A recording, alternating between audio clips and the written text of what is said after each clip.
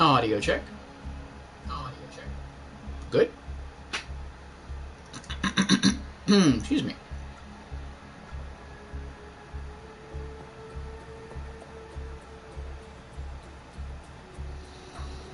All right. Hello, everyone. Hello, hello, hello.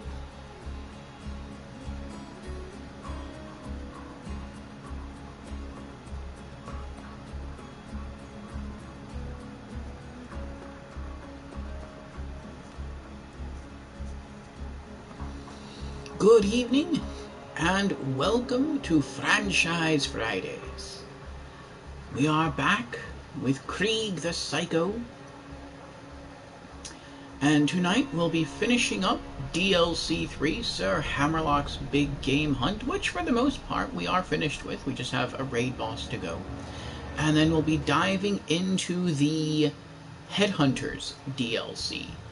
So I think tonight's going to be a shorter stream than usual.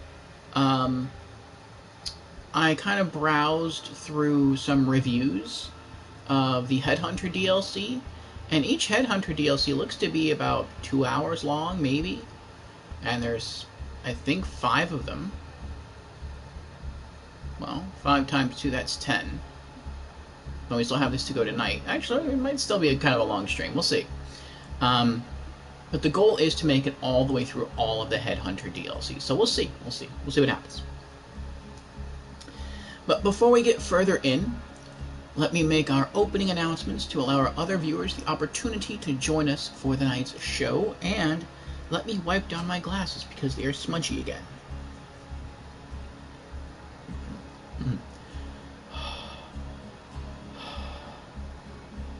Okay. So, as I mentioned earlier, my name is Lord Orfeo. I stream 7 days a week from 8 o'clock at night to 11 o'clock at night, U.S. Eastern Time. Something to keep in mind about the end time to my stream times is that it may be extended. It really just depends upon my personal energy level, the level of enthusiasm we have for whatever it is I happen to be streaming that night, and the amount of content left to be streamed. Also know that I stream something different for each and every day of the week. It is typically indie games on Mondays, retro games on Tuesdays, a just chatting stream on Wednesdays, role-playing games on Thursdays, typically AAA games for Fridays, horror games on Saturdays, and racing games with multiplayer on Sundays. So if any of those stream themes are of interest to you, then I encourage you to drop me a follow and join me again sometime during the week. So, with our opening announcements out of the way, let us return to the stream of the day. Again, we are here for Franchise Fridays. A day dedicated, for the most part, to AAA video games, or rather to games that are part of a series if you want to get more technical about it. And tonight we are continuing with Borderlands 2 from Gearbox Software. As I was mentioning earlier, the plan is to dive back into DLC 3, Sir Hammerlock's Big Game Hunt. We only have one raid boss to go, and then that completes the DLC. Then we'll be jumping into the Headhunters DLC packs, and our goal will be to finish them all.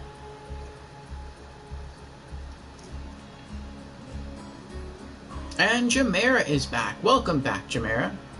Vora and Headhunters. Yes, indeed. So let's jump in. We left off right here at Candlerock's Crag. This is where our raid boss is.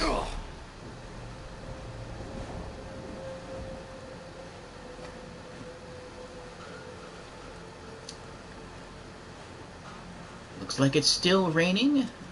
I think it's always raining here. And I'm always a bit curious. Let's check the vending machine here for health. Nope, nothing. Okay. Jameer says, I posted 2 things you might need that's excuse me, that's relevant to the Headhunters in the Discord. Okay, let me see.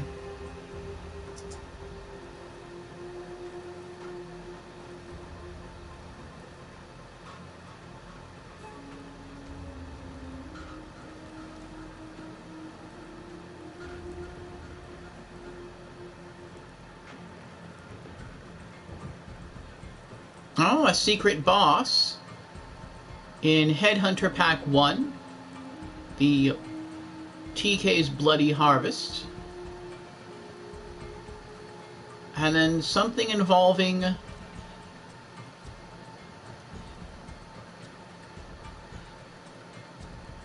the boss of the last Headhunter DLC pack.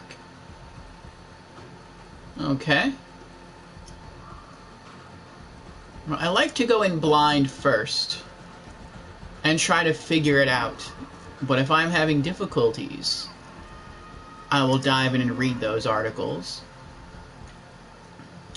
And even if I don't, after I finish, I will still go through and read those articles. Maybe to see if someone proposed a different strategy than what I ultimately implement, or to see if I may have missed anything. Okay. Now, before we head to the raid boss, we are going to cycle through our usual opening stuff here in Borderlands 2, which will be our gear, our current skills, our token bonuses, and then we'll read through our side quest and go to attempt it. Though I think it's going to be pretty easy. I know it is a raid boss, but I think the raid boss is... Well, I mean, the level of this quest is 35, so I assume it's going to be like 35, maybe 37. We're 42, so we should be able to take it. But some of these raid bosses can be pretty tough. We'll see. If it's like Master Gi, it's going to be interesting. Alright. As our main weapon, we have level 30 Vladov Captain Blade's Rapier. Damage is 343, accuracy 92.4, fire rate 9.7, reload speed 2.7 seconds, mag size 31 bullets. Its blessing is as I enter the refrain, thrust home, which gives us a plus 200% melee damage buff. Its curse is Curse of the Porcelain Fist. Krieg takes increased damage from melee attacks. So, I'm okay with the increased damage from melee attacks. That just kind of pushes Krieg more towards his action skill, which is fine. We can use that to regain all of our health.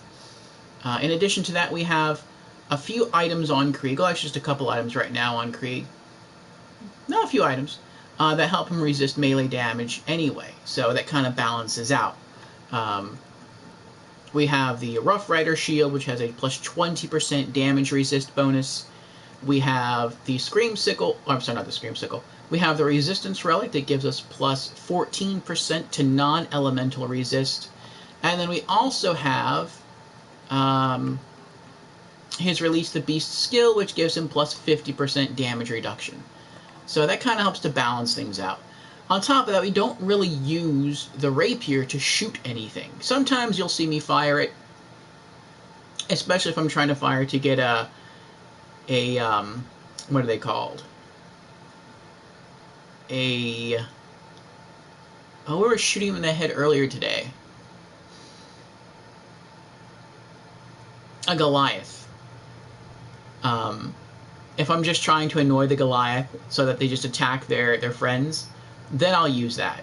Or if I get dropped into fight for my life mode and I can shoot enemies in the sky like Rack or small flying bots, then I'll use the rapier, because even though it's weak, it still shoots pretty quickly and it should be strong enough to kill weak flying enemies, so that's fine. But mainly we carry this for its melee bonus. For our main firing guns, we use shotguns. We have a shotgun of every element. The main element on Krieg is explosive, and that's only going to get stronger over time. And to that end, we have a level 42 Torg Desperate Ravager. Damage is 3,044 with a spread of 16. For my level, that is absolutely insane damage. I have not seen a shotgun or any kind of gun, really, that has matched the damage output of this shotgun. That is absolutely crazy. I mean, a rocket launcher, yeah, but I mean, rocket launchers are they're completely different. But this is insane for a regular gun, for me. Accuracy is 26.6, fire rate 0.8, reload speed 3.6 seconds. Not that long a reload time for a shotgun. Mag size 9 shells, 1.8 times weapon zoom, plus 21% weapon damage, minus 5% weapon fire rate, consumes 4 ammo per shot, still not too bad. You can squeeze the trigger 3 times before having to reload, and deals bonus explosive damage because it's a Torg. If you're wondering how I got these weapons, I got them from the gold chest. I found some codes to redeem, and I really wasn't looking for weapons at all. I was looking to try to get a better class mod and a better relic, and these are literally the only things that I didn't get. I got everything else except for what I was looking for. But that's fine. I still have some... I mean, the relic and the class mod are still pretty good. So in time, we'll eventually get around to upgrading them, hopefully.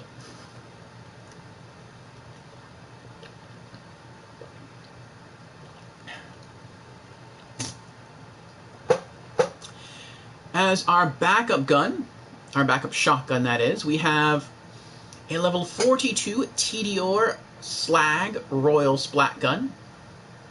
Damage of 6,447, pretty nice. Accuracy 69.2, fire rate 1.3, reload speed 3.3 seconds, mag size half a dozen shells, 36% slag chance. That is quite good. The typical shotgun, it seems, has a slag chance of, I think it's like 12%. So, the fact this one has 36%, that's almost double. Actually, that's over double. So it's very, very good. I also like its look. Its cosmetics. I know that's a tiny thing, but the black and the purple, and the black looks like carbon fiber. I always think that's kind of a cool look. But, yeah, it's pretty nice, and it only fires one shot. It's basically like a huge purple glob of slag. So that's pretty cool. 4.3 times weapon zoom, plus 50% critical hit damage. And slagged enemies take additional non-slag damage, and explodes like a grenade when reloaded because it is a TDR. For Incendiary, we have our level 42 Bandit Critical Hit Splasher Blaster. Bandits have such creative names. Damage is 7,244 with a spread of 3. Accuracy 44.8. Fire rate 1.1. Reload speed 5.3 seconds. A little bit longer than some of the other shotguns I have, but the mag size kind of makes up for it. Mag size being 17 shells, which is crazy. 24% ignite chance, and 1,356.4 burn damage per second. That is nuts. 5 times weapon zoom, plus 3 weapon magazine size, plus 50% critical hit damage, and highly effective versus flesh because it's Incendiary. We then have our level 42 Hyperion Critical Splat Gun, our corrosive shotgun. Damage of 6,928. Accuracy 88.1, fire rate 1.2, reload speed 4.7 seconds, mag size 9 shells, 24% corrosion chance, 1,356.4 corrosion damage per second, 5 times weapon zoom, minus 67% weapon accuracy, plus 50% critical hit damage, highly effective versus armor because it's corrosive, and sustained fire increases accuracy because it is an old Hyperion weapon. Jamera says, splat guns and splasher blasters can't land crits, so that extra crit damage is pointless unless you melee the head. Interesting. And finally, our shock-based shotgun, level 42 Hyperion Social Splat Gun. Damage 6,959. Accuracy 87.7. Fire rate 1.2. Reload speed 4.5 seconds. Mag size 9 shells. 24% electrocute chance. 1,356.4 shock damage per second. 1.8 times weapon zoom. Minus 67% weapon accuracy. Highly effective versus shields. And sustained fire increases accuracy. Alright. So, very good selection of shotguns. I'm looking forward to using these for the rest of our normal mode playthrough and into, perhaps through all of, True Vault Hunter mode. Though I suspect about halfway through True Vault Hunter mode we might start replacing these guns, but we'll see. We also have our rocket launcher to help us out here, in case we need some extra heavy firepower. Level 42 Torg Gadunk Gabla. Damage 81,655. Accuracy 78.5. Fire rate 1. Reload speed 7.7 seconds. Pretty long. Mag size 3 rockets. That's not too bad, especially given the damage at this current point in the game. We're still in normal mode, yet this is a level 42 rocket launcher, so 81,000 damage is absolutely crazy on a rocket launcher for Krieg. 4.8 times weapon zoom, deals bonus explosive damage because it's a Torg, and the rockets fly out very quickly. So right now, if I were to go into fight for my life, I have little doubt that I'd be able to kill whatever's in front of me and stand back up. Though once we level up, and we are quite close to leveling up, we're going to switch to something else. We're going to get light diffuse, so we're going to be using sticks of dynamite instead of the rocket launcher.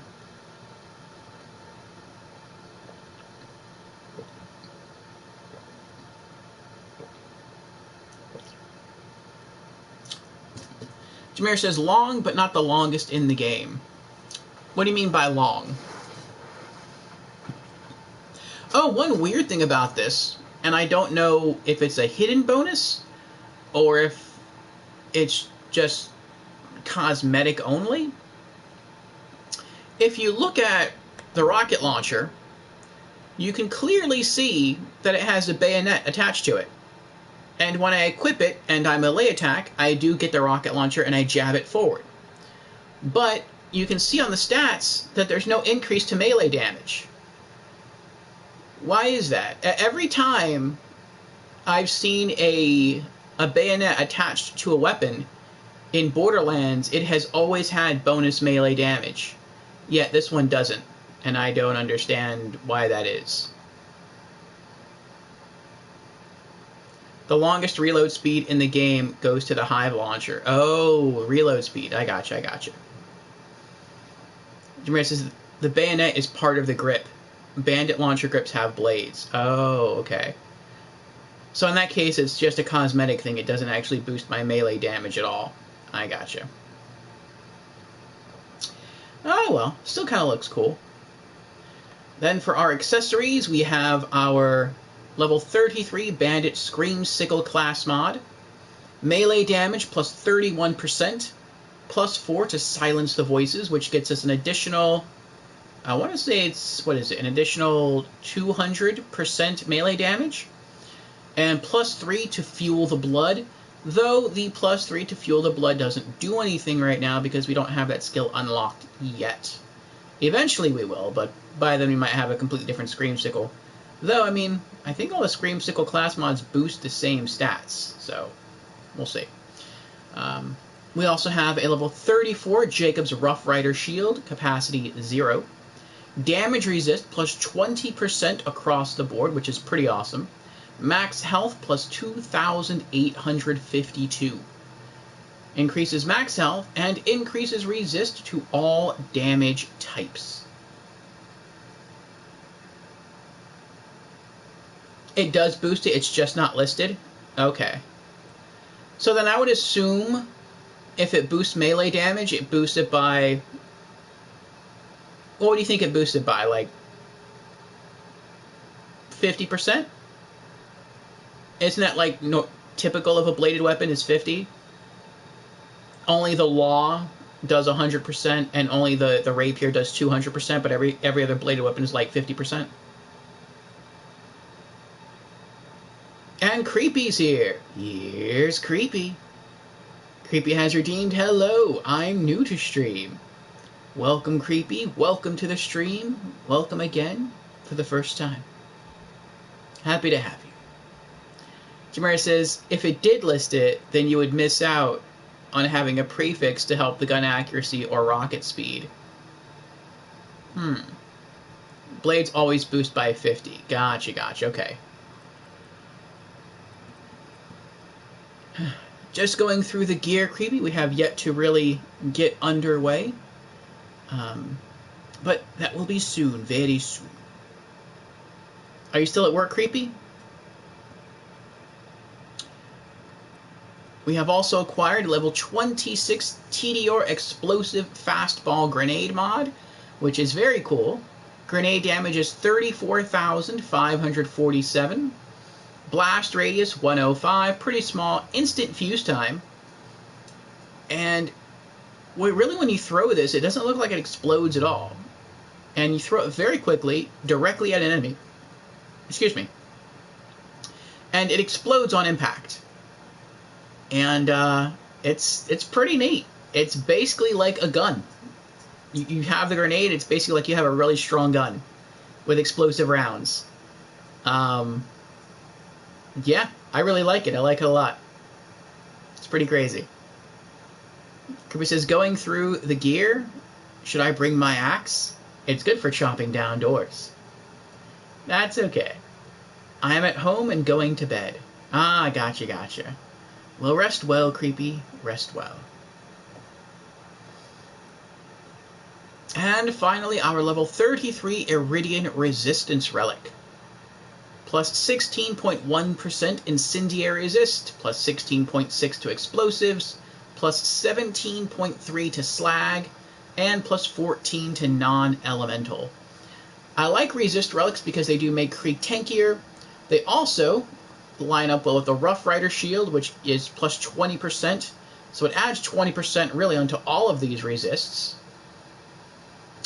And I thought for a while what I might want more between the Rough Rider shield and the adaptive shields.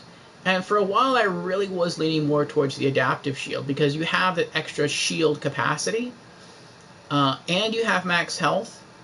And you typically can find a higher elemental resist. But the reason I settled on the Rough Rider is twofold. First, all of the skills that activate when a shield is down, activate. And Krieg has a couple of those skills. So that's nice. But I also have it because I really like the fact that it's 20% resist from everything. So with a shield, once that capacity is worn down and it's just a static numeric value, that's it. You're done. Now you're taking full damage because your shield is down. With a Rough Rider, you're always getting 20% damage resist. So it's not like your shield is useful and then it becomes unuseful. It's always useful, and that I like. And also, unlike an adaptive shield that gives you elemental resist, there's a couple of weaknesses with that. First, the first hit you take by being hit by an elemental weapon, you're going to take 100% of that elemental damage, whether it's your shield or it's you.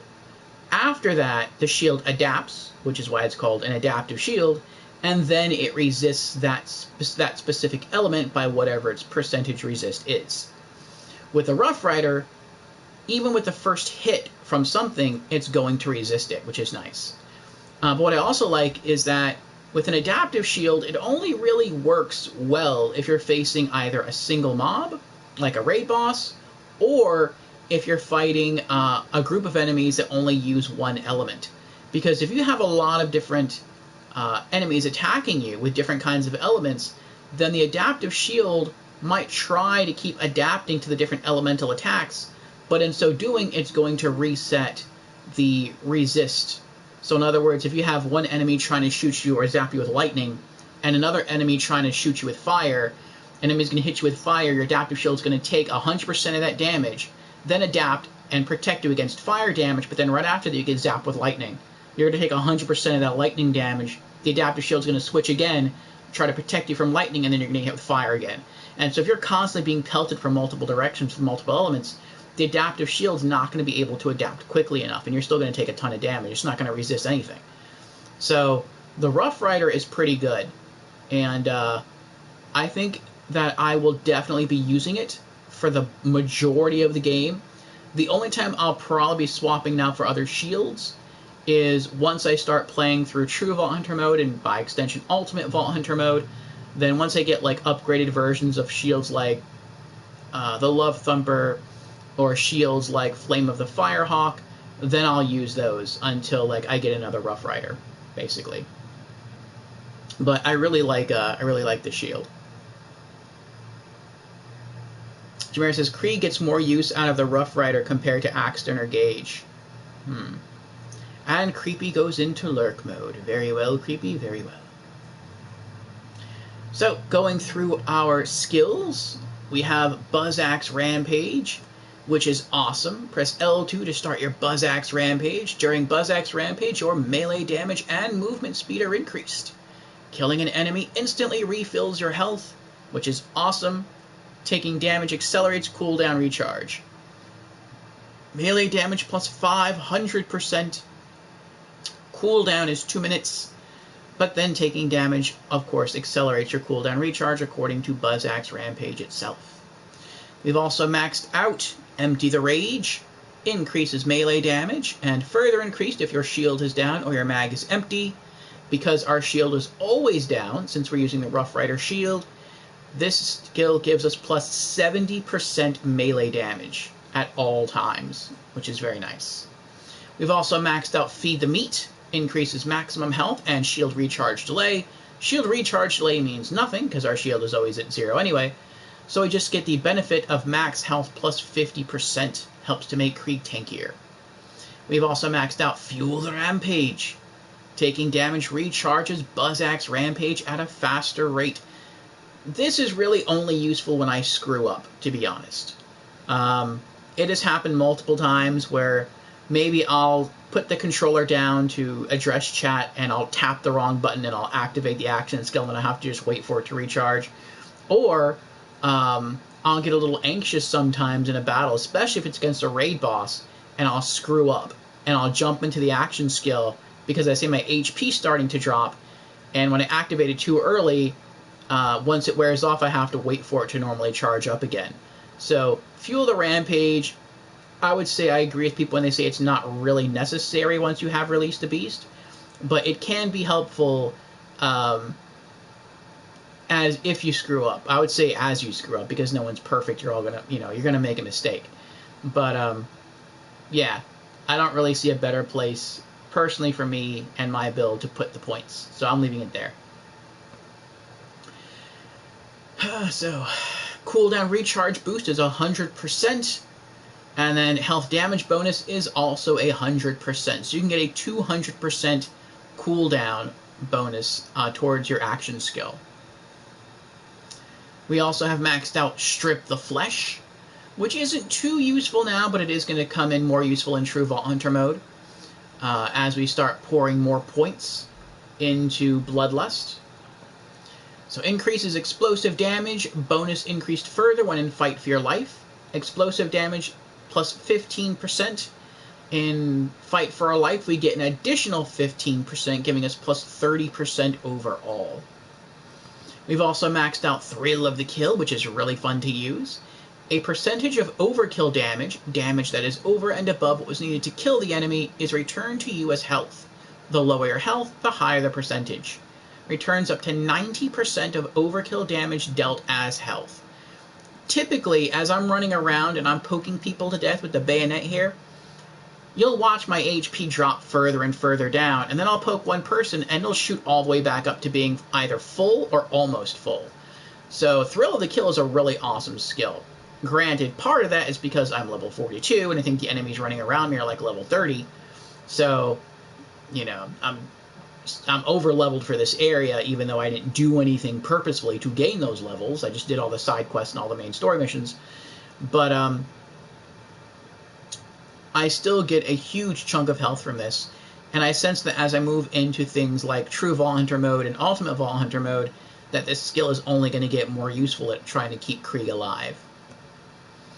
We also have Redeem the Soul. I don't use this for its first effect, which is to revive another player. I like this just for its single effect of boosting Fight for Your Lifetime by 50%. That 50% time can make the difference. I have died multiple times in early game and early to mid game where I think I could have made it. I think I could have fought my way into a second wind, but I just ran out of time. And if I would have had that extra 50% of time, I think I would have survived. So for only 1 point, you get plus 50% of your time. I'll do it. I'll definitely do that. We've also maxed out Salt the Wound. Taking damage from an enemy while your shield is down adds stacks of Salt the Wound. Increases melee and shotgun damage for each stack accrued, which is perfect for my build, because on Krieg, for his main gun, I only use shotguns, whether it's explosive or some other element. But mainly, I'm a melee Krieg. So it boosts two things that my Krieg focuses around, which is great. Stacks begin to decay after a short time without taking health damage from enemies. Now, Assault the Wound, we're always going to be taking health damage from enemies because our shield has 0 capacity. So these stacks are going to start building the moment we get hit, and we're going to start getting buffs immediately to our melee and shotgun damage. Really nice bonus. We also have Silence the Voices, melee damage significantly increased. Chance when performing a melee attack that you attack yourself, though. Melee damage gets boosted by 450%, which is nuts. Self-attack chance is 12%. I have whacked myself in the face with my own axe up to 5 times in a row, that's nuts. But that's just how it is with this skill. Sometimes you'll play this game for like 20-30 minutes and you won't whack yourself once in combat. And then you'll start playing again, and you'll just whack yourself over and over and over again. It's kind of funny, but it's also something you got to be careful with because you can down yourself by whacking yourself. So typically, if you're depending on how close you are to dying or not, especially if you're fighting a raid boss, only use this skill until your health gets dropped to about half, and then run away, and then wait for either your health to continue to drop from maybe some damage over time effects and then trigger Release the Beast, or if you're already in the Release the Beast state, which is you're a psycho, well, a bad A psycho, because Krieg is always a psycho, then fall back. Wait for that effect to wear off so you can transform again to get all your health back. So you do have to manage this skill. But I would say the perk you get is worth the con of sometimes attacking yourself. The next skill we're going to invest in once we level up, and we're only about 1.5 bubbles away from leveling up, is Light the Fuse for a single point. This will be the last skill we purchase in the Mania skill tree, and I am very excited for it. Fight for Your Life is replaced with Light the Fuse. During Light the Fuse, you pull out a live bundle of dynamite and can move normally, which is great. You can actually stand up and move at a normal speed. The bundle detonates when the timer runs out. If you kill someone, you are revived. Getting a revive with the bundle explosion gives you bonus movement speed for the remainder of the time that was left in Light the Fuse, assuming you detonate early. So you throw dynamite sticks with R1 and you can detonate the bundle early by holding square. If you don't detonate early, then when you die, the whole bundle goes off anyway, and if anyone's standing next to you and they die, you come back to life. So I like that. I like that even as you technically die, you still let off a huge chunk of damage, and hopefully that catches something. I forgot to go through Release the Beast. I'm sorry. The capstone. This is really what makes the class. Activating Buzz Axe Rampage when at or below 33% of your max health remaining instantly refills your health. That alone, as far as I'm concerned, for 1 point, that would have been enough. They could have just stopped it right there, and just been like, okay, cool, that's it. But no, it keeps going. I mean, whenever you kill someone with Buzz Axe Rampage, you get all of your health back anyway. So the fact that when you transform, you get all of your health back, that's really awesome. So, I mean, yeah, they could have just left it like that and I would have been happy. But it just keeps getting better. Refills your health and transforms you into a bad A Psycho Mutant. Well, that's kind of cool too, yeah. You deal increased melee damage, and if you look at the bottom, we deal an extra 100% melee damage. That's on top of the 500%. So now we're dealing plus 600% melee damage, which is pretty nuts. And you receive significant damage reduction for the duration of the rampage. Damage reduction is plus 50%, so we take only half damage from all sources, which again is absolutely crazy. But then it keeps getting better. When you return to normal, your Buzz Axe Rampage is instantly recharged, so you can just do it again. This, I feel like this is the most broken skill in the game. Now, I could be wrong, because this is the only character I've played in Borderlands 2, but I almost feel like this is so good, it's a glitch. Like, it doesn't seem like it should be as good as it is. But, yeah, this is a really, really awesome skill. I love it. As for our... Oh, wait. Jamera says, Thrill of the Kill at max is good for now. If you start climbing the OP levels, then you will need less and less points in it, ending up with 1 point max. Why is that?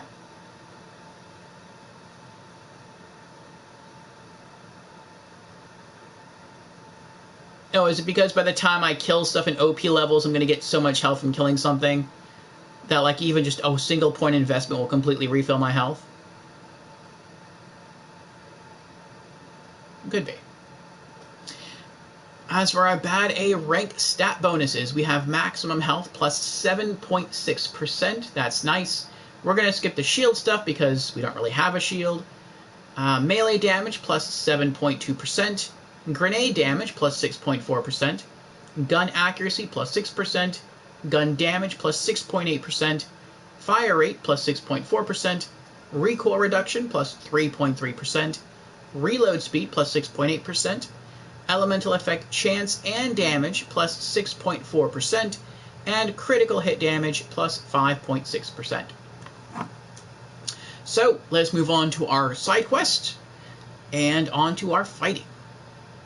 And right now we're going to tackle the final quest from the Sir Hammerlock DLC, Voraciduous the Invincible. Kill Voraciduous the Invincible.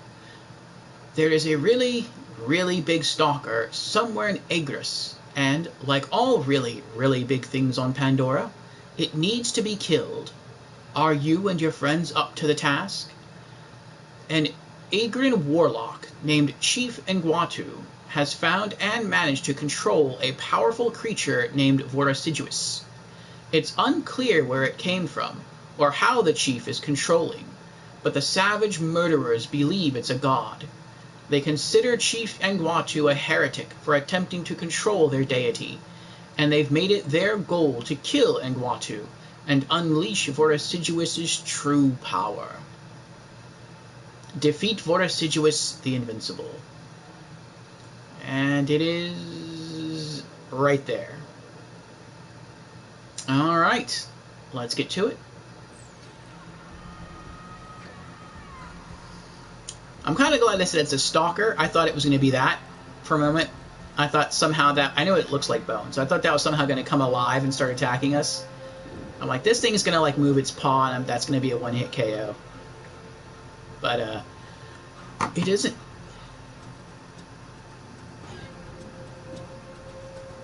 Guns on OP10, for example, deal millions of damage.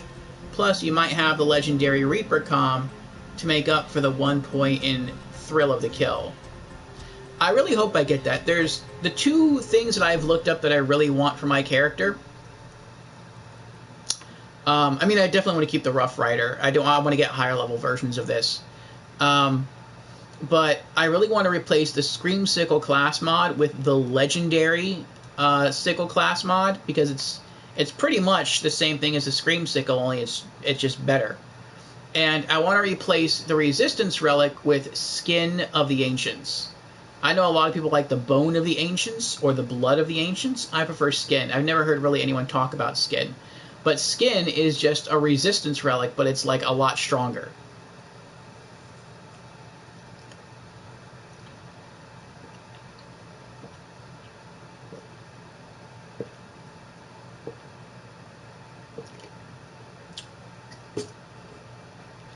People say blue relics are sometimes better than pink because the pink only boosts 3 resists, whereas the blue can't boost any of the resists as high as the pink, but it can do 4 different resists.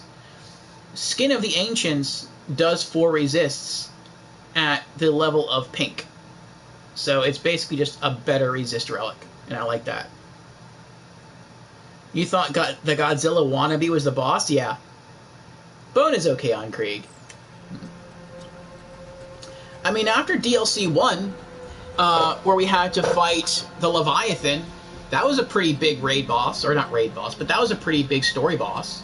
So I'm like, maybe that's the boss. Maybe something happens. I mean, there are shaman around. Maybe they somehow animate the dead creature and it comes back to life and fights for them. Maybe that was it. Okay. Heart of the Ancients, or whatever the ammo relic is, better for Krieg. Alrighty.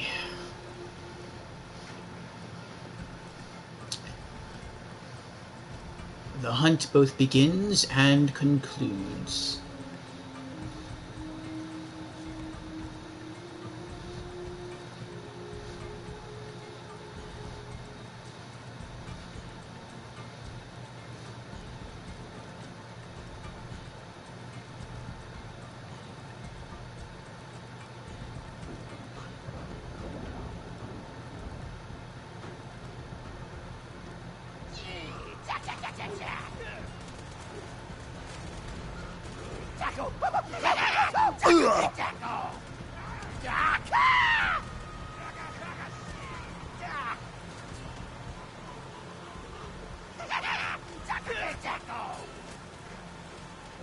Level 35.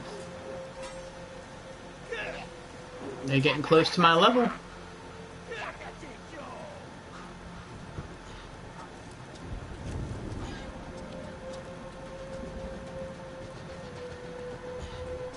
I wonder what level the raid boss is going to be. I'd guess between 35 and 37. Probably 35. The quest is 35.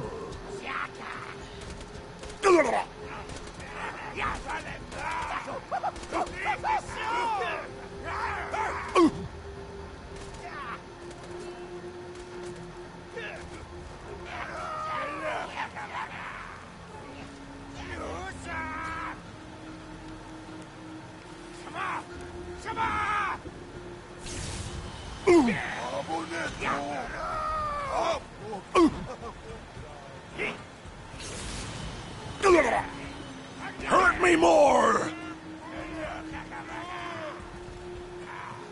It's nice not feeling scared with Krieg when you walk around. Because you know if your HP drops below a certain point, you just tap a button and you get it all back. No! No! No! No!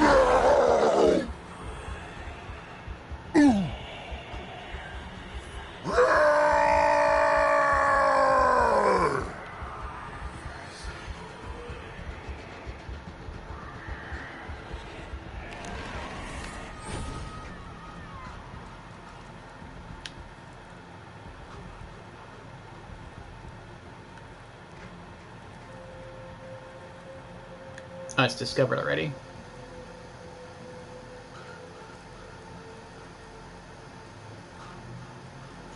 Looked it up. Heart of the Ancients is crap.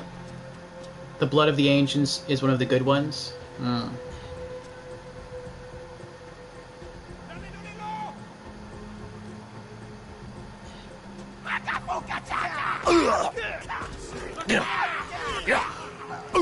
me loose!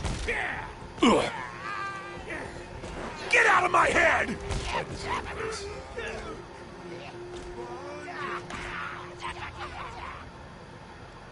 Or they're wearing masks to make them look like Jack.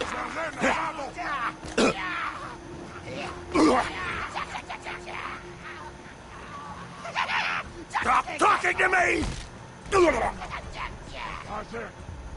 Ooh. I'm never sorry.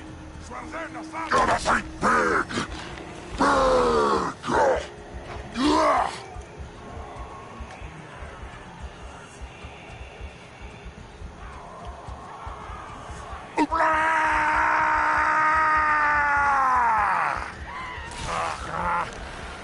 Open your veins!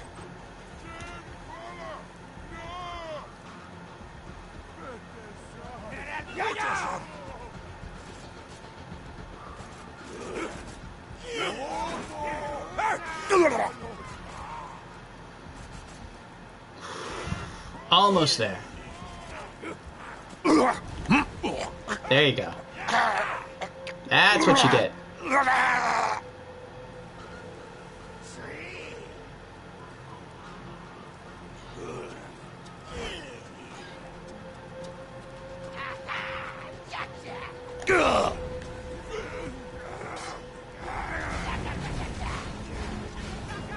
There it is. That's where we're going.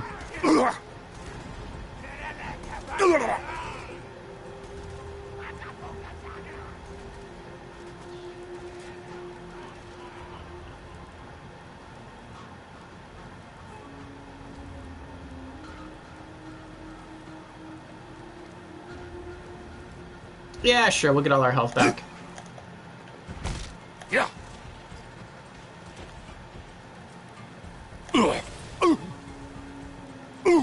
Or most of our health back. Anyway.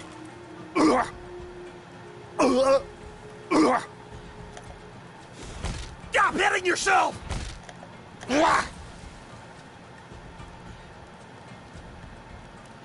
That's good enough. Alright.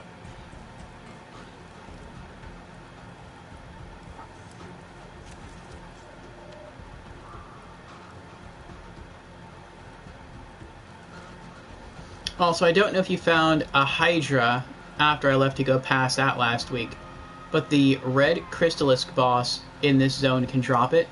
A Hydra. No, I didn't. But I feel like I'm not sure how useful any weapons or items I'm going to find will be for me. Just because I already have like level 42 guns pretty much across the board. And I feel like anything that drops now is going to be like level 35, because those are the quest levels that I'm seeing. And that's maybe 35. They're probably going to be like 33. So I feel like anything that I would find, any kind of weapon reward I would find, would be inferior to what I already have. If you got the money, I'll save your gall-darn life. Stay alive out there. I feel like closer to the end of true Vault Hunter mode and going into ultimate Vault Hunter mode, that will make a difference. Oh, I can see it.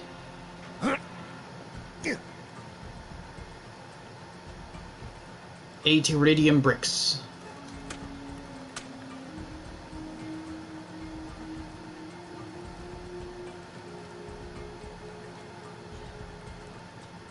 I'm guessing that's their shaman controlling the creature.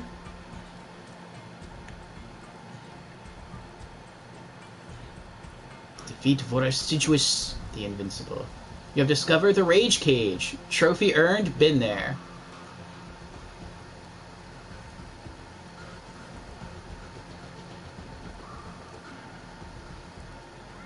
It might have been good before you open the gold chest, but now it'll be trash because 30 to 35, yeah. That's what I was thinking. Ooh, it's looking at me. That is creepy. Ooh, its tail's pointing at me, too.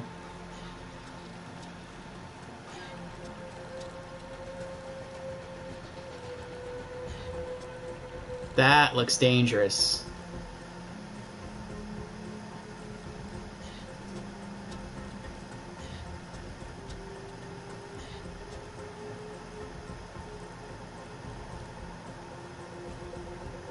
What's that glowing?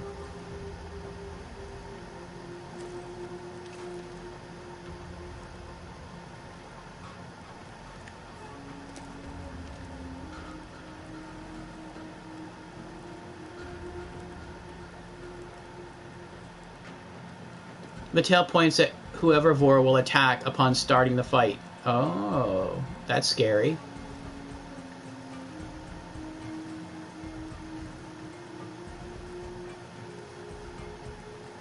I'm guessing that's some sort of magic being used to control the creature. Really useful in co-op.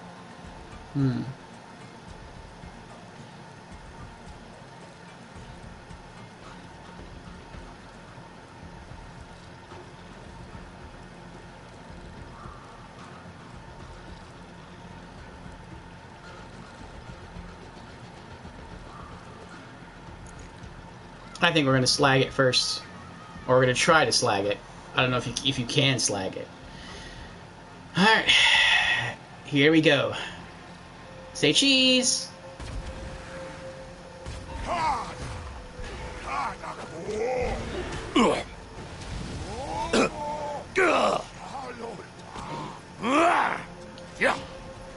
Chiefing Watu. Let me loose! Oh, he's like a ghost.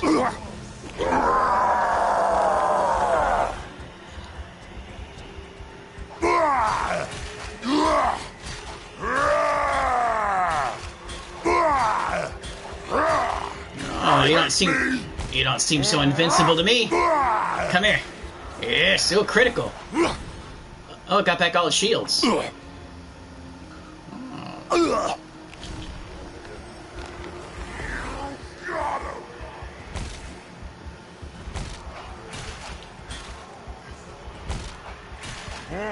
I told you what would happen. 1%. Oh, we killed him. Kill the little man. Stop talking to me. Monster. Oh, wow, we transformed just in time.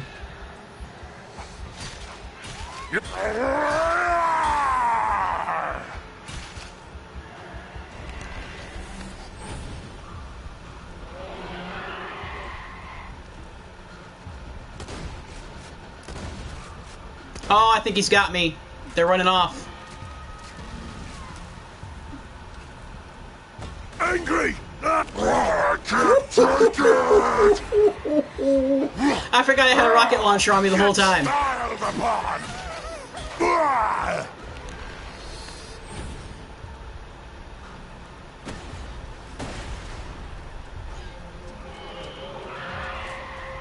I think he's got me here.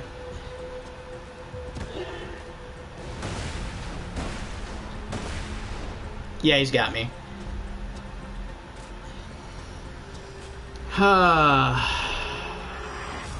Vora can be slagged, and Watu has a really strong shield, and it passes its remaining shield off to Vora every so often. Oh, that stinks. Hyperion asks, why die when you can respawn?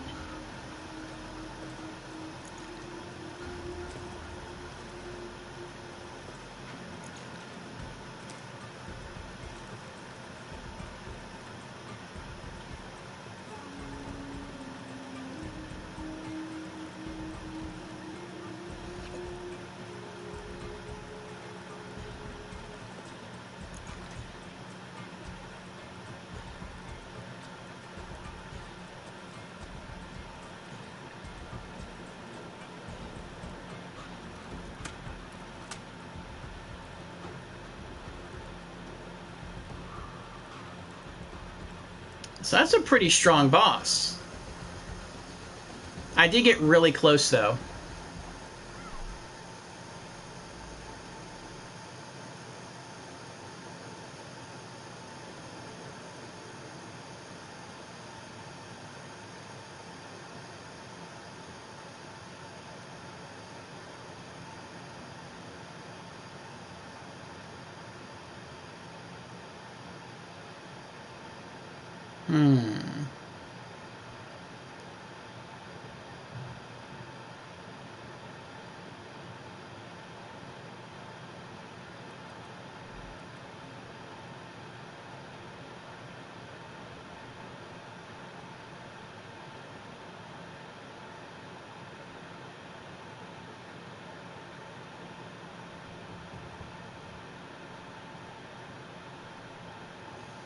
So best bet would be to go to town on Vora, ignoring Watu.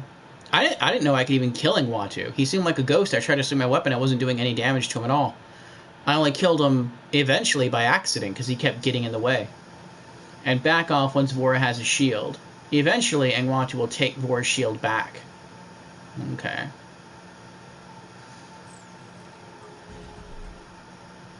I think I'm going to replace this with this. So, once I go after the dock again, I can try to wear down his shields with a shock shotgun. Alright, remember I do have a rocket launcher, so I can kill anyone. I can kill those little midgets to try to gain second wind. Use that to start the fight. And then jabby jab and kill. Okay.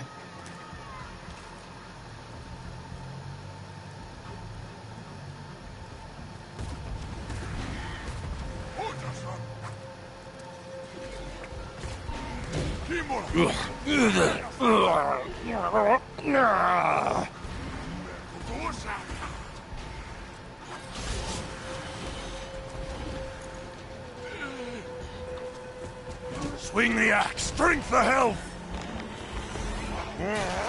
Confusion. Without the shield, I can kill him pretty quickly.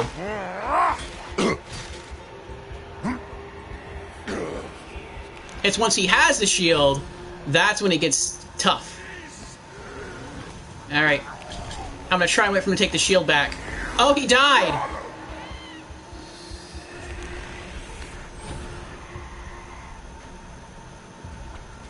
It's like Ngwatu kills him. I'm back!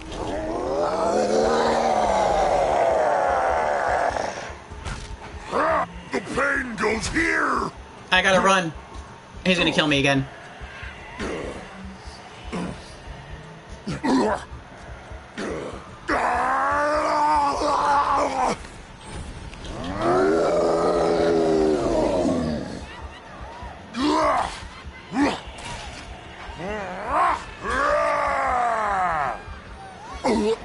Never stop the killing! Never. Run again.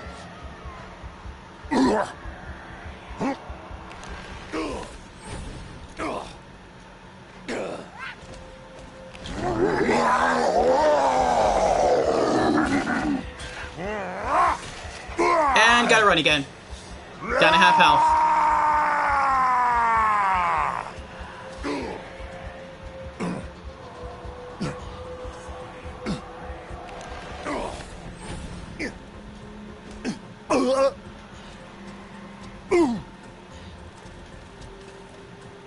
Wrong gun.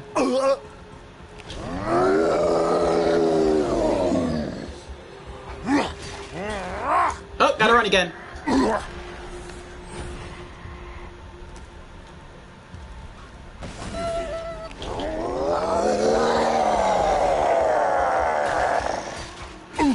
Jeez! He is relentless. That's it, he's got me. There's no way I can beat him now.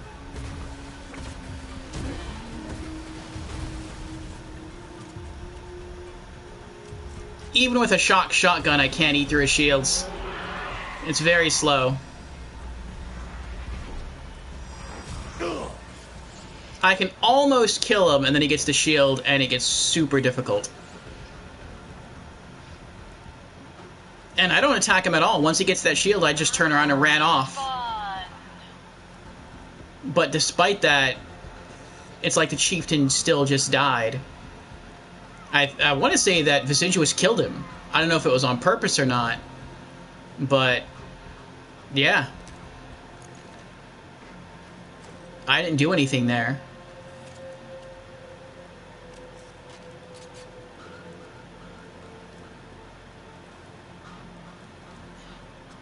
If Ngwatu dies, Vora emits a Nova. Then Novas every 13 seconds. This whole kill relies on Ngwatu not getting killed. If he dies, then Vora never loses shields. That stinks.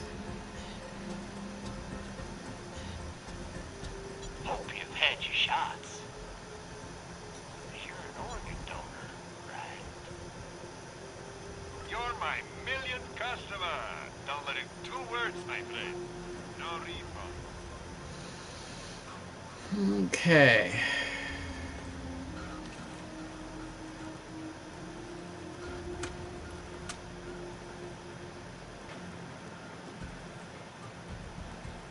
Try this again.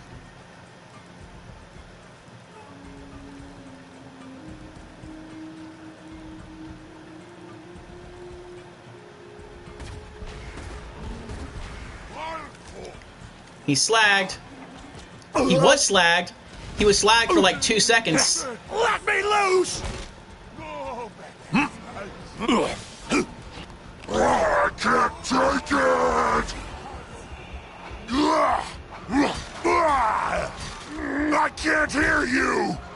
Confusion!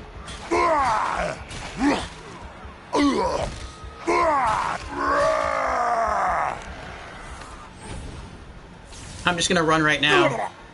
I can't take it! I hate me! Oh, gotta run.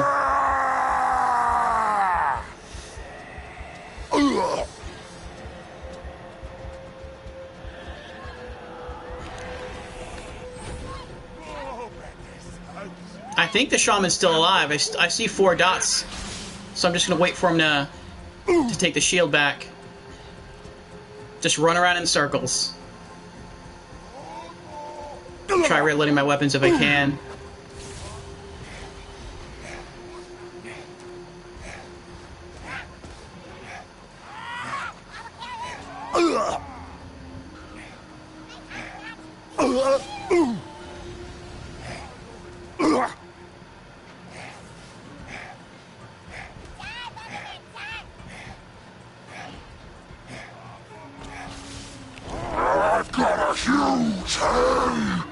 There we go.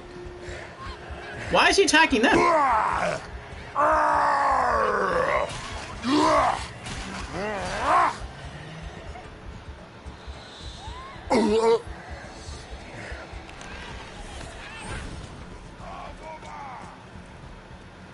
He's still alive.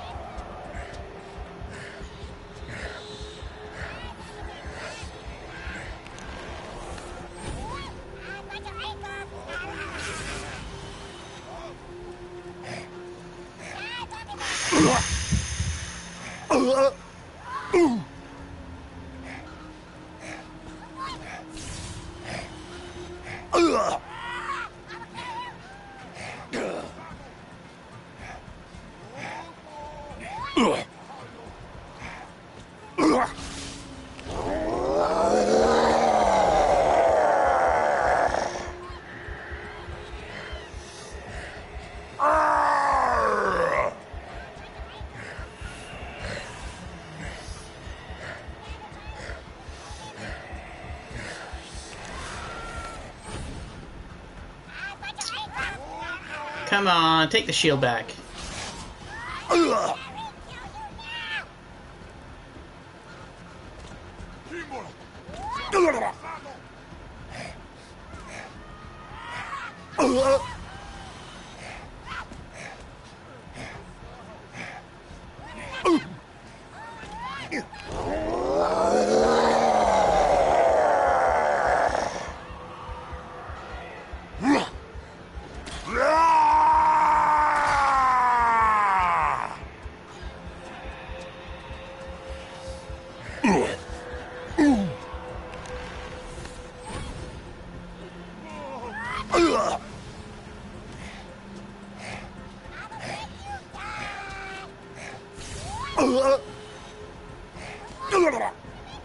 Try killing off a few midgets.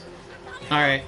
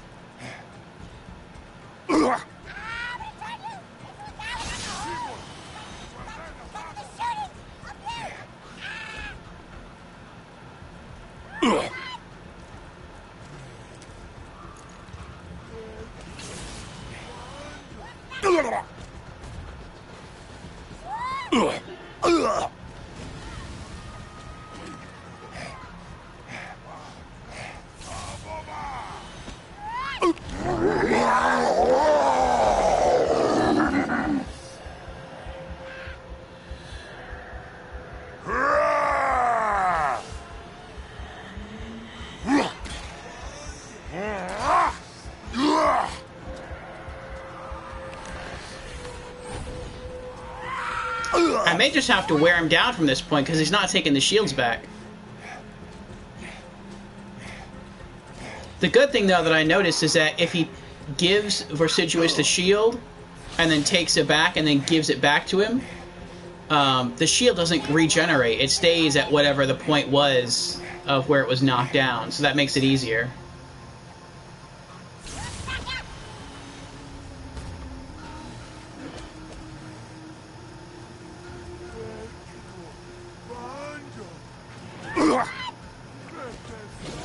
Rampage time!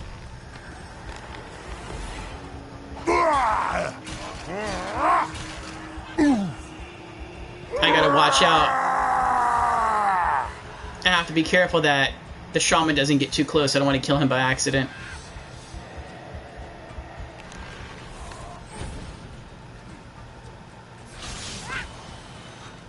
But I put some good work in on those shields right there. So I'll keep trying to do that. Run around in circles, space them out.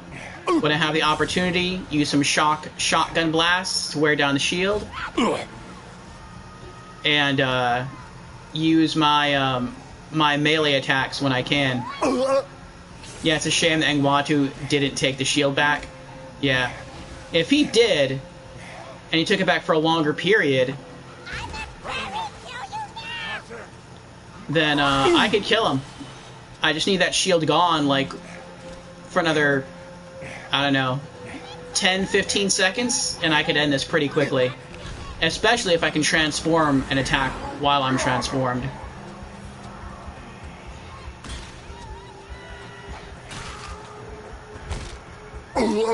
I can't see him, I might be too close now.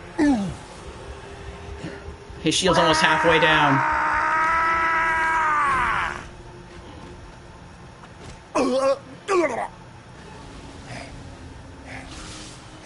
If he took them back, 4 more midgets will spawn. Nice.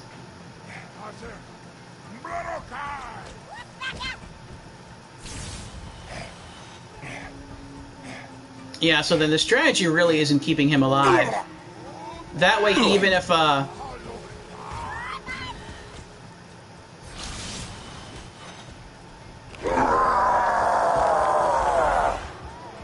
that way you can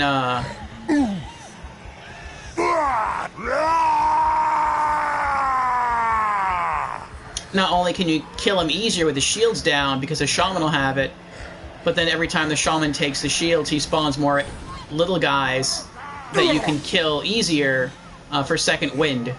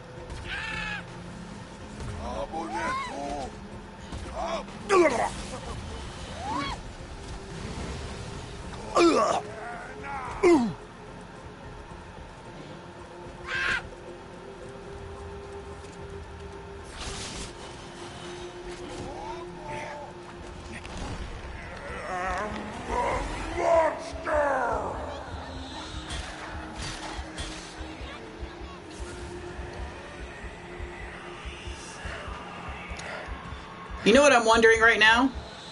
What's gonna happen? What's gonna happen if I completely diminish Vorsiduous' shield?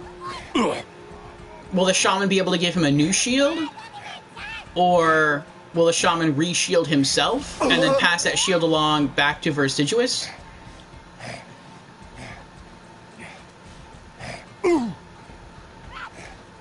Strat might be kill Angmatu first and hope Vora won't kill you really quickly. And I'm gonna wait it out. I'm making progress on the shields. I just to make sure that they're apart enough.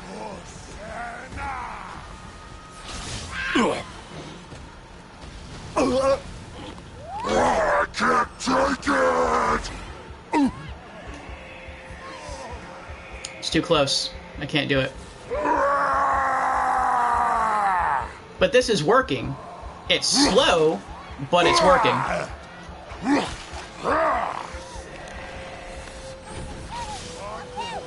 His shield's under half now.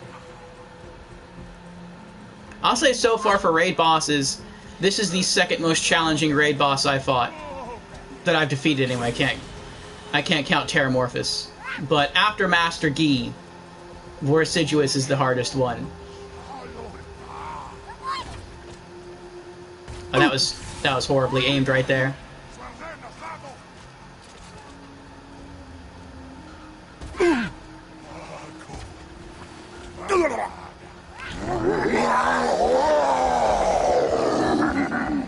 I hope Vora won't re-shield when you break its shield. Me neither.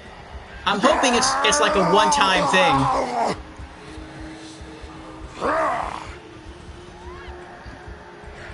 Like, I'm hoping once the shield is broken, it stays broken, and that's it. The rest of the boss fight is just you fight him without a shield. Voragi and Hyperion are all painful. Hyperion isn't that bad. For me, he's like the easiest of all the raid bosses. Oh, that's right. Pyro Pete's also a raid boss. Now, I'd say out of all the ones I've fought and beaten so far, Hyperion is the easiest. Pyro Pete was harder and took way longer than Hyperion.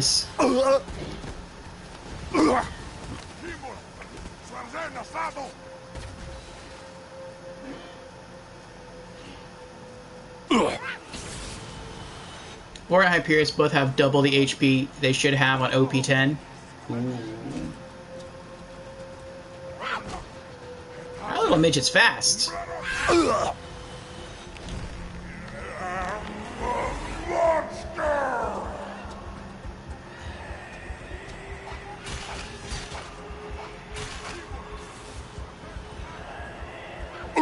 Getting there, getting there.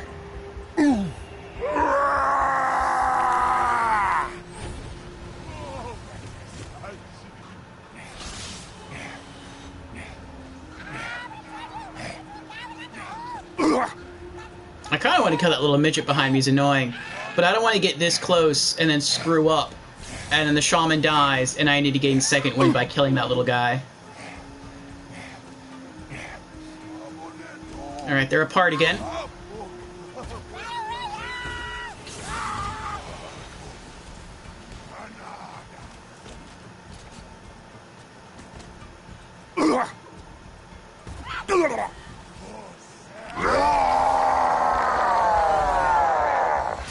Thank you. You can't control me.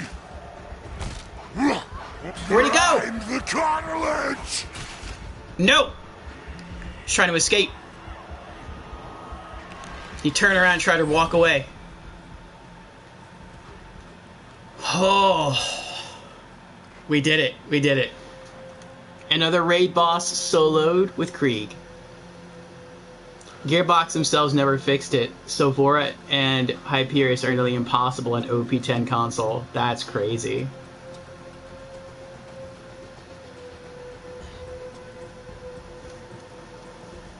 I wonder why they didn't patch it.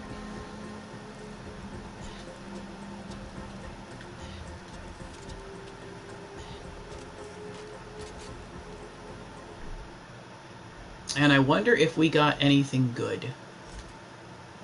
I hope we did. The slag shotgun was like a waste, because it only stayed slag for like less than 2 seconds. Proficiency. Common sniper. 4, 5,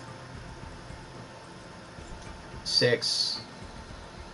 Well, that's not too bad. We got 6 bricks of Iridium, so we only lost like 2.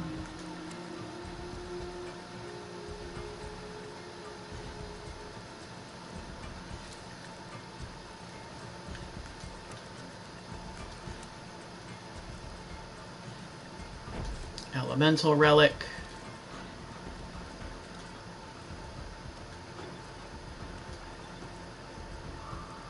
And a pink Siren class mod. That's wonderful. So nope, nothing good.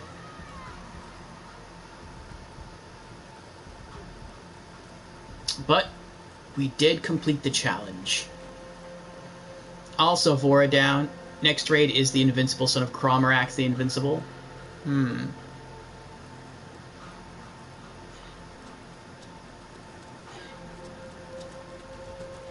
I wonder if he's still holding something that looks like it's flashing.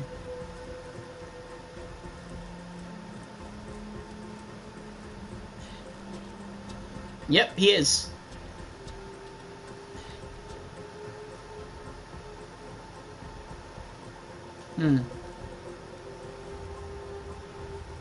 It's the shaman's magic to control Vorsiduous.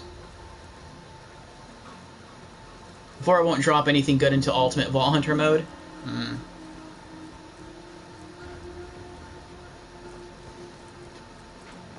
Let me know if anything catches your eye.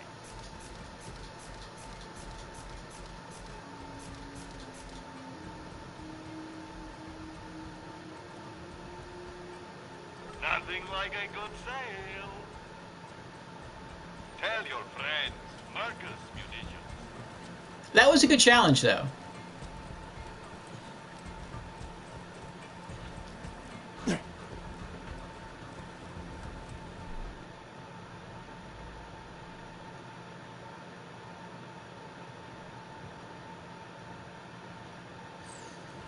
All right.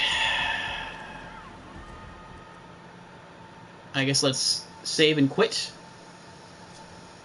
I was thinking about just continuing all the way up and fighting the other boss again, but nah.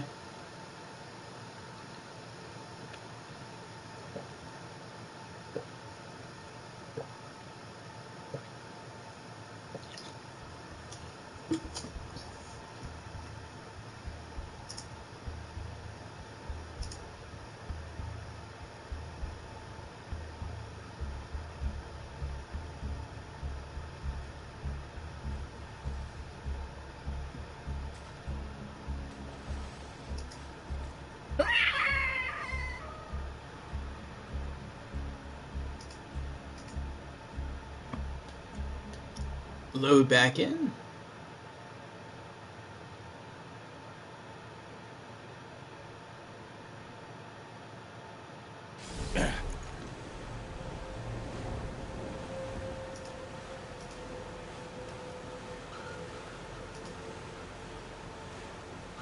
All right.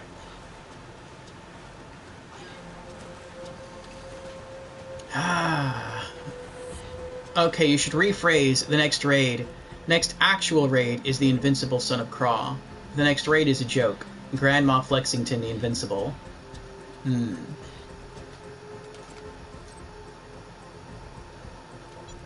to Dr. Zed's Portable Clinic. What can I get for you? Oh wait, I'm not done yet. I have to go finish the quest. You have to turn it in. Kill Vorsiduous the Invincible. Raid boss, schmaid boss. Turn in it, Sir Hammerlock, for 5,000 XP. Alright, let's go do that. I totally forgot about that. I was just going to jump into the Headhunters DLC. It's like, oh, that's right. This isn't just like a raid boss challenge. This is an actual side quest that we have to complete.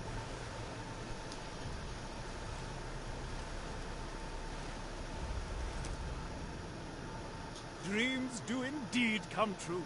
Well done, Vault Hunter. Trophy earned. Done that. I think that's for killing every, or completing every side quest in the game, or in the DLC. Alright, just a little over 1 bubble of experience to level up. Alright, now we shall prepare for the Headhunter DLC. Almost dead? I can What was fix that one? Power Toast. I'll patch you up whenever you need it. Already unlocked. Get styled Your upon. cash ain't worth a thing if you don't spend it. Alright. Let's fast travel back to Sanctuary.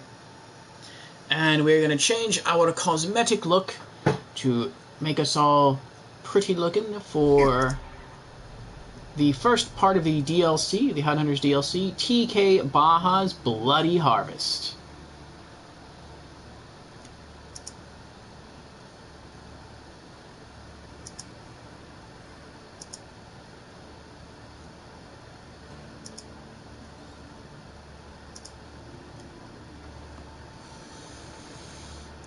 Hammerlock DLC done 100% in like 13 hours. Well, 12 to 13. Yeah, about that. Oh, wrong way. Okay. So, next is going to be a Halloween...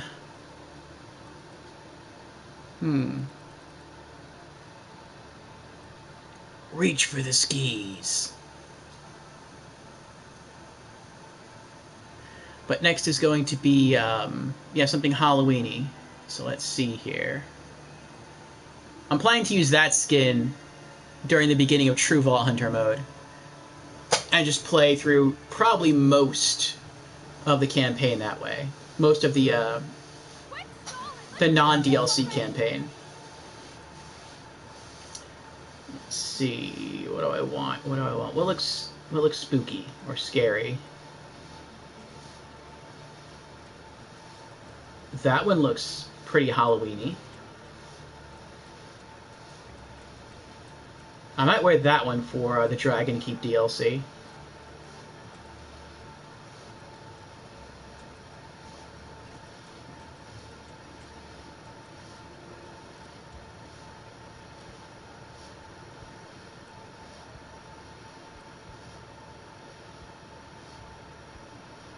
I got that one recently too. That looks pretty cool. Reminds me of Rackman. I could also wear that one for the Dragon Keep DLC. That's a little crazy looking. Okay. Let's go with Splitting Headache. Ha ha ha ha. Alright. Now, how do I vests? Go to hell, die, die, die is the best because nothing is scarier than Jack.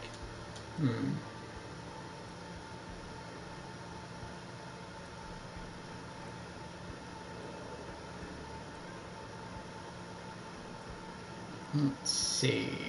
I want... Oh, wait. Bathe in the gore.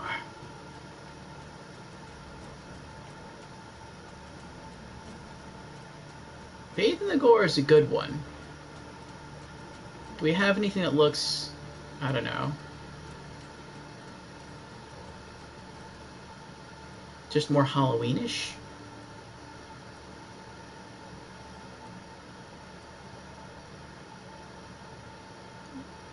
Trusty Rusty.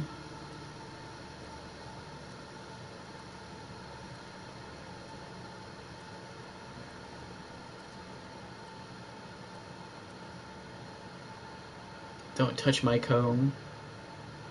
Gauze it, you idiot.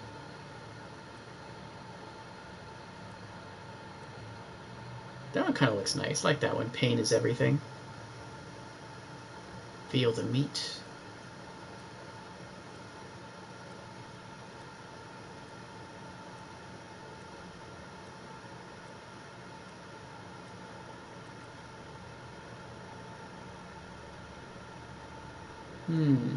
That's yellow, though. It's not orange. What's red on his back? Oh, that's a shotgun.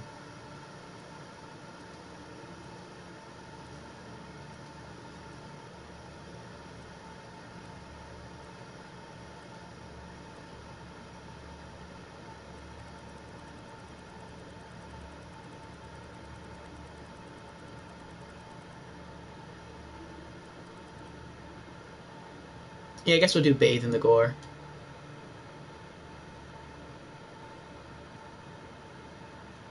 Okay.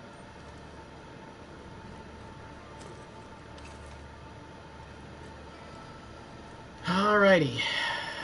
Here we go.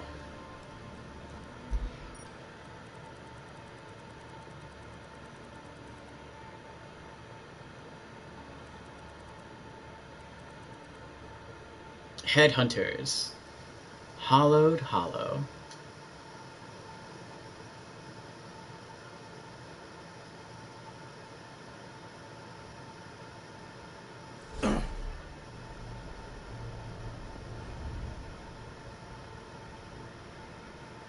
The Bloody Harvest.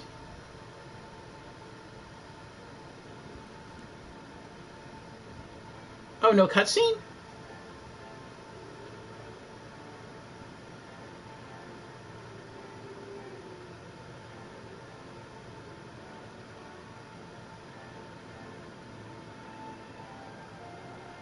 I'm really liking the music.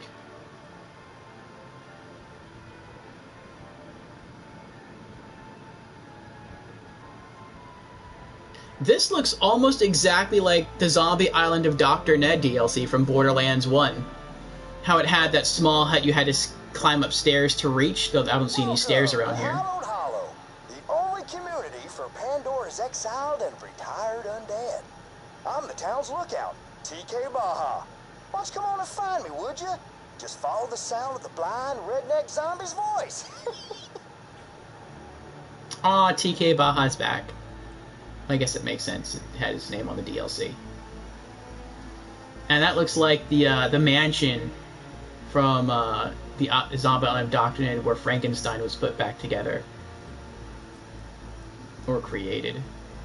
I could have just came here and did it. Get your health and shields right here. Let's just get this out of the way. Yes, most of my merchandise was ripped from the hands of dead adventurers. Level 24 class mods and 26, okay. I like the skeletons, that's pretty cool. Let's see how big the map is.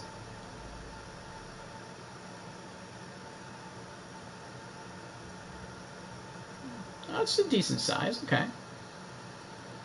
Hollowed Hollow, the Bloody Harvest. Meet with TK Baja. TK Baja, or at least TK Baja's reanimated talking corpse, has summoned you to Hollowed Hollow. Maybe he's got some work for you. Find TK Baja. Reward 9,000 experience. Wow. And a rare head. Nice. Maybe we'll change our head once we get that. I like the big, beautiful, bright moon. Yeah, they made Elpis look really pretty here. No cracks in it or anything. Very nice. I like that.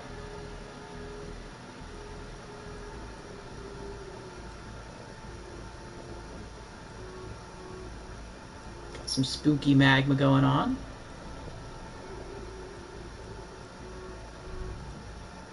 Discovered Hollowed Hollow.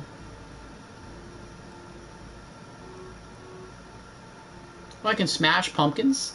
Smashing pumpkins!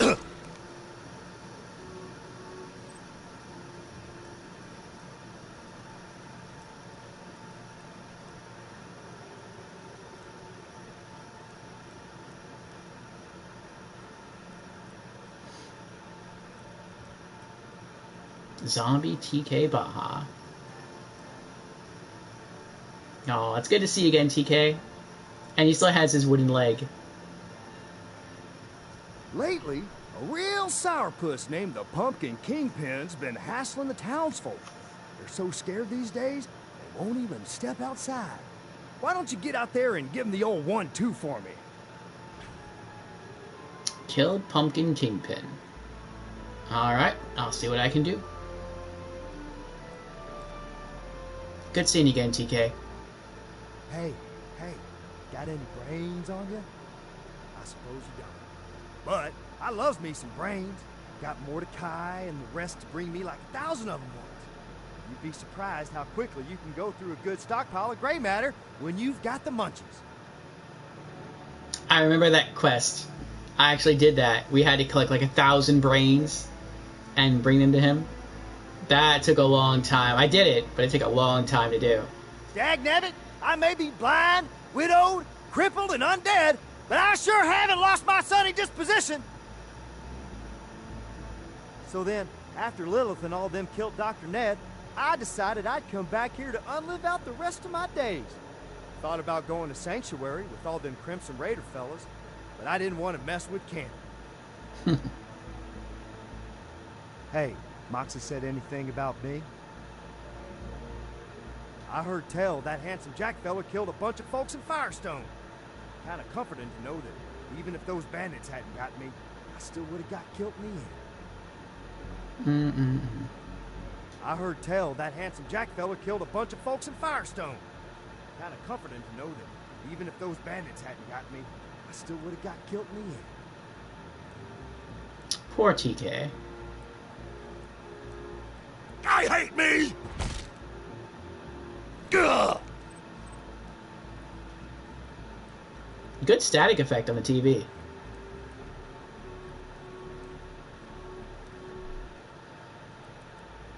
Alright, the Bloody Harvest.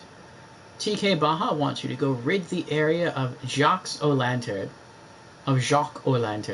the Pumpkin Kingpin. Alright.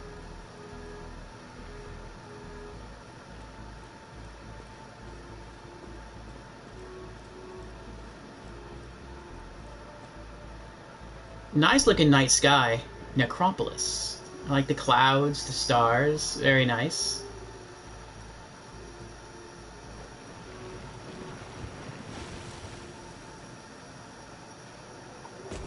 Oh, undead psychos.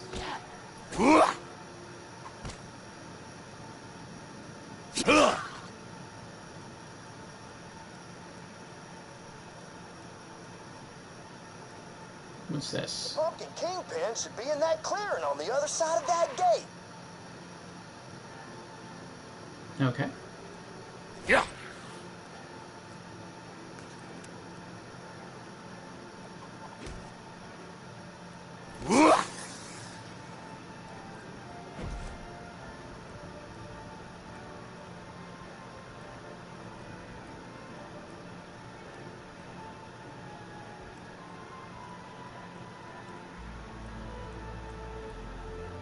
The pain goes here! Confusion! Yeah.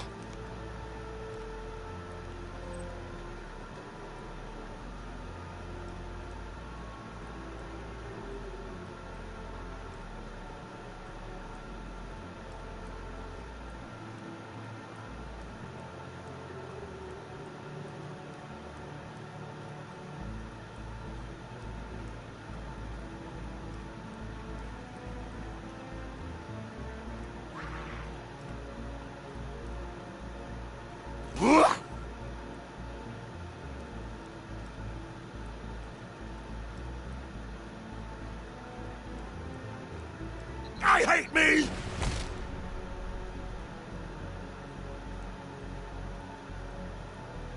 Ugh.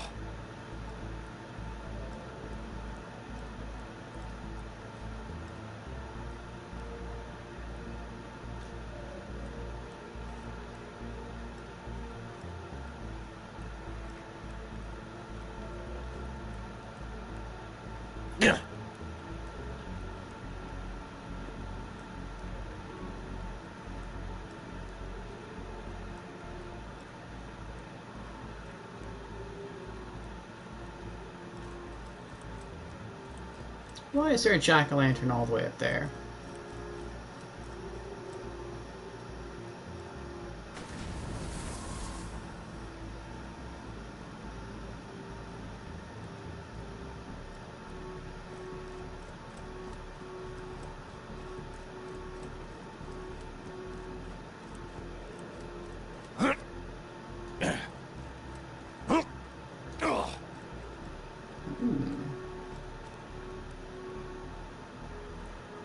Wonder what that did.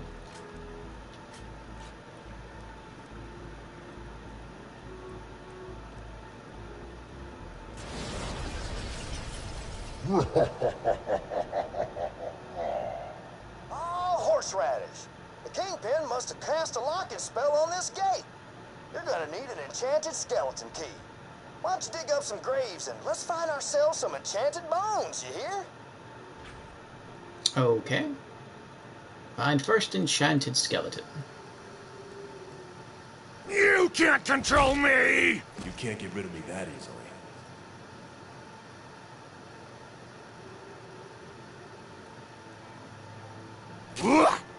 That looks like an enchanted skeleton right there. Why don't you give it a wallop, and you should be a step or two closer to making a skeleton key. Enchanted skeleton.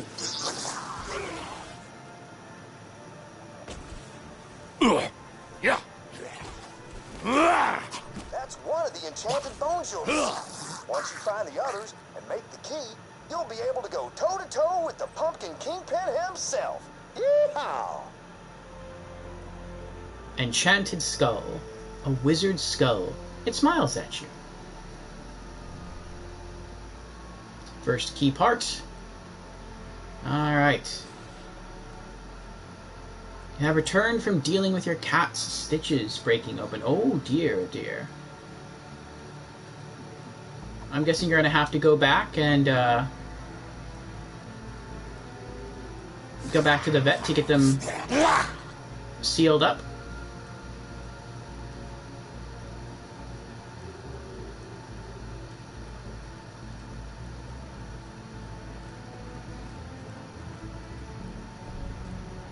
Church of the Dead. Yeah, you guess? Aww. Dagnabbit. The folks buried there must have been normal type people. You're gonna need the bones of wizards to Stop create a talking working to me! skeleton key. Keep on looking. It hurts! It hurts!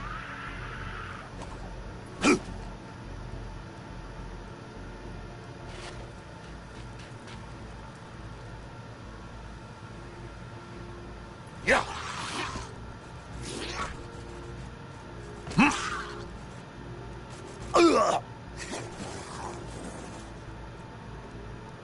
Cherry powder bomb. Tasty Pandoran candy. Try only one and you'll feel tall.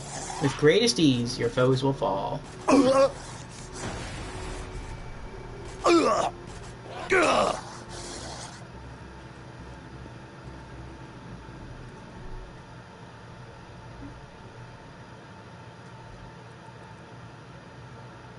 Allegiance Relic to Tedior.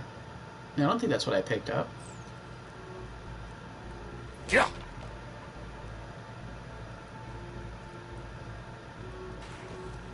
You done found another enchanted skeleton. I haven't been this happy since that time I got killed. Great. Only one more bone piece left. Make yourself a skeleton key.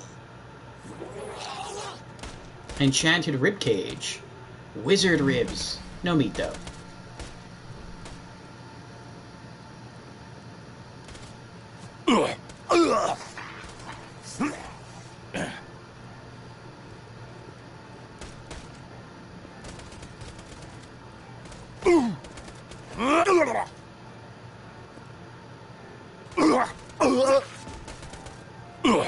There wasn't a lot of blood, thankfully.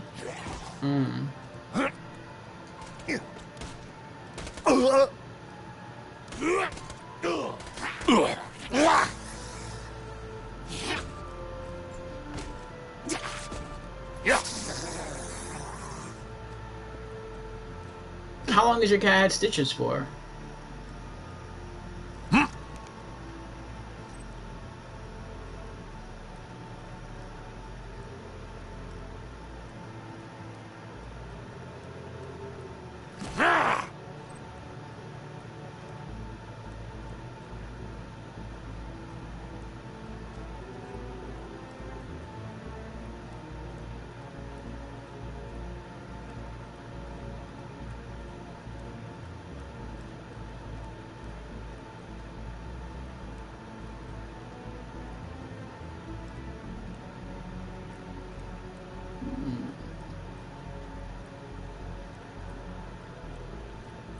Just today, since he was neutered today? I see.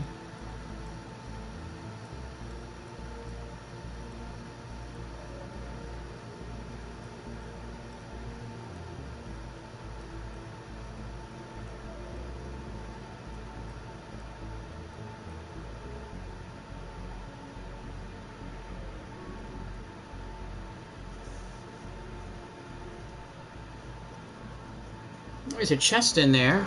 I'm guessing the church maybe opens up after we complete the mission.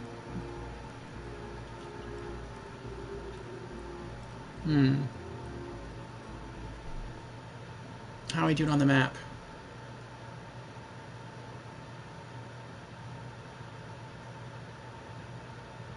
Okay, it doesn't seem that big.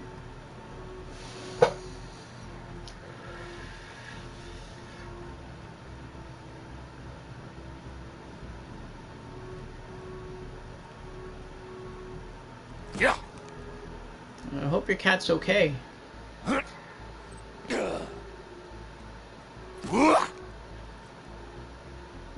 Fruit punch supplies. Tasty Pandoran candy. This tangy treat sure packs a punch. When it's all gone, you've gained a bunch. I guess they're like judging me! temporary candies. A pumpling? It's like a loot midget? Get over here.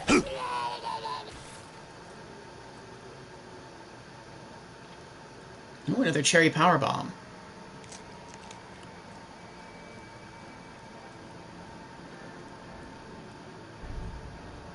Lava Shore Village.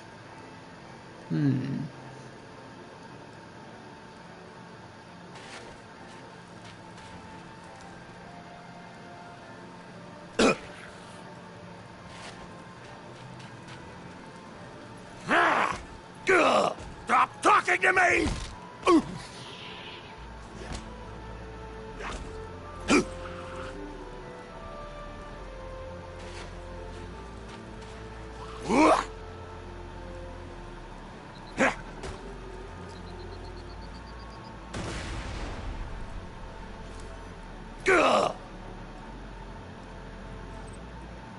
Green apple rock candy.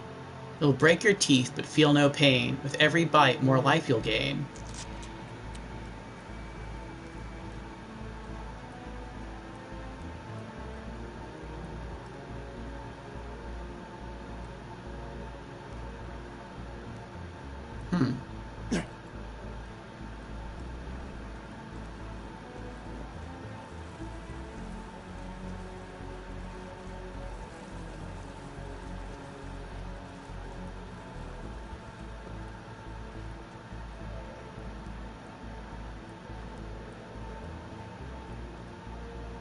Yeah, he's fine for the time being. Okay, that's good. That church you're checking out has to deal with Clark, the secret boss of the Headhunters. Okay. Ah, I see something else. There's another high-up jack-o'-lantern.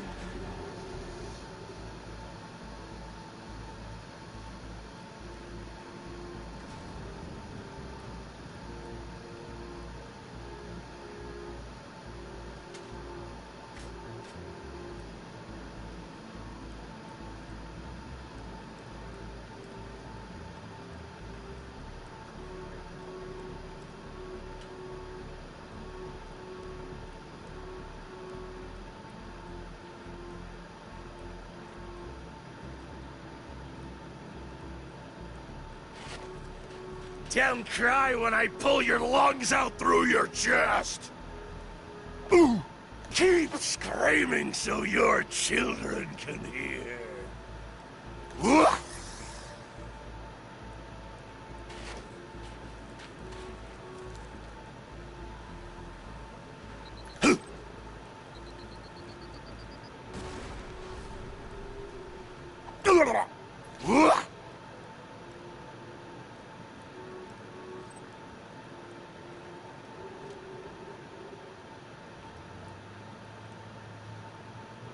The red-eye pumpkins are another of the 4 parts for Clark to spawn.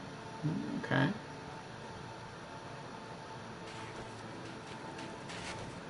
Hey, you found the last enchanted skeleton.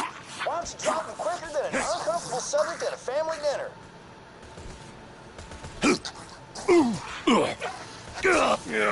The sting of power!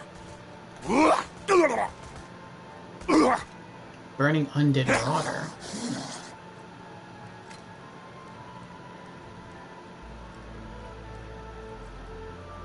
Enchanted femur. Leg bone connected to the... well, nothing anymore. Alright, now that you got all the enchanted bones, why don't you head to the blacksmith's and forge yourself a skeleton key? While you're there, tell Sully the blacksmith that I said hi.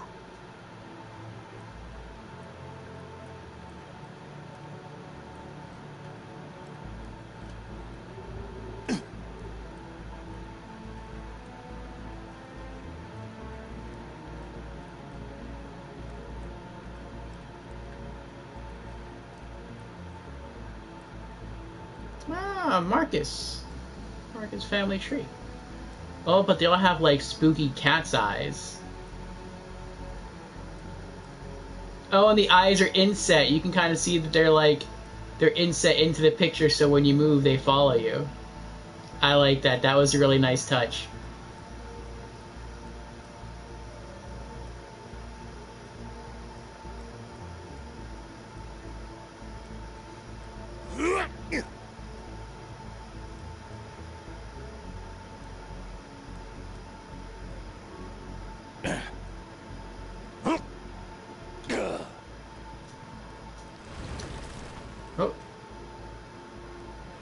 Spider ants are here.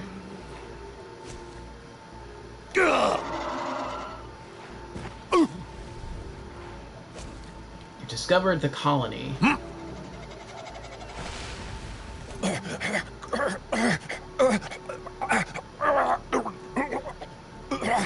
Quiet!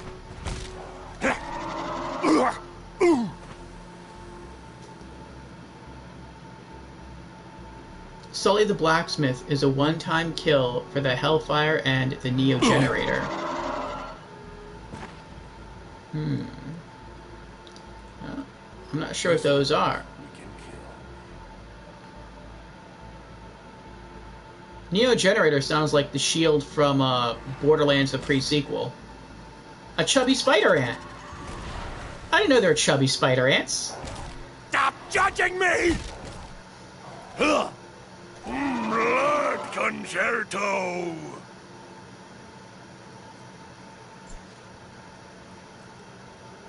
Strength Relic.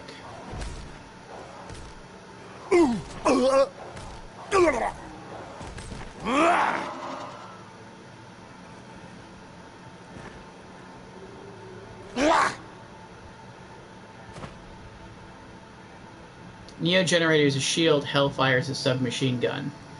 Yeah, Neo Generator sounds like the shield from Borderlands, a pre-sequel, which I was very, very irked about, because I really wanted that shield after I started looking into legendary shields. And the only way to get that legendary shield in the pre-sequel was you had to have purchased the season pass for Tales from the Borderlands before it was taken off the store. And I actually managed to buy I managed to buy Tales from the Borderlands before it originally got removed from the store, so I should sort of have gotten the shield. But at the time, I was still playing through Borderlands, a pre-sequel, and I said to myself, after kind of falling in love with the game, that, you know what, I love this game so much that not only am I going to get Tales from the Borderlands, I'm going to actually pay full price for it. I'm not going to buy the season pass. I'm going to buy each episode individually to show my support for Gearbox software. And so I paid more than you normally would for the season pass. And as a result of that, since I didn't technically get the season pass, I did not get the Neo Generator shield, which is the most powerful shield in the pre-sequel, and that is the only way to get it, which really, really stinks. The Neo Generator and the Knot are the same thing. In the pre-sequel, it's a shield that is always regenerating. It has 0 delay time. You can be taking damage, and while you're taking damage, the shield is still regenerating. You can actually stand in lava, and as you're standing in lava, you can't die, because your shield will start to go down, and then it'll start to go back up again, and it'll just stay there, and it'll vibrate, like it won't go down.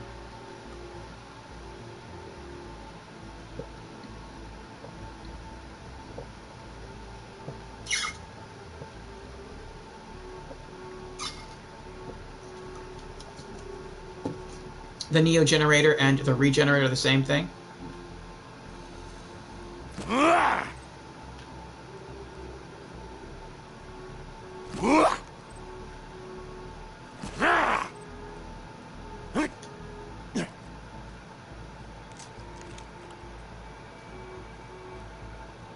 Ooh, I see something pretty in blue over here. What is this? Why is that there?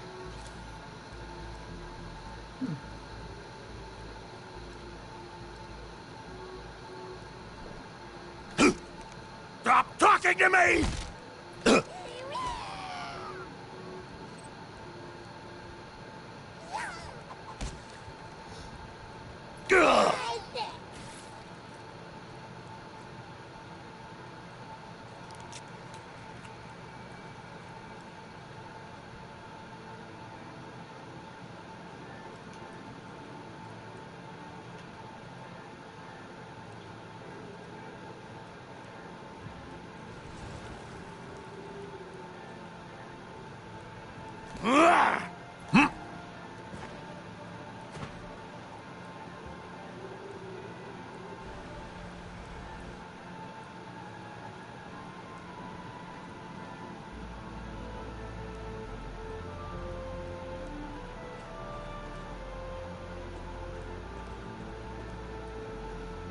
Hold on to that nade.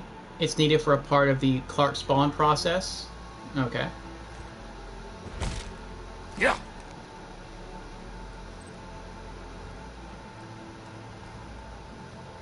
Oh, the forge.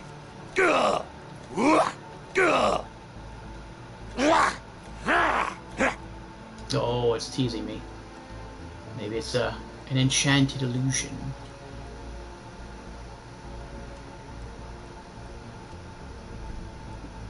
Infested forge. You're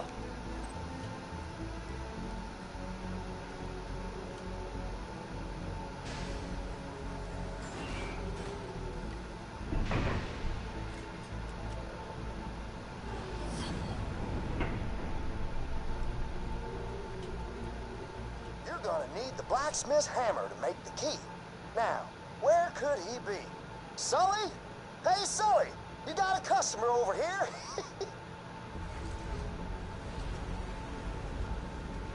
I'll show you there what he a is. badass Why don't is! you ask him for his hammer, would you? I'm sure he'll hand it over if you ask him nicely. Sully the Blacksmith. Oh, half human, half spider ant. Interesting. Sounds like you two are done talking, huh? I was sure he'd come around. Nevertheless, you better get that hammer from him. I see a legendary.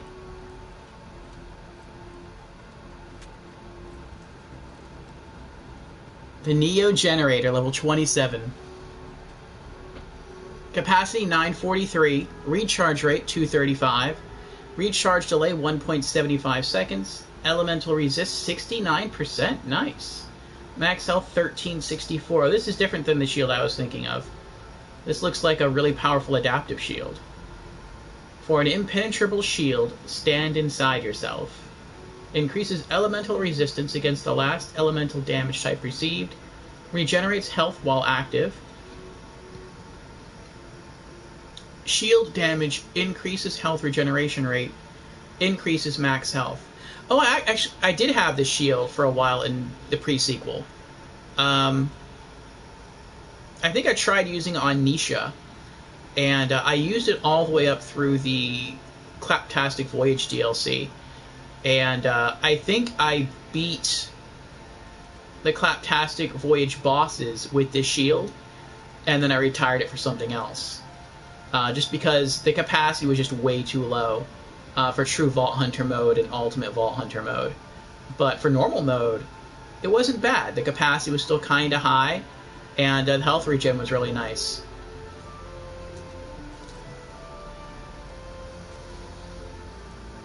Okay. Blacksmith Hammer. The Blacksmith's Hammer. You'll just, borrow it from his corpse. I like that design. Very cool looking hammer.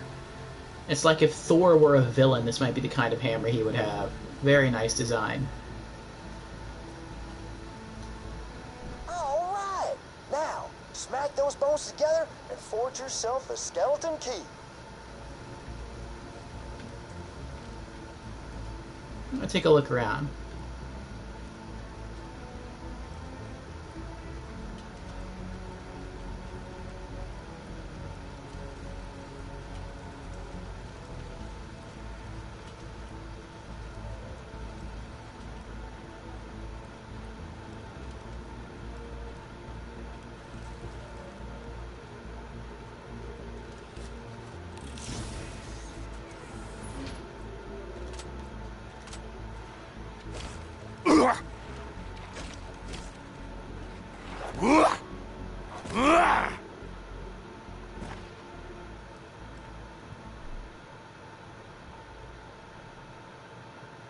I don't know why that's not unlocked. The machines are right there, and I thought it... Oh, no, I started there.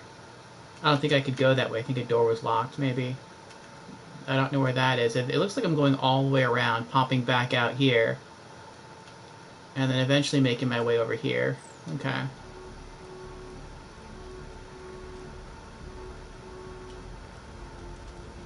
The Neo Generator is outclassed by the Seraph Evolution Shield. But hold on to it for now. It's useful during the Ancient Dragon's raid next week. Okay.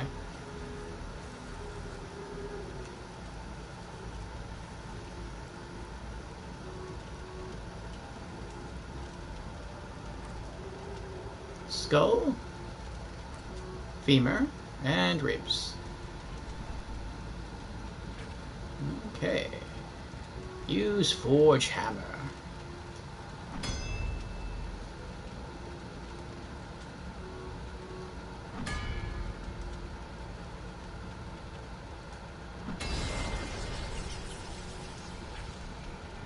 Ooh.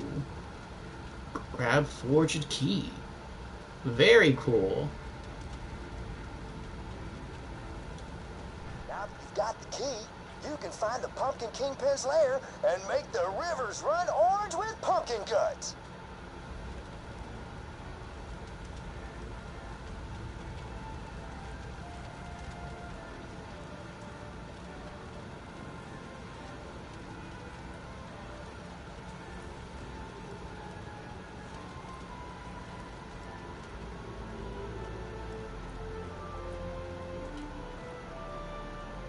Brandon's back. Welcome back, Brandon.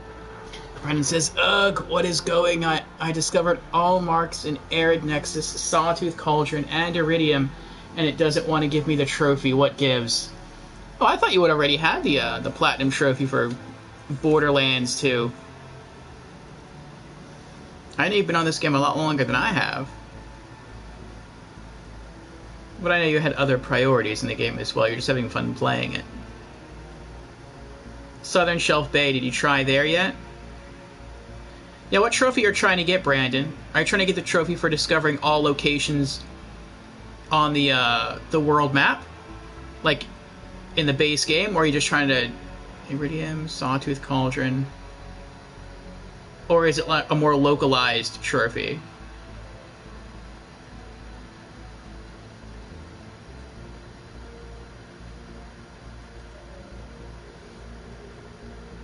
Oh, everywhere on the world map?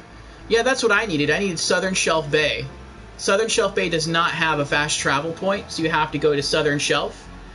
And then look on your map, and you'll find a way to get to Southern Shelf Bay from Southern Shelf. All World Location Traveler's Trophy? Yeah, that's what I needed. I needed the Southern Shelf Bay. Once I went there, I realized that I never fully explored it.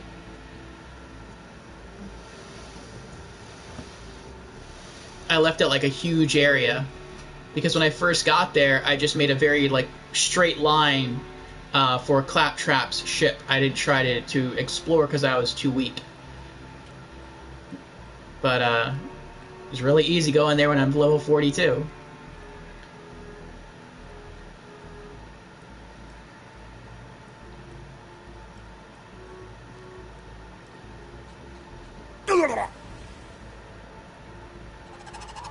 Yeah. So if you fast travel to all the areas and you don't know what you're missing, then you might be missing an area that isn't a fast travel point or doesn't have a fast travel point attached to it. The Lava Bluffs.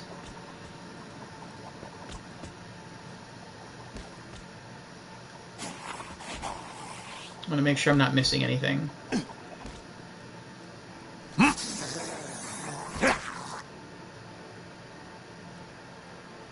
I like how the skeleton just falls and it breaks apart. All the pieces roll away.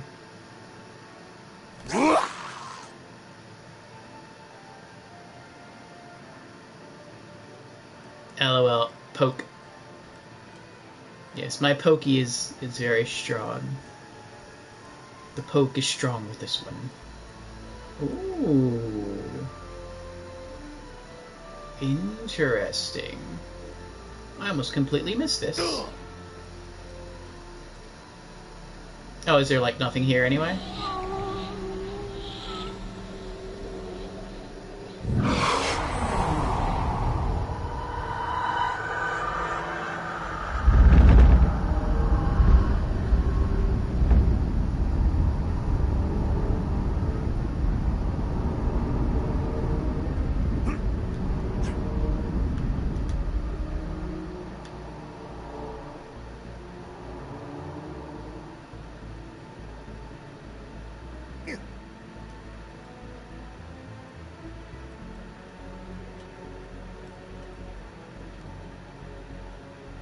I don't know if that did anything, but it was pretty cool.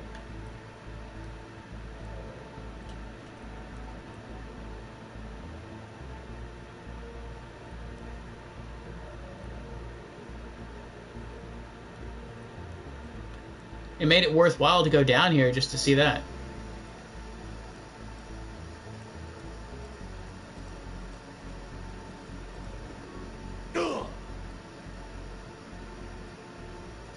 That was one of 4 to 6 TVs needed for Clark.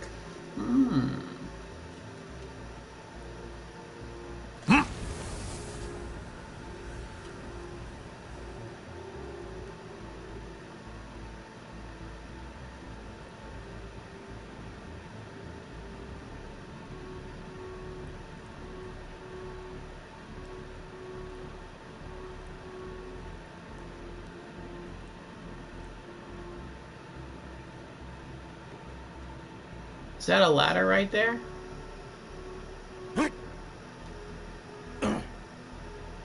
Yep.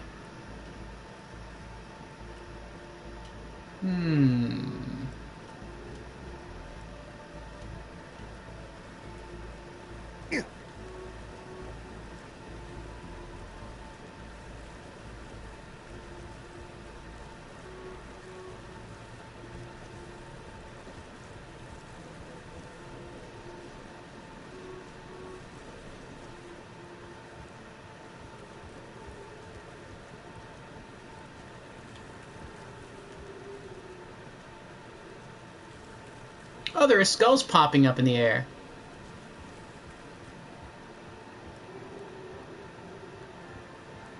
I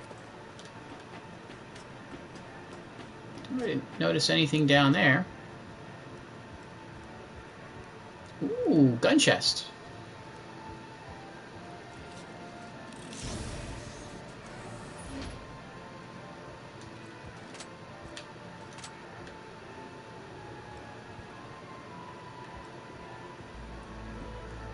You looked it up. There are 3 TVs and 6 red-eye pumpkins. I think I have either 3 or 4 of the pumpkins. And I got 1 TV.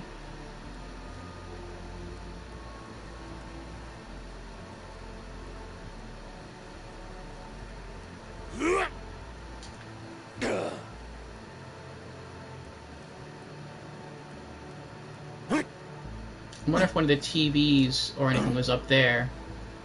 That would have been a decent place. No. To hide something, because I could have jumped up there. I just didn't think of, or not there, but I could have jumped up here.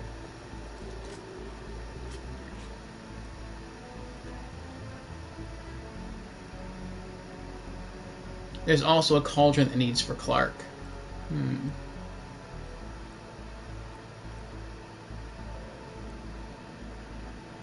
Gun plus shield plus grenade.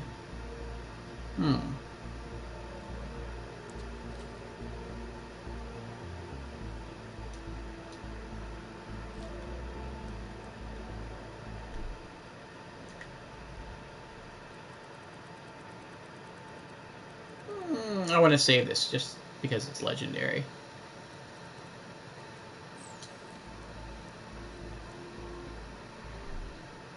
What do you do? Let's give it a try. Gun. Ooh. Shield.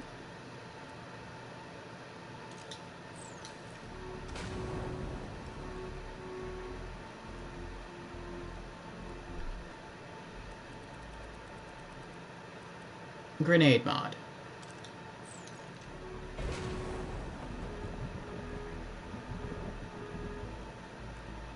Ooh.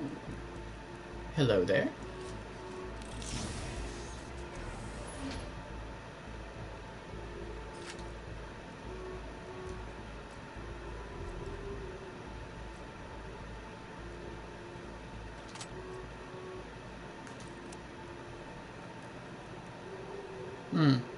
Okay. Interesting. Not bad. If you have, like, items you don't want, instead of selling them, you can come to this DLC, drop them in the chest, and try your luck at something else. I don't know how far this is from the start point. It's not too bad, I guess. Run in. I mean, if you can somehow cross from there to there, you don't have to run all the way around, but it's probably not that far away.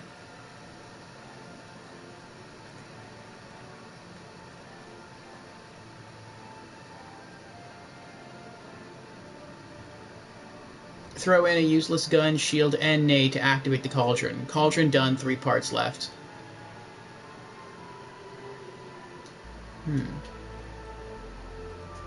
Oh, that had to be activated. That was part of the summoning ritual. Okay, we were here earlier. Oh, you said that was one of the TVs. I'm guessing the other TV is sitting in front of TK Baja. There's a lot of TVs here.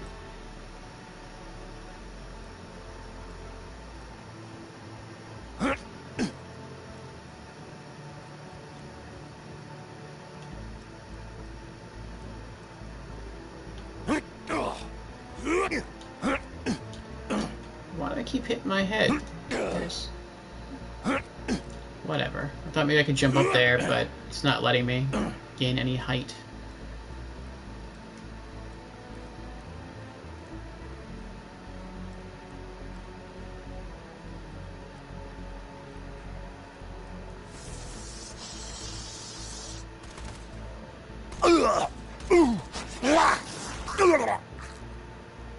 Kill the little man! I deserve this.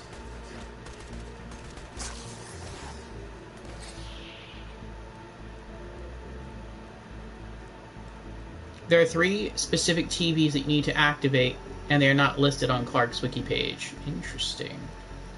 Well, we know one is in what looks to be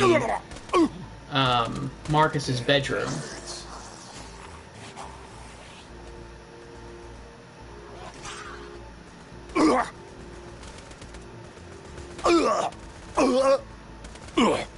Somebody delivered a feed.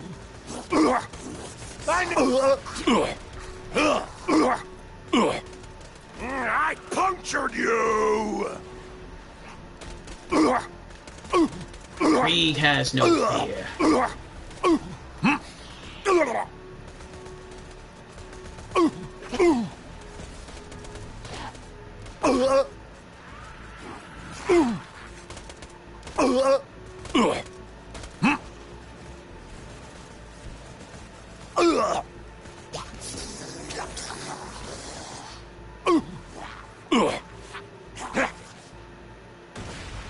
I told you what would happen. Nice.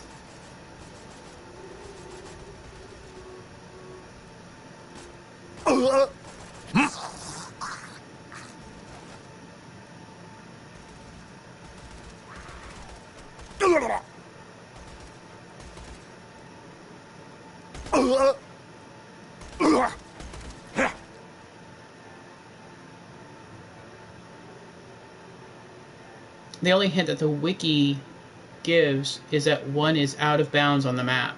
Huh. And they all parody a famous horror movie when activated. I wonder what the one in Marcus's bedroom parodied.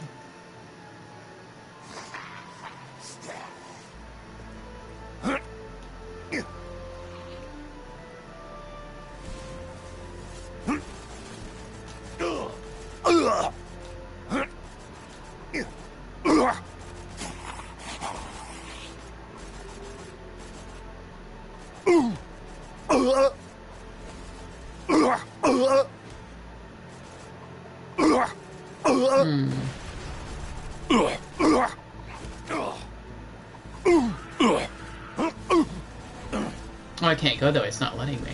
That's weird.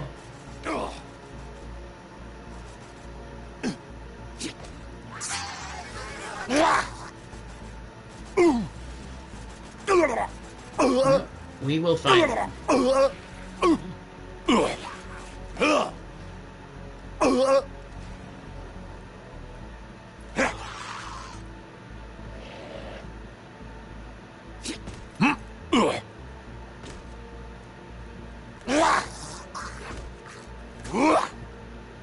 Poke him in the ribs.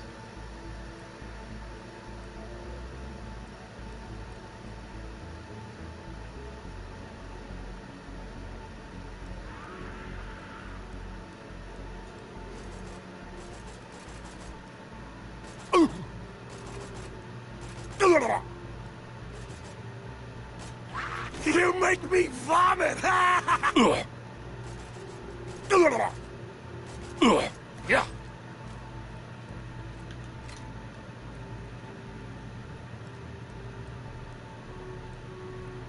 Ah, I found another pumpkin.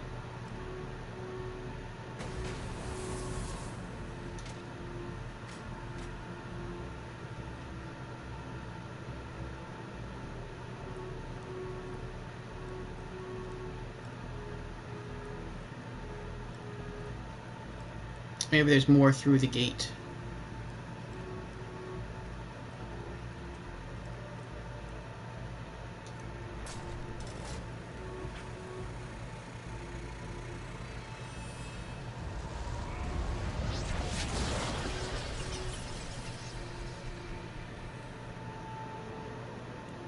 Kill the pumpkin kingpin.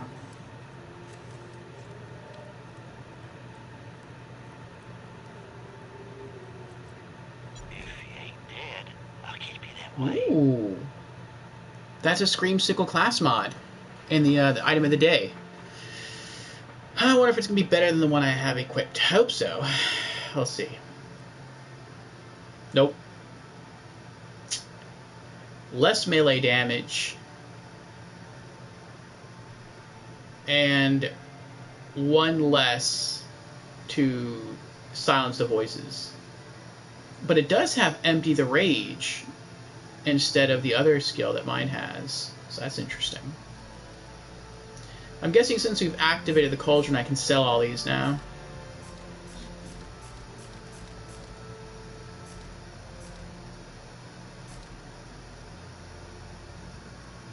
keep that. Yeah, mine has +4 to silence the voices, and it has Fuel the Blood skill on it. I'll patch you up whenever you need it. You took a gamble on the prefix on that one? What do you mean by that?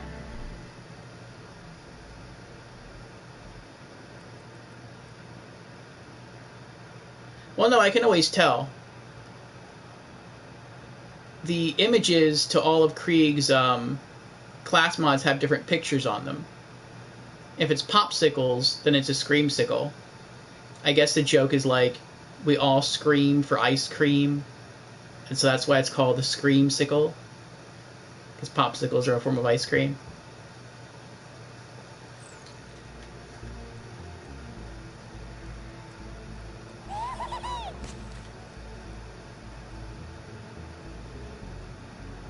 It was 1/3 of the scream prefix to show up.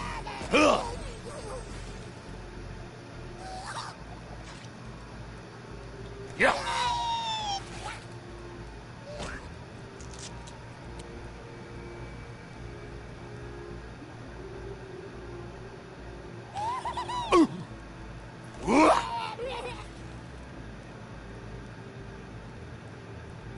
Oh, I think this one's different. Hypersonic Lemon Fizz. Now run and gun, fast as can be. I've had a piece, you can't catch me. Ooh. Greatly enhanced movement speed. This feels like what it's like to drive a vehicle, only you're on foot. Oh, I see another pumpkin. I can't hear you! Gah!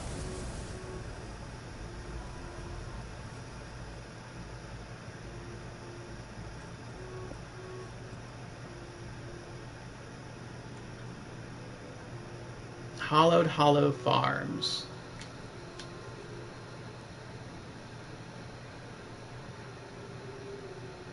I wonder if that green thing is there. I haven't been keeping track of the pumpkins now. We've got out of like 5 or 6.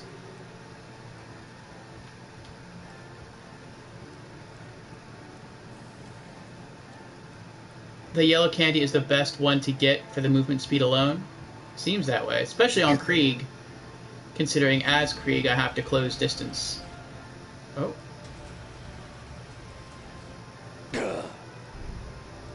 The pumpkin patch.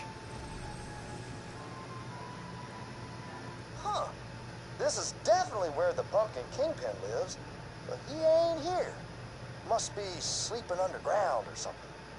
Oh, I bet if you flooded the area, you'd probably have to come up for air. Go on and head to the windmill.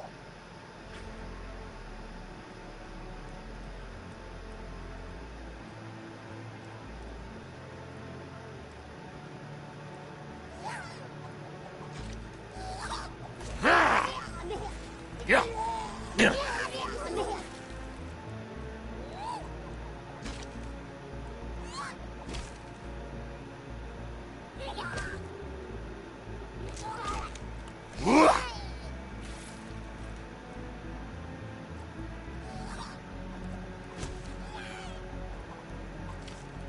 Candy everywhere.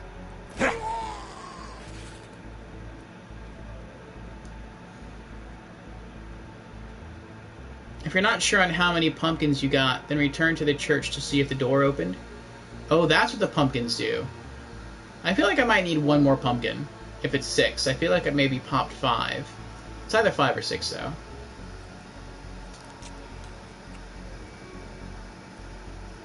I like the noise the character makes when they eat the candy. It's like...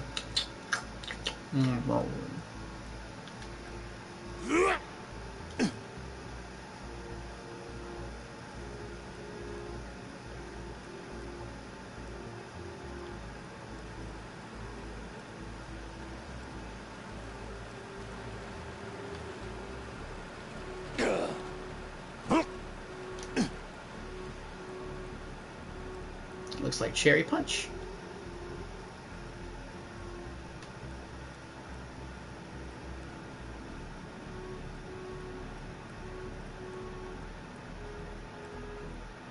Oh, is this second TV? It is.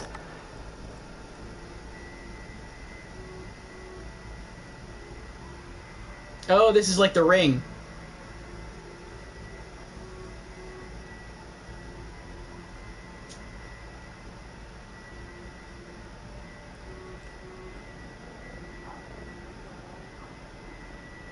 That was cool. Maybe the first one was supposed to be like Poltergeist, where the beings come out of the TV, and that's what that light was emitting from the TV in the Marcus bedroom thing. Okay. One TV left to go, and maybe one pumpkin left to go.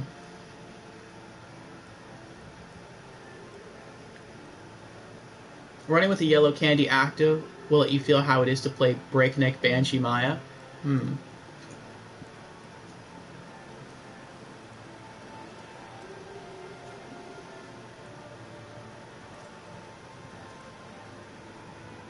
I bet that makes completing those side missions where you have to fill up the mailboxes a lot easier. Once you get out of the vehicle, you can just almost fly in between or up those stairs into the mailboxes you need to get to. Windmill ain't working, is it? Oh, great horny toads. Must be the scrack nesting up there in the blades. Better clear them all out. I'm sorry. I bet this is frustrating for you. Nightmare Scrack. The pain goes here!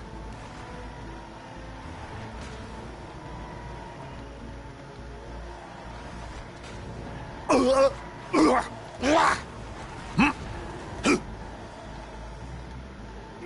can't hear you!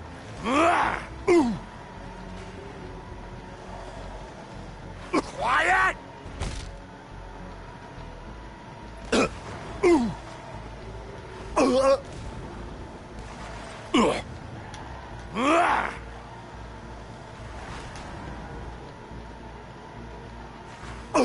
I hate me! I try to time it just right, and then I just whack myself in the face.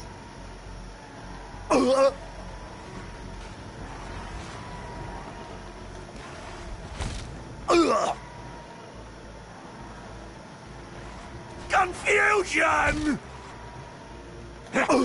Yeah. 11.5 on Fleet, and the Rough Rider will make it easy, yeah, but the only weakness of it is tight turns.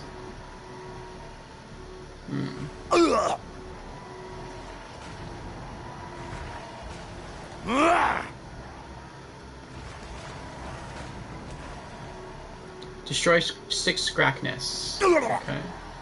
Those abominations there were made by good old Dr. Zed.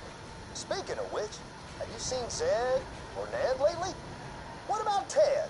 Oh, wait. I'm so sorry. We ain't supposed to talk about the Forbidden Brother. My bad. Ooh. There's a third brother?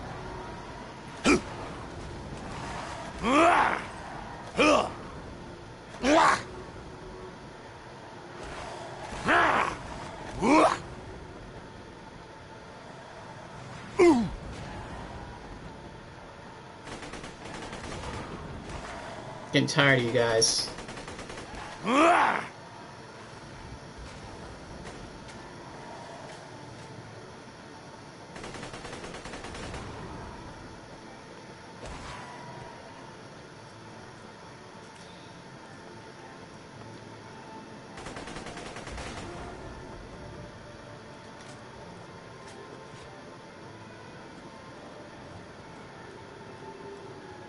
Ted might be Zed with a monocle.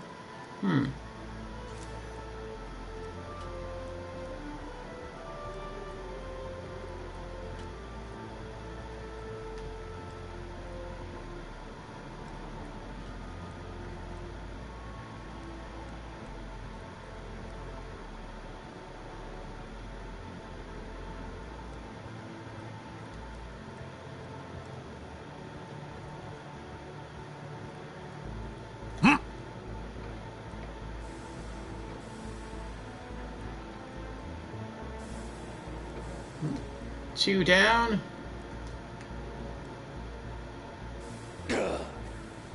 4 to go.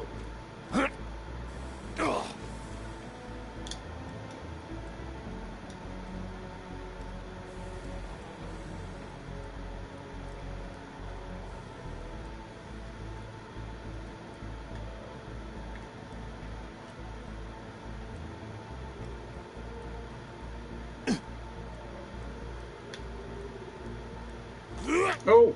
Oh, I wouldn't have fallen.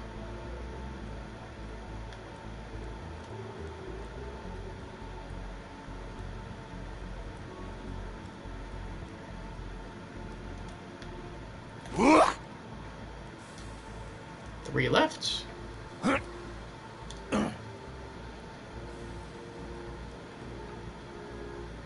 Spikos and Scrag tell legends of the creature who kicked him out of the Iridium Blight. Said there was a real big, small, or normal-sized man or woman, and that there was 1 to 4 of them. The legends are pretty vague. Oh, these are the creatures that Ned created that he sent us out to kill in the boneyards.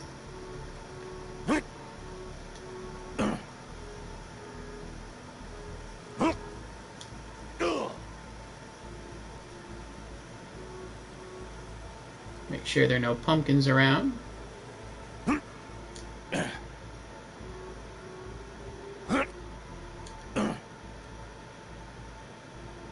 Oh, it brought us all the way back. Looks like it did. Oh, no, this is new. Hollow Farms.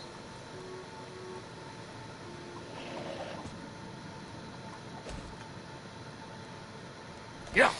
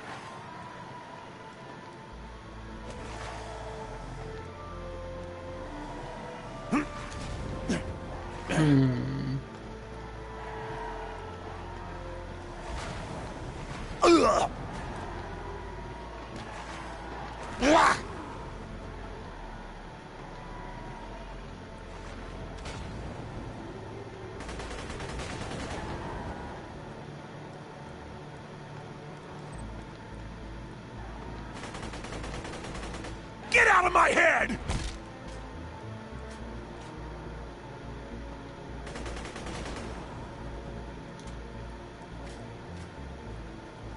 One more.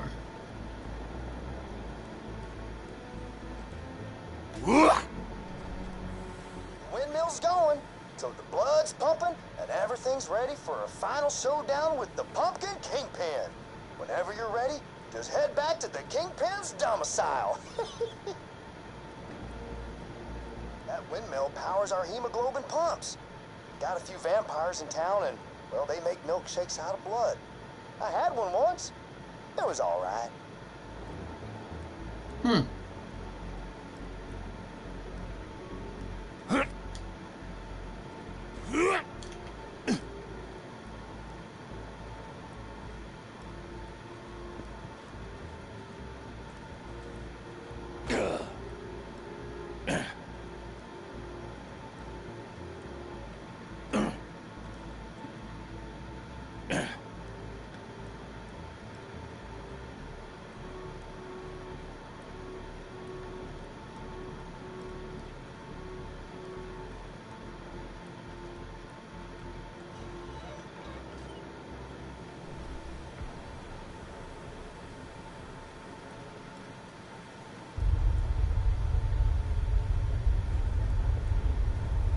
Come to me, rat sponge!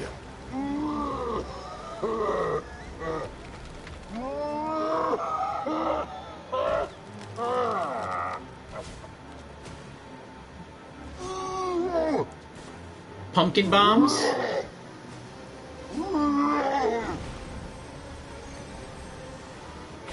Oh, they slow you down.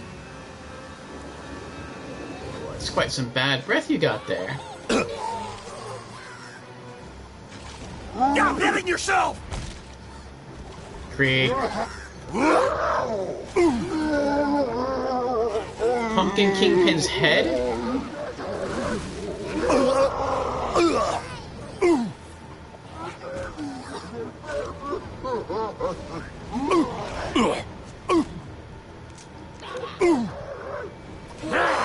Hurts so good!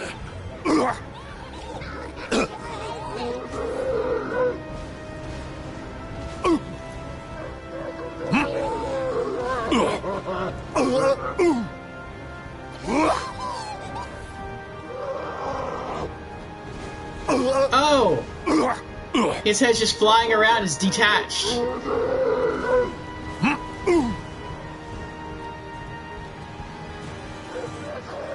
The death of the Pumpkin Kingpin is needed for Clark to spawn. Where's he going? Oh. I want him to come over here so I can poke him.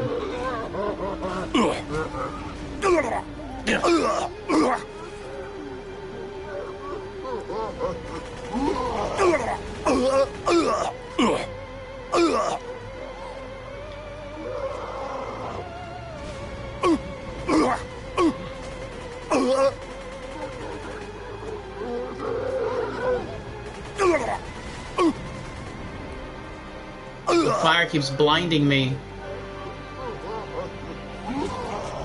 Old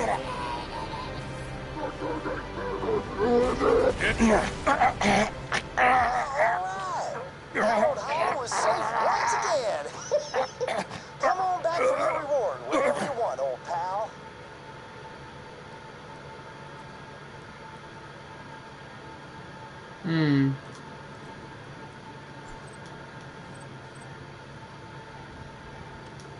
Fuel Reaper.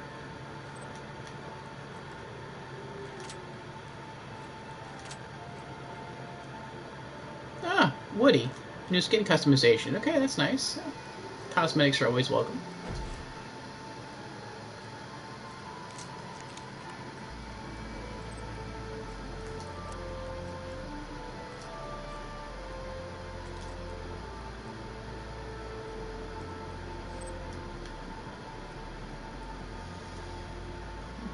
Eat a blue candy to regen the ammo you shot off. Oh, that's what they do?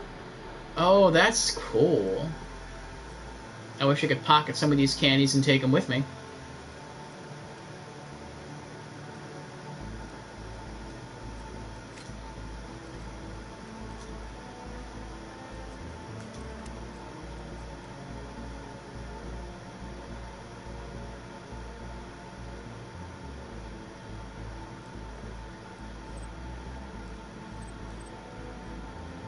I wonder what the red one does. I'm guessing it increases fire rate. Blue is to regenerate ammo. Yeah, fire off some rounds and pay attention to the ammo bar.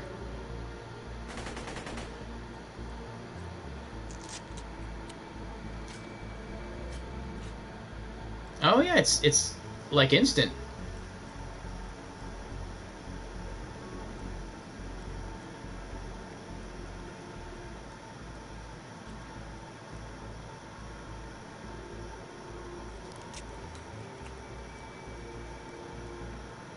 Maybe red is, it buffs your defense. When it talks about being big and tall. Maybe I mean like your physical resist goes up.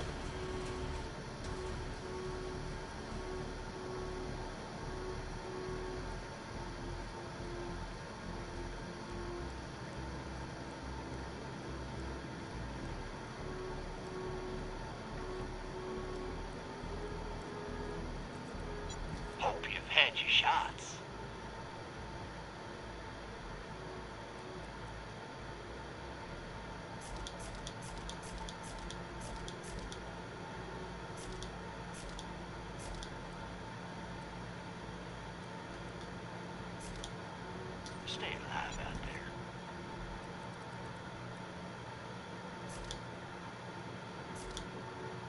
Catch you later.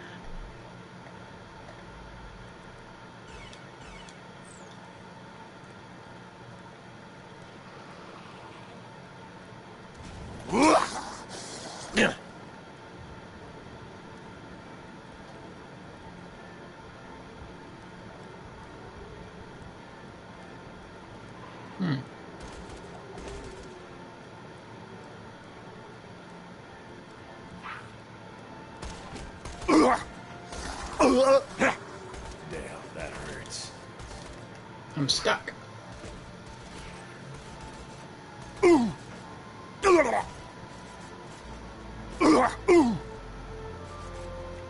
The ammo, its ammo regen so fast it will keep up with your ammo consumption. Nice. Unless you're shooting the chopper, it won't keep up with that.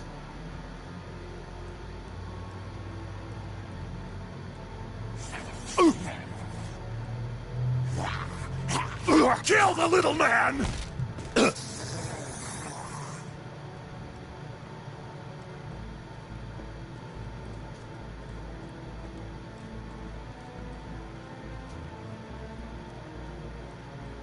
There he is.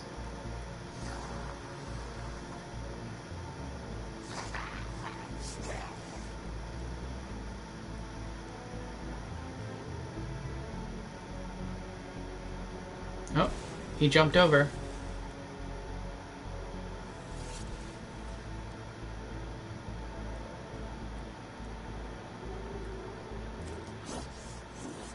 You can consider that pumpkin smashed.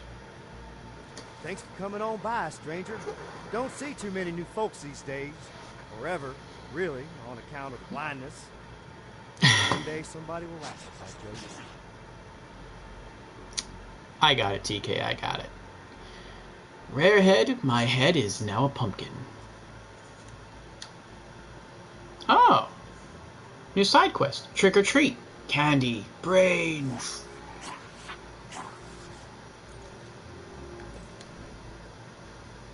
As payment for my watchfulness, I asked the town folks for my favorite candy, sugary brain bites. I ain't been able to collect any though since my zombie polio started acting up again. Could you make the rounds for me and maybe bring me back as much brain-flavored candy as you can? Alright. Half a bubble left to level up. I think this side quest might do it. This side quest might just level us up. Or if not, we're going to get really close.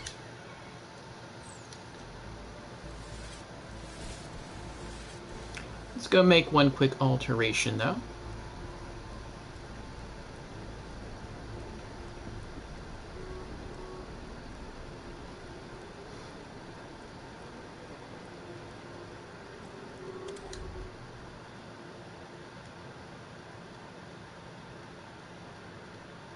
The Halloween head was fun while it lasted, but we have a pumpkin head now.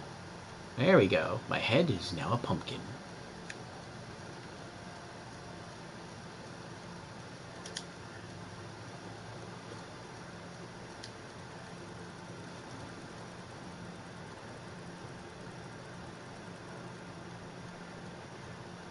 Along with Krieg's Sunday's finest. There we go.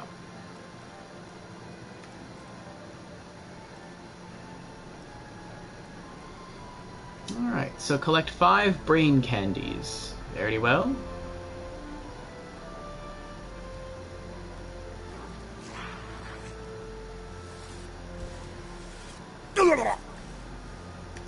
Coward.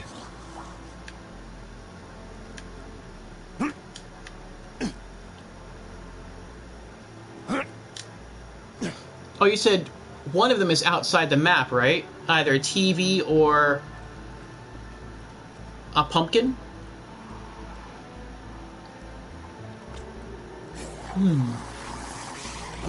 Stop judging me! Yeah.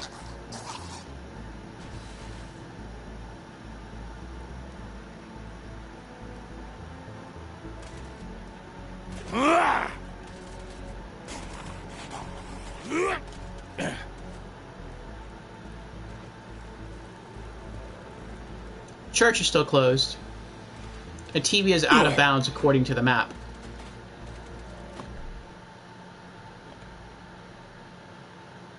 Okay. Looks like we've unlocked everything. So where might the TV be?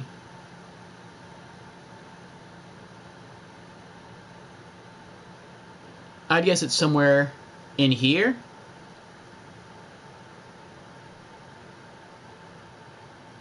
Maybe somewhere in here. I mean, that looks outside of the map.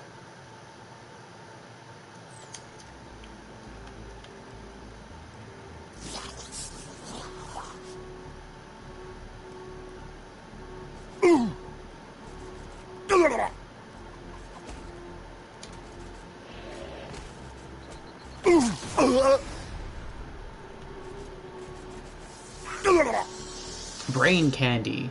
Bits of candied brain. TK's favorite. Sweet baby guns. I've been trying to win some on the actual brains for a while now. And those candies there sure do the trick, don't they? Why don't you get me some more, would you? Straight ahead. Bit to the left. Alright.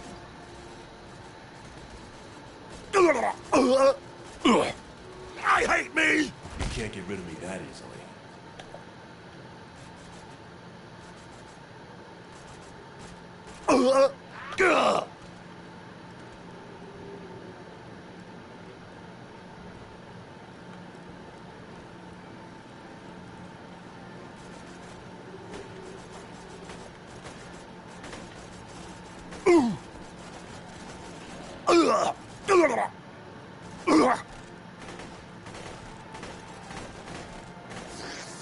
Drop it. Drop the candy.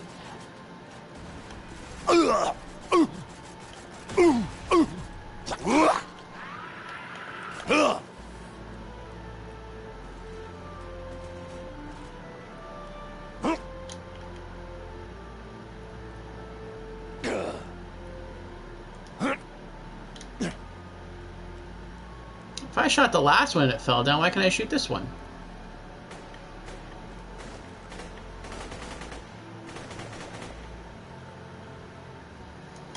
If you can't figure out the TV or pumpkin spots, I found a video that shows where they are. Well, we'll see. I feel like if I try to complete this side quest, it might take me there.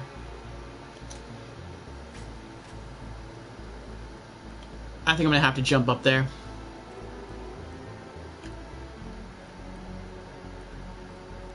That means I'm going to have to get it close to last. I have to go all the way around, get that one, then come back, jump off the bridge on top of the roof here, snag that one, and then come back and get those last two.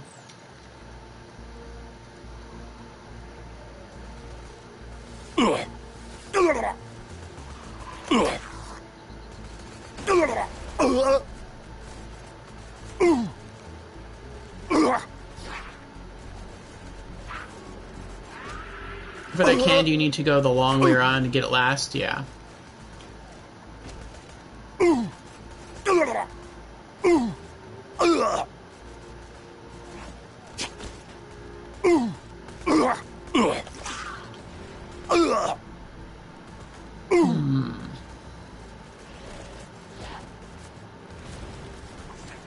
No, no, no!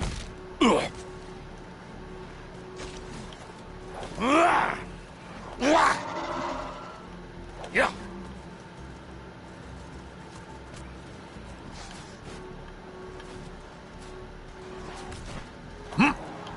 Yeah.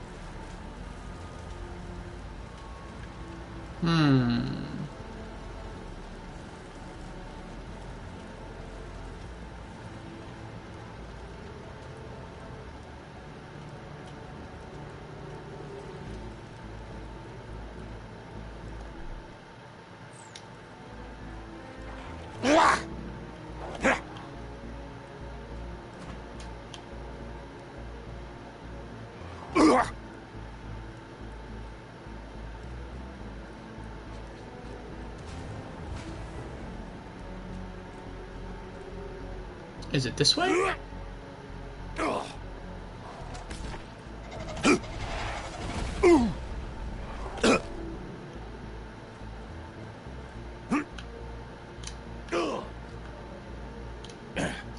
Come on now. I can get up there.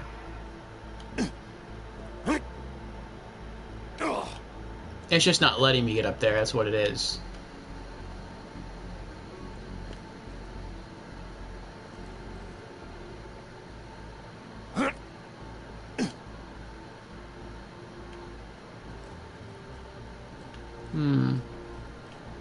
That could be where I'm supposed to go.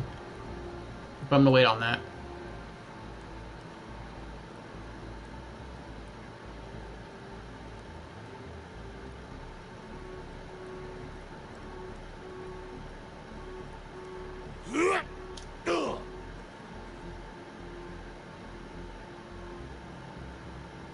You're gonna make some food? Okay.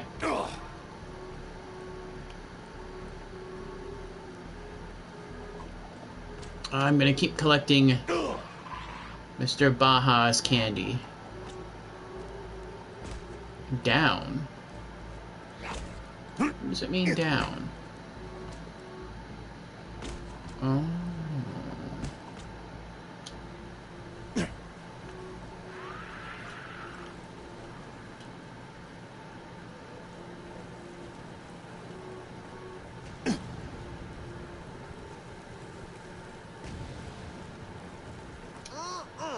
Sugary brain bites got all the taste of brains without all the hassle of chasing and murdering and looking at your bloody hands screaming, "Oh God, what have I become?"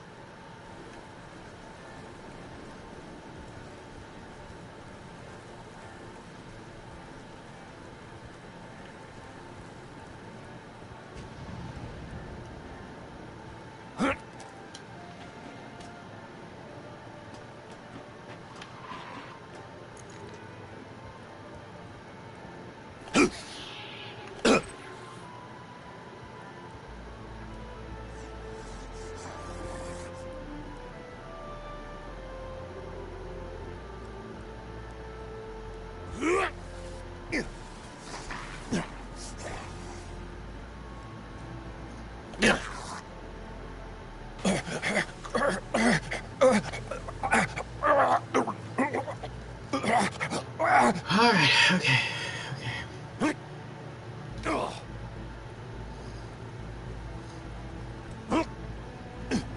Oh, that felt like a tough jump. Being the lookout for this town might be boring as sin, but that there candy makes the whole deal worthwhile. Yeehaw! Always wearing a jack mask without the eyes.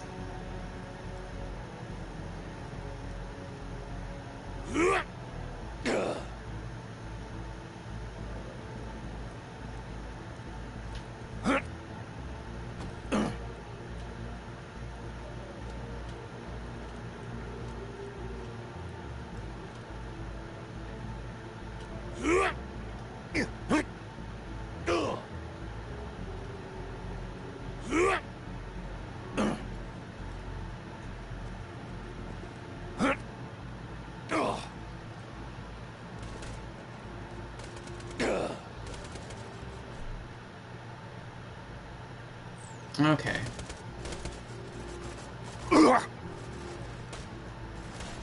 Stop judging me!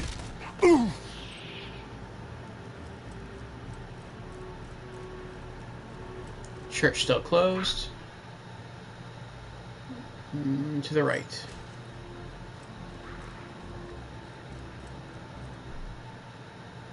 Keep going to the right.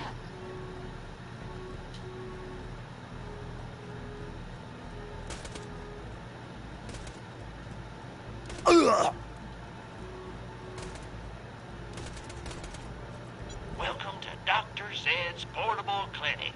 What can I get for you?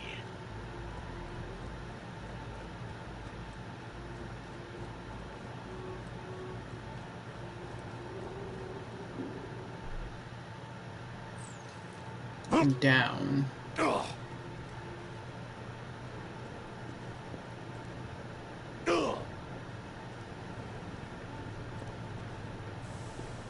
Hey, you nearly got enough sugary brain bites.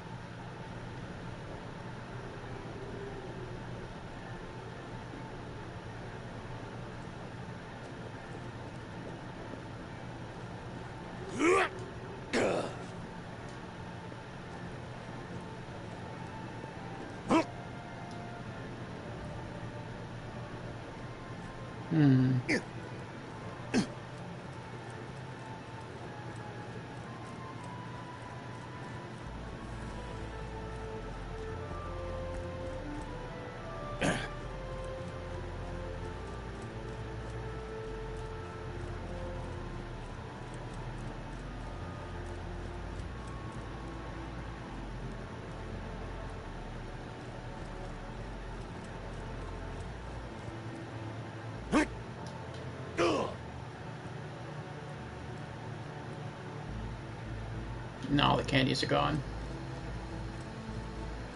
Get out of my head!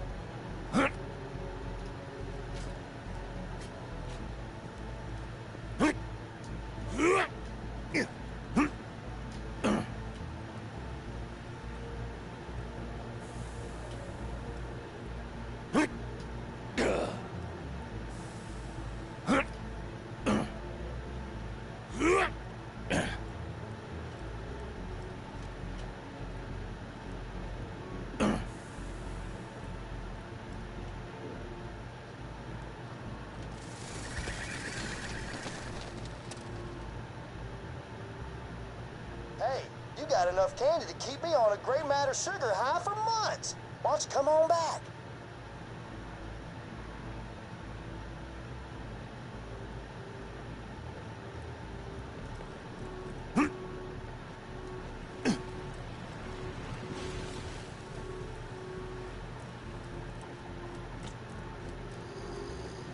Alright. Less than half a bubble to level up. Maybe this will do it.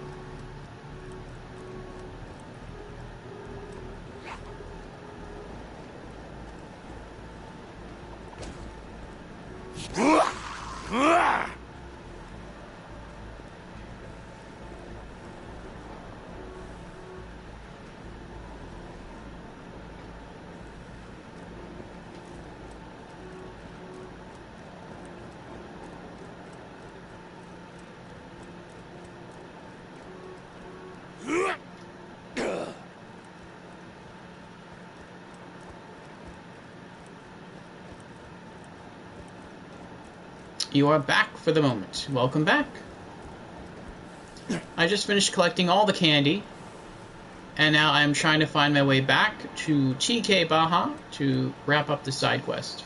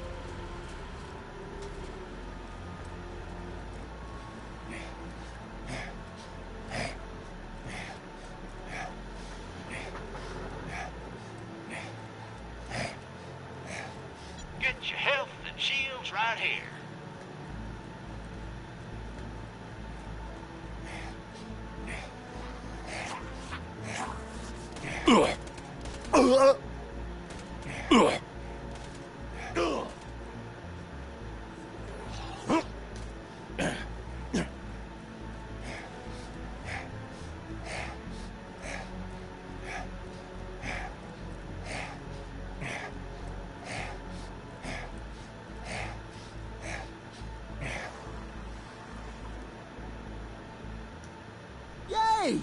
Candy. Collect brain candy for TK Baja. Gathering candy is a bit dangerous around here. Thanks a bunches. Before I eat all these, I'm gonna squish them together into a big lump and pretend it's the brain of somebody I don't like. Nah, who am I kidding? There ain't nobody I don't like. They're all delicious. Oh, look how close we are to leveling up. So very close.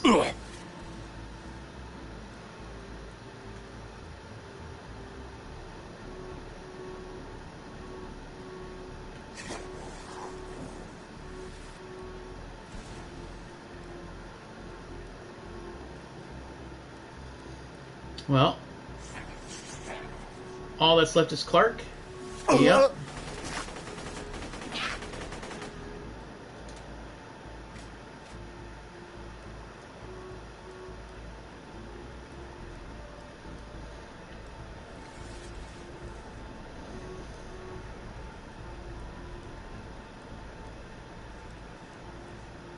Oh, there it is. There's the pumpkin. It was as soon as you arrive. It's right there. I just didn't notice it before.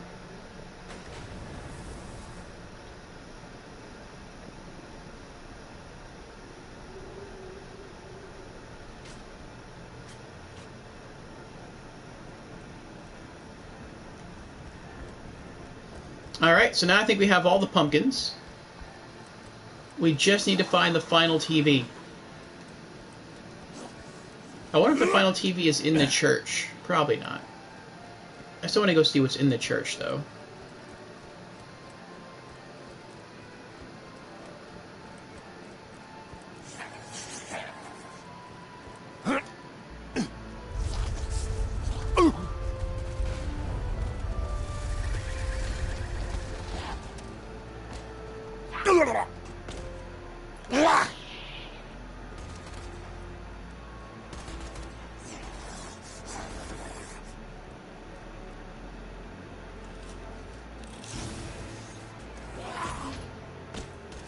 Oh, all mods. But no Screamsicle. Go away.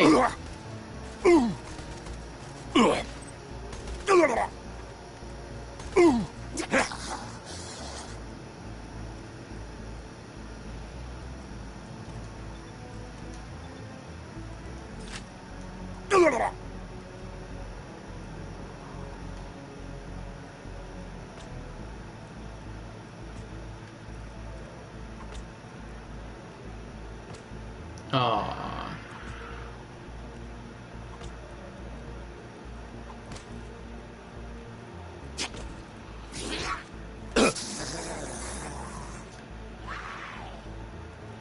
You posted the link to the Discord?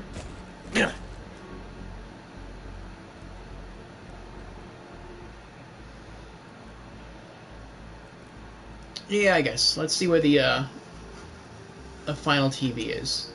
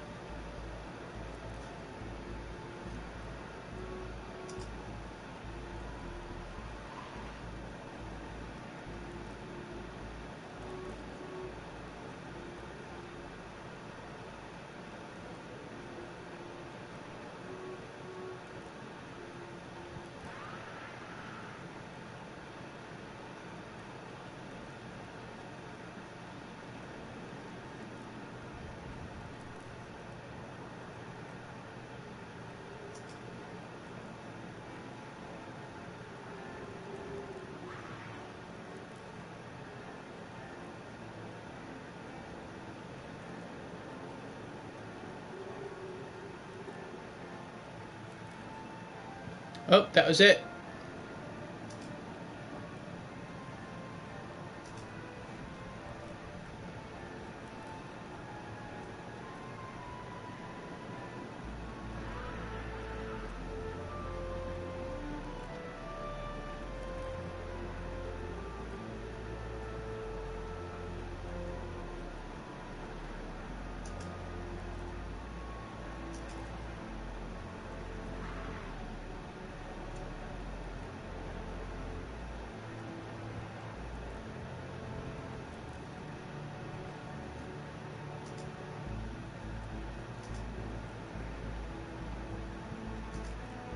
Alright, it looks like I have to go...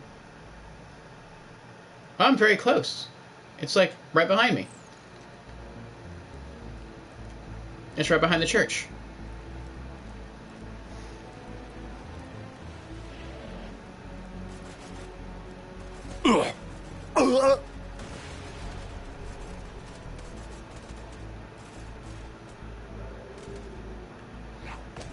There it is.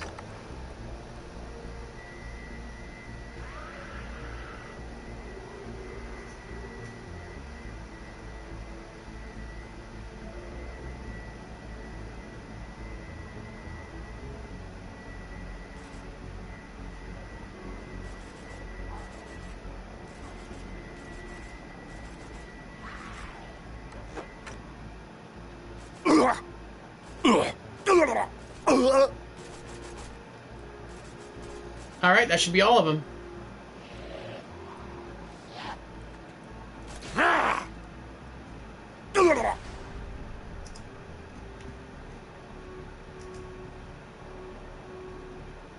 Lurk Indy's here. Hello, Indy. Welcome, welcome. Indy is lurking. That's all 4 parts. Time to kill Clark. But now sound. What do you mean now sound?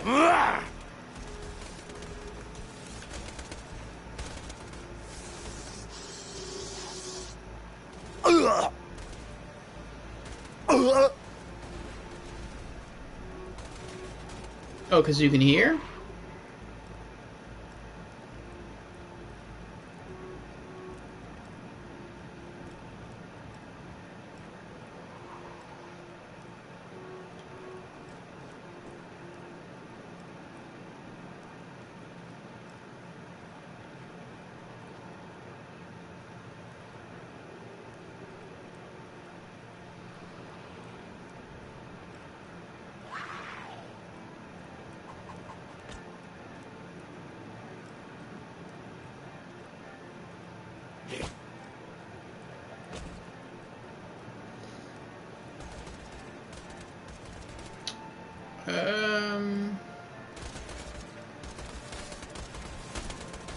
I guess now I just have to find him? It hurts! It hurts!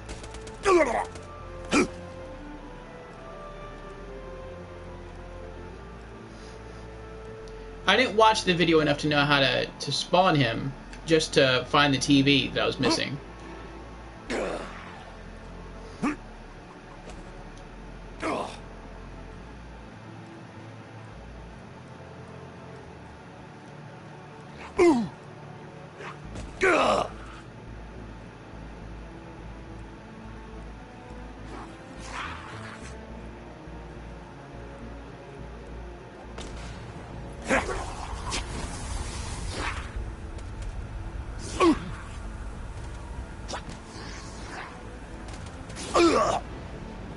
I'll show you what a badass! Kill the little man! Oh, there he is. Clark the Combusted Crypt Keeper. Oh, he's a big one.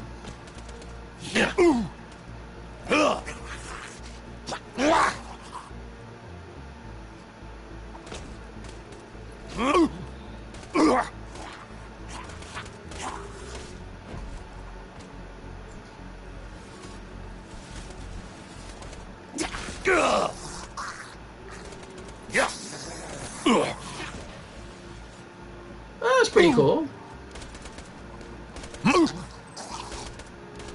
I feel like it was a bit of a non-event considering that. Oh, we got a legendary though, considering how much of a level difference there is. Assault longer range killer.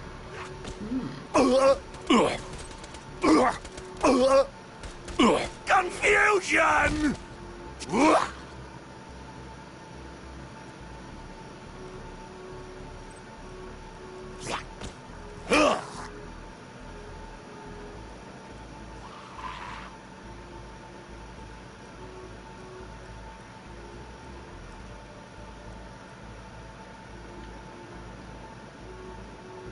The place to find him is on the wiki page. Clark heavily resists fire damage and drops the pyrophobia. Ah, resists fire. That makes sense he would resist fire. He has a modified version of Incinerator Clayton. Incinerator Clayton. I've heard that name before. I don't remember him. Punitory pyrophobia.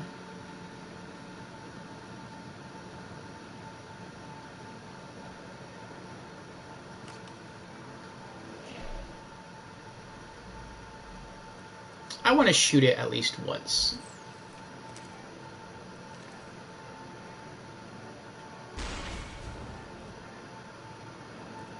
Oh, that's pretty neat. Let's test it out once on an enemy. And that was pretty sad. What?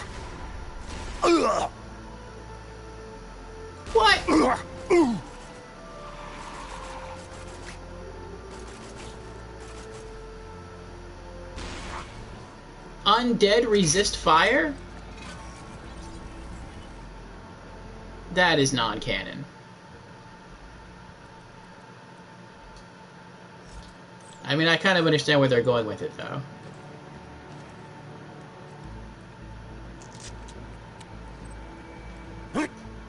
Fire works against fleshy enemies, and skeletons have no flesh, so...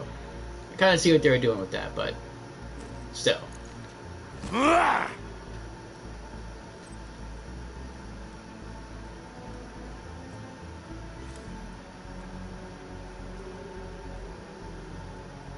Alright, that is it. We have done it.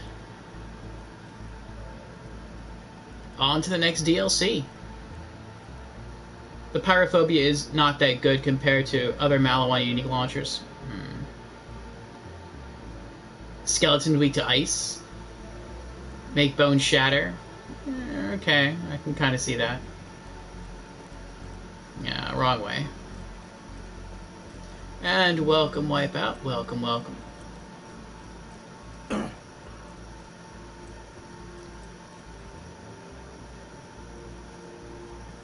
I think he's talking about as far as, like, D&D stuff goes.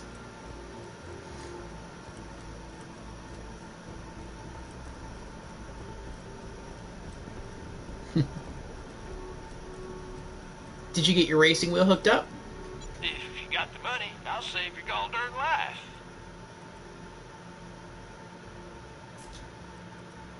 I feel bad just, like, selling it. These are pretty good shotguns, but I can't use them. Next time you're bleeding to death, just think Dr.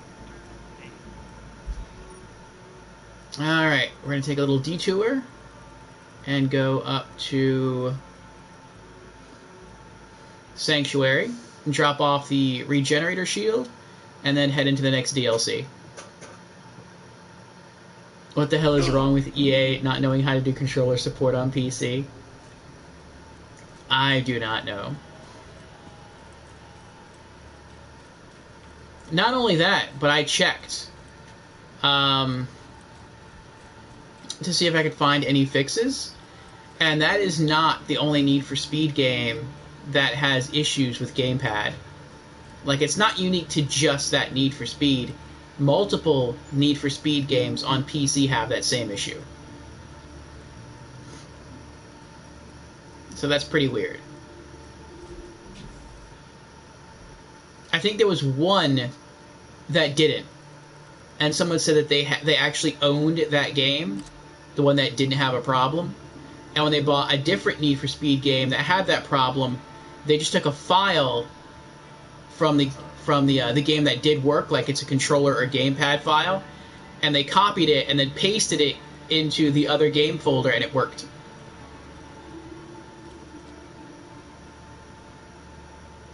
You saw that too? Crazy? Yeah. Okay. Well, that was fun playing with our Halloween Krieg. We didn't get to keep him too long in this outfit, so I guess let's take him into the next DLC when we get our new head. We'll change him around again. Alright, next I believe is our Thanksgiving DLC. The Horrible Hunger of the Ravenous Wattle Gobbler.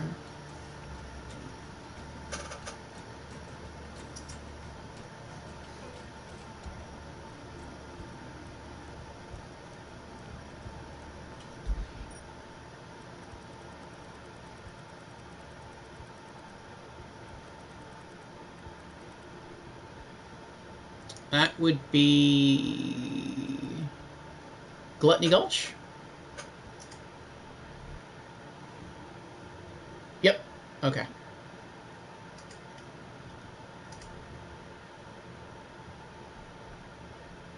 Wow, but yeah, my wheel is working now, but I have no mic in that room.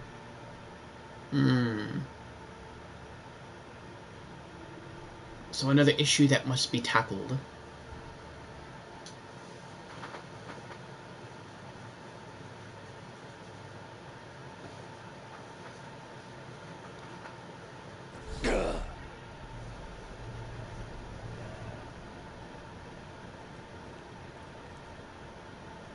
Welcome to the Torque Corporation's Hunger for Violence Extravaganza!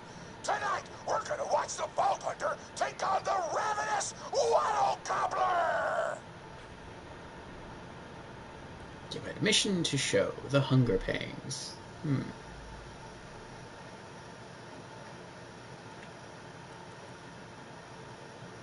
Meet with Mr. Torg. I actually get to meet with him? Mr. Torg has invited you to the Torg Corporation's Hunger for Violence Extravaganza, where Pandora's baddies can test their mettle against the Ravenous Wattle Gobbler.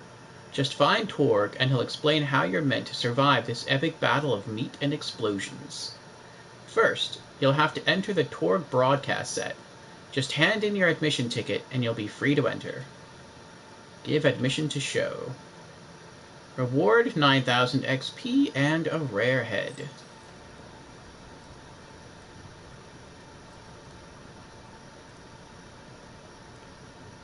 Nice to meet you. Will the Vault Hunter finally be able to defeat the unbeatable, the delicious, the Ravenous Wattle Gobbler? Let's find out!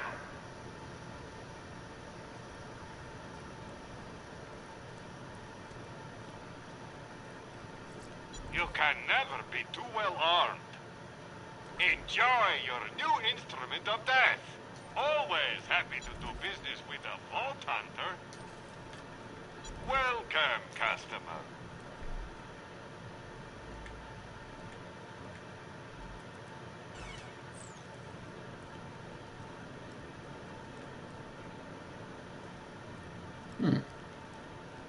It's a nice little kind of office he's got back here.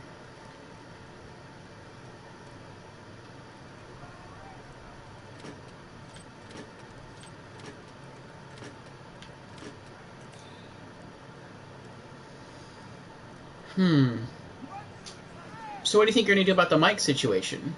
You could run a long 3.5mm cable from your PC to the wheel, or to your microphone, where the wheel is.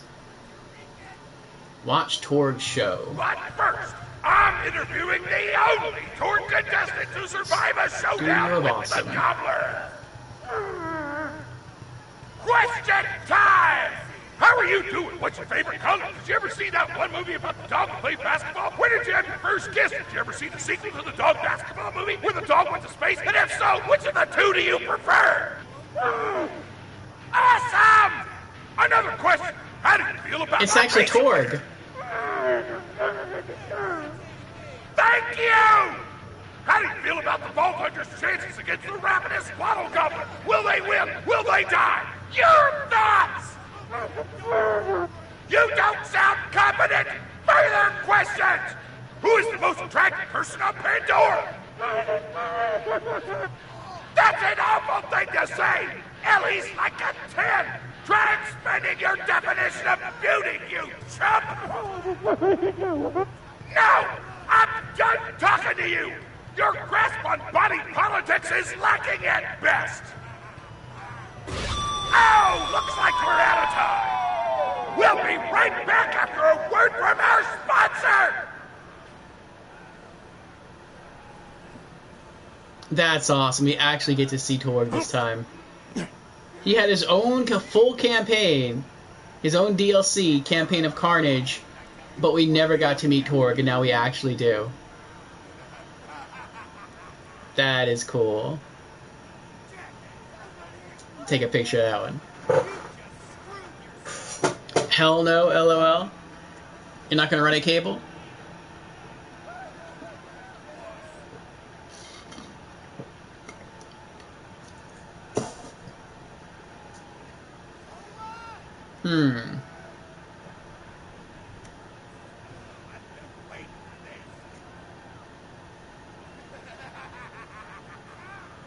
I wonder how you're going to solve it then. What is that?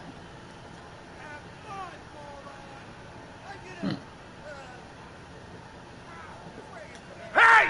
Get over here so I can whisper some things to you in secret!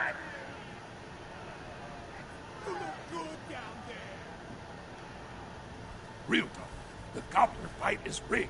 The Torg Board of Directors made the Gobbler unbeatable, so it'd eat all the contestants and get us a bunch of hits on the EchoNet.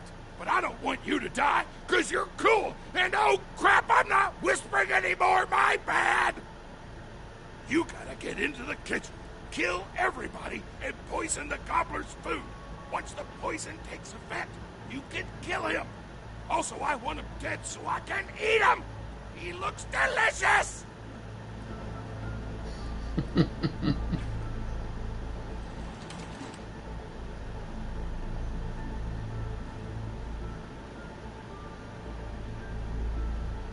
Tannis told me about this place the other day. She's pretty awesome, but blood isn't shooting out of her face holes. Oh, is this where she got tortured? Oh, man! We're hanging out! Hell yeah! Tannis told me about this place the other day. She's pretty awesome, but blood isn't shooting out of her face holes.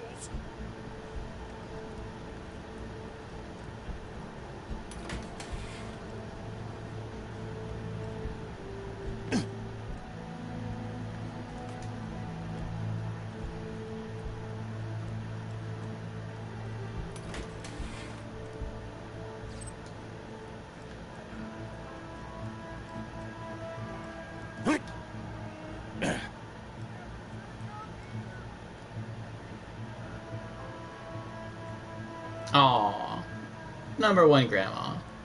Grandma Torg. Grandma Flexington.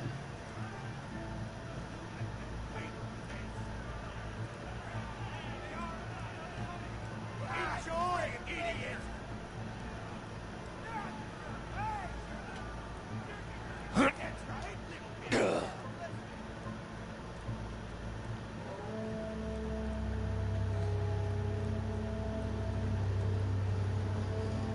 Alright.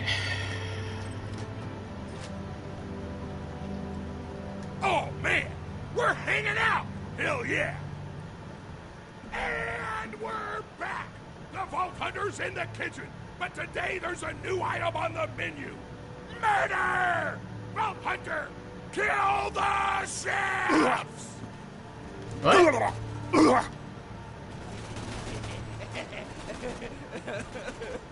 What? He starts crying.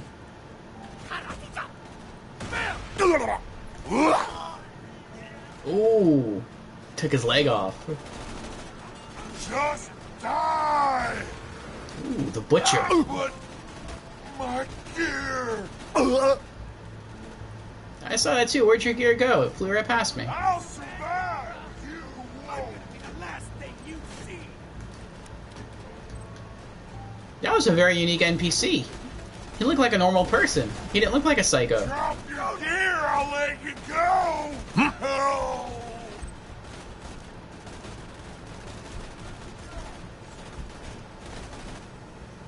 Ooh.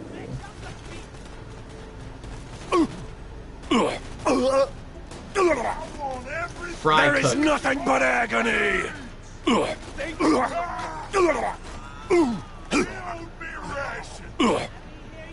this easy on yourself! Chef Gouda Ramsay. Drop your keep screaming so your Smith children here, can president of the Torg Corporation. You do well to ignore Torg's instructions if you wish to stay alive. With the chef's dead, we can prepare our own meal for the gobbler. Get to the freezer! Did he say the president of Torg Corporation? I thought Torg was the president of the Torg Corporation.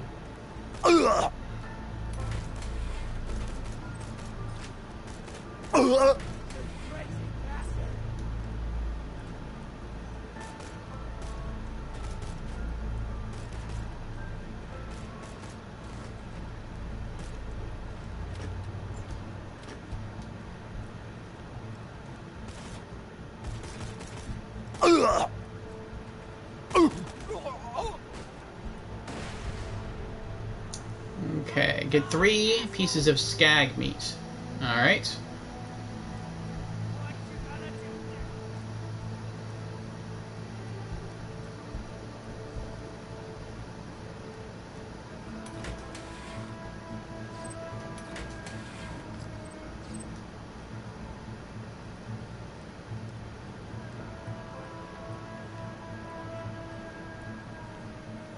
Damn, that door's locked!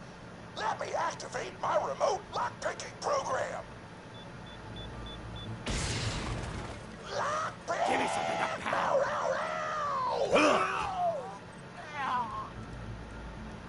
We do not allow contestants in the meat locker.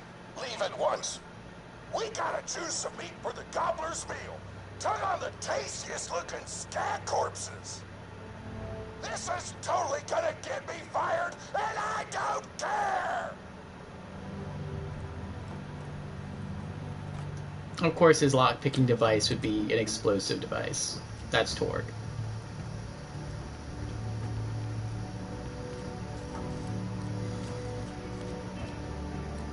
Big room, but what's around this way? Is it all connected? There's a chest up there, a gun chest.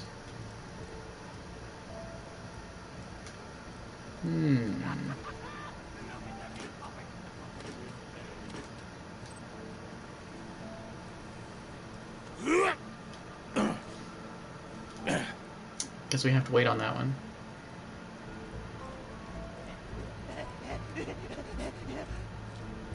Ready for the pain goes here!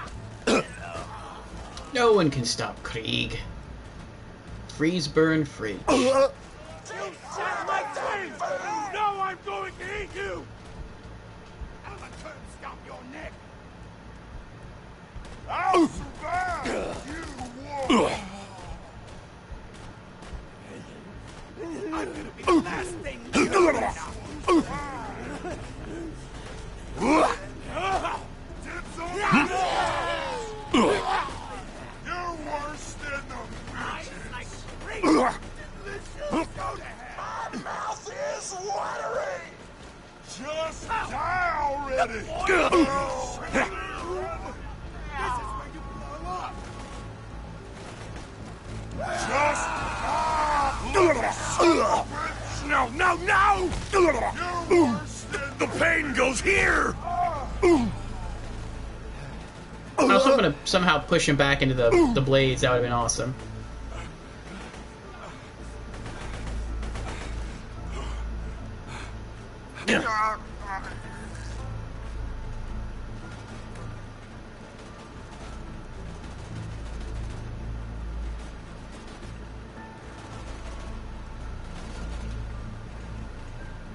Give me your damn loot! This one's mine! Oh, a butcher with hair.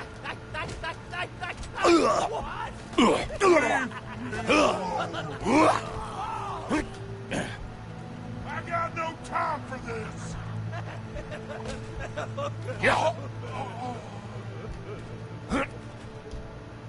There it is. Eyes like grapes. Delicious.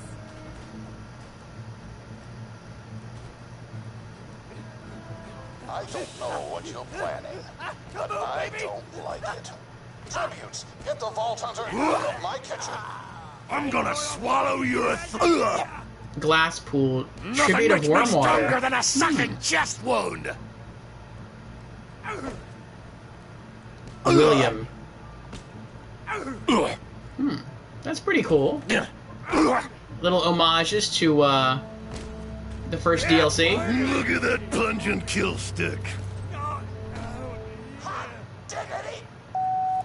Those dudes didn't stand a chance. You almost feel bad for them, but then you start laughing because you were technically acting in self-defense, so screw them! Violence doesn't solve anything, except for all the things it does! This does not conform to my reputation. That's right, Torg. Violence solves everything. It's a good lesson to learn.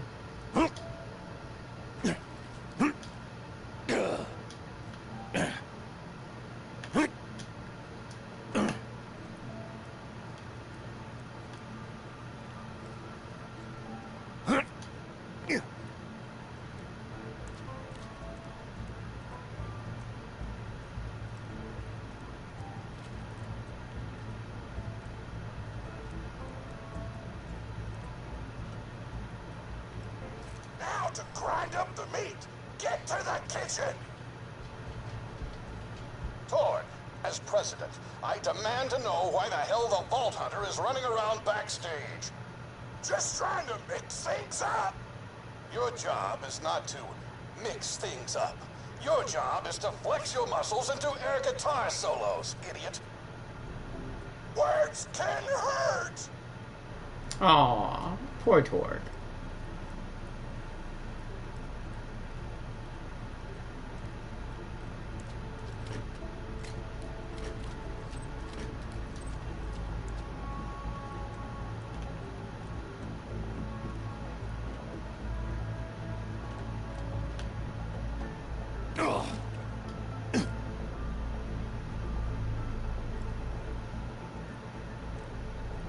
There we go. Ooh. Rocket pocket launcher.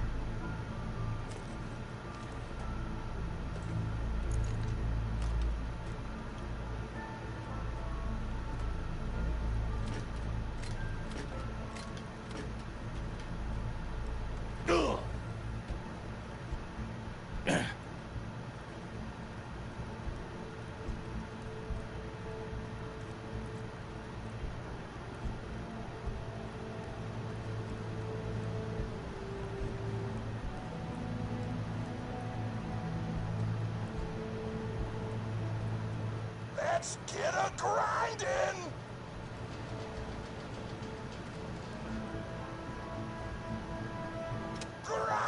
Grinder!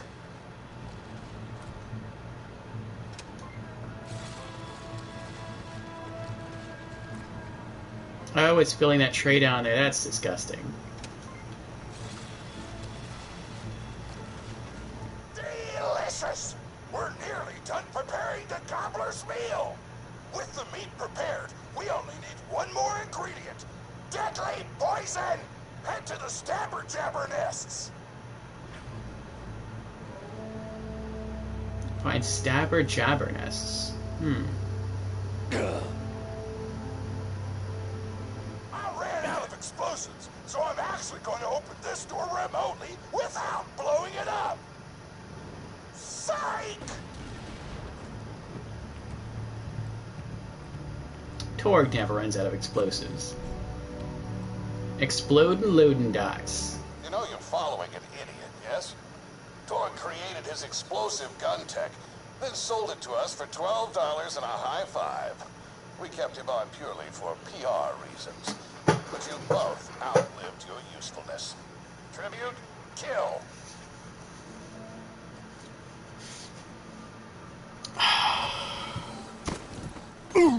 Rose, tribute of opportunity. Axel? Axel and Rose? It's Axel Rose. It's beautiful.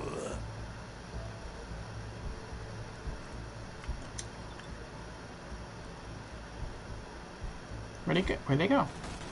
Where are you? Oh, there you. Oh, you're flying. Oh, he's moonwalking.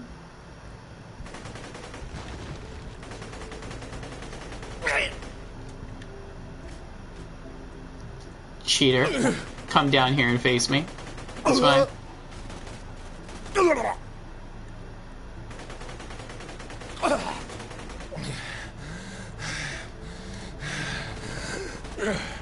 He's like a Jedi. He's a Skywalker. There we go.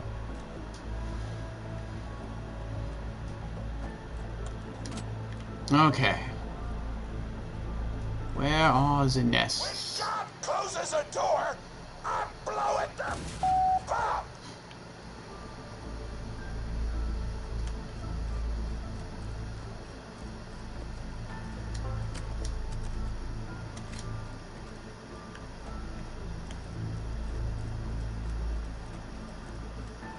Hey, make sure to get a slag weapon on the way.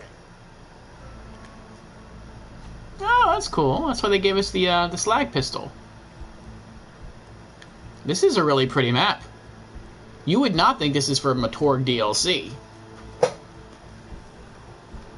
All the beautiful trees and the mountain and the sky, the leaves floating through the air, the beautiful water. Smack the jabber nest to wake 'em up.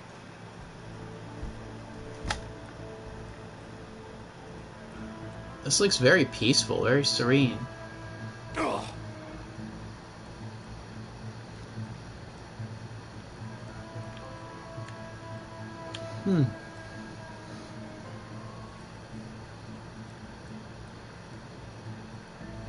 Guns, glorious guns.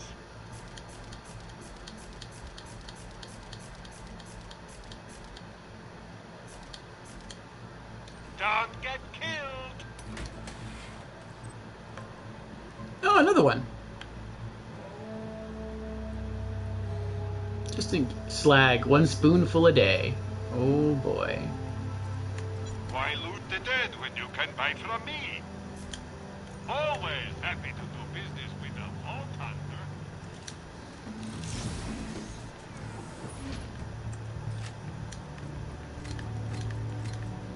Another slag weapon. Haven't found anything good? My weapon machines will fix that for you. Stabber jabbers. Alright, now slag the jabber.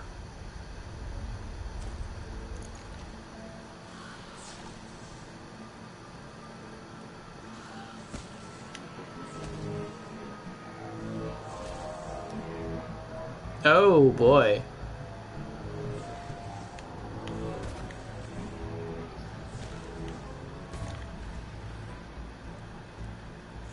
Ugh.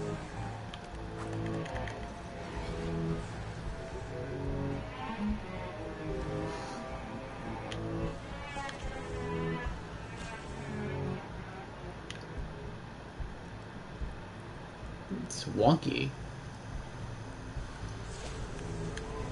Oh, they fly so quick. I guess that's why they gave you the slag handguns, because it's kind of hard to hit these guys with a shotgun. They don't stay still long enough. Kill it before the slag wears off.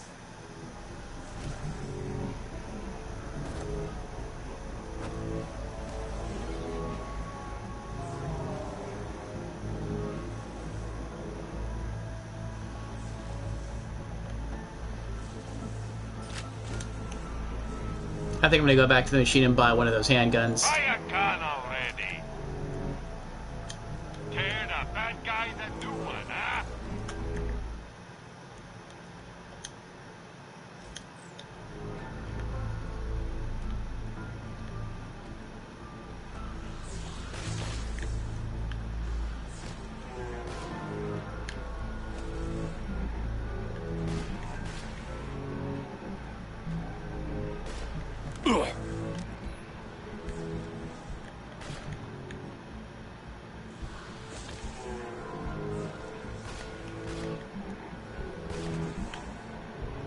This is like the hardest part of the mission.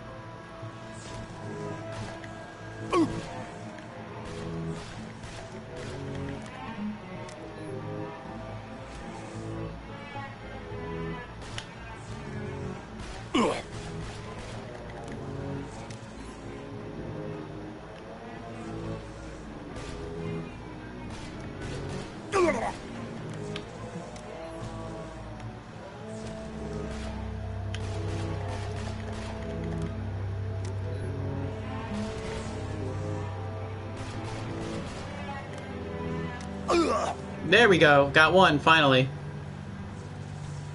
Poison gland. Delicious, delicious poison. Tannis told me a single slack jabber gland would be enough to kill a monster the size of a planet. So get a few more!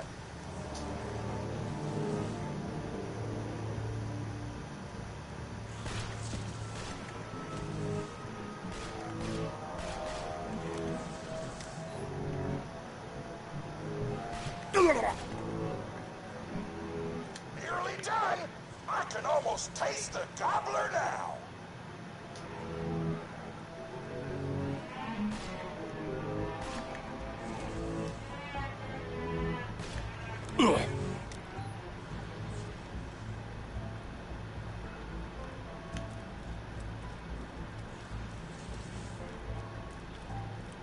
I feel like that's too far out.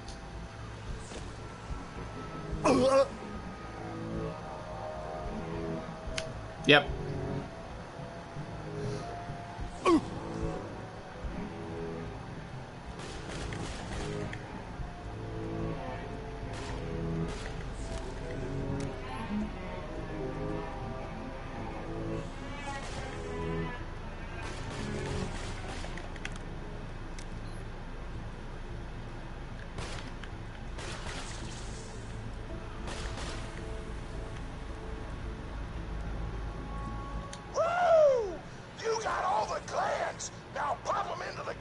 Dinner, and you'll be ready to fight him.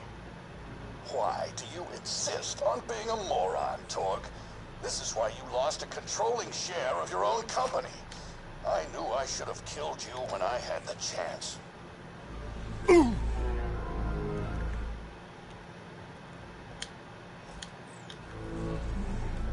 can never be too well armed. Where's that one that's hard to kill? Where's the yellow one? I want him. There we go.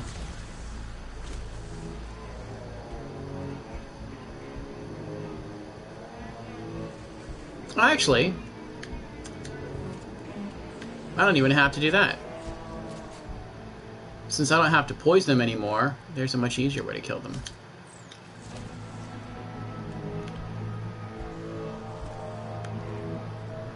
I can just melee stab them when they get close.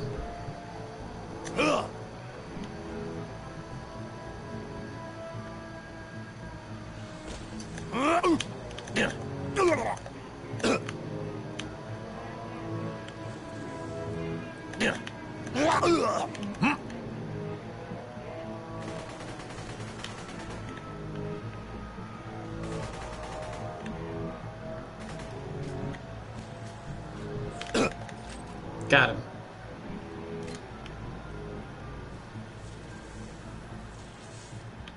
All right.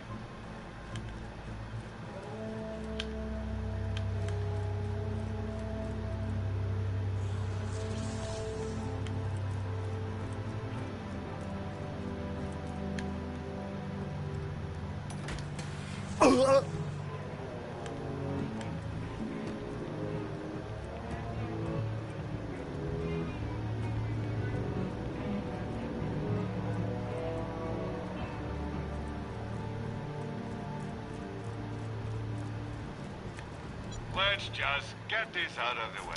Yes, most of my merchandise was ripped from the hands of dead adventurers. pleasure doing business. Lovely. Tell your friend, Marcus, you need. Now add the poison glands to the marination vat.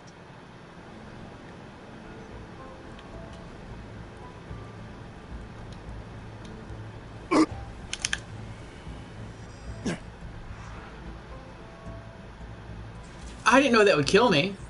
Man, that's a lot of money. Oh. Death is failure. Think of it as fun. Don't think of Hyperion's new you respawn charges as war profiteering. Think of them as war fun.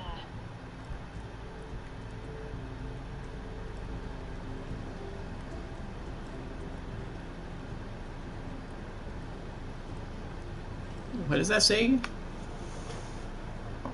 Cochina de los Diablos? Does that mean Kitchen of the Devil? I'm stirring up some horrible poison raw meat. What am I gonna do? What do I... Oh. Over here. Okay.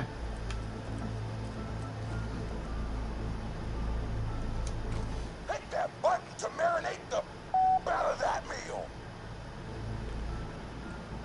Ah, we're gonna make it eat slag, and that will weaken it enough to kill it. I see. The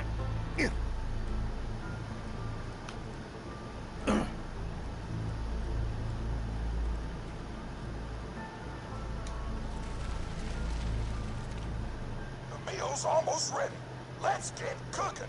Start the conveyor of cookery.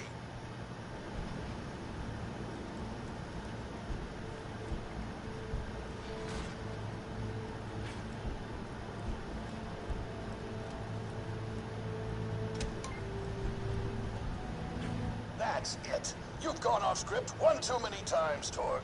Today's meal is canceled. Chefs, shut down that oven. We can't stop now. Protect the oven. I swear by my abdominal muscles, I will eat the ravenous wall cover. How can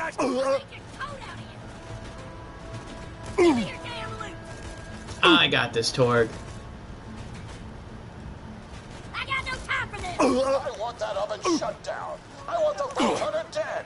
And I want Mr. Torg's head on a plate. Little Baker. A pain of many parts. Chef Brûlée. Oh no!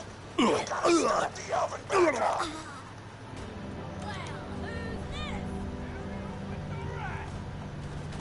Don't let the chefs near the oven, or they'll switch it off. You won't last 2 minutes.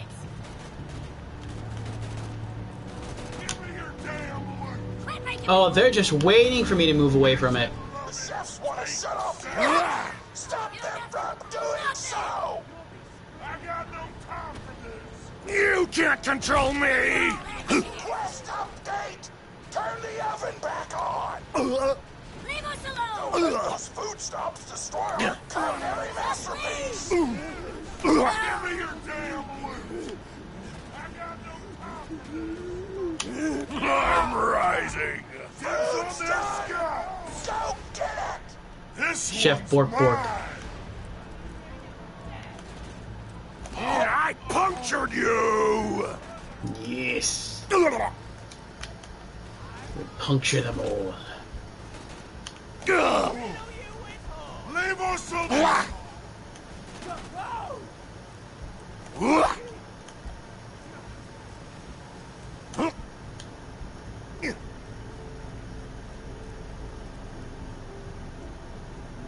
Food from oven? How do I do that? Oh, go upstairs? Okay.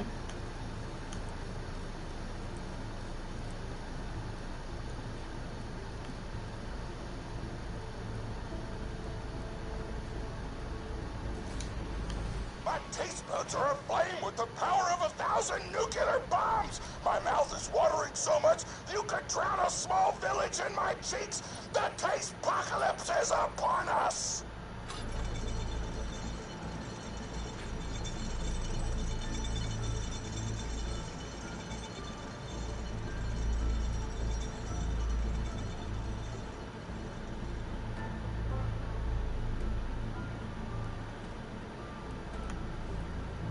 you kill that gobbler, Torg, it'll be your last meal. The board of directors and I can guarantee that.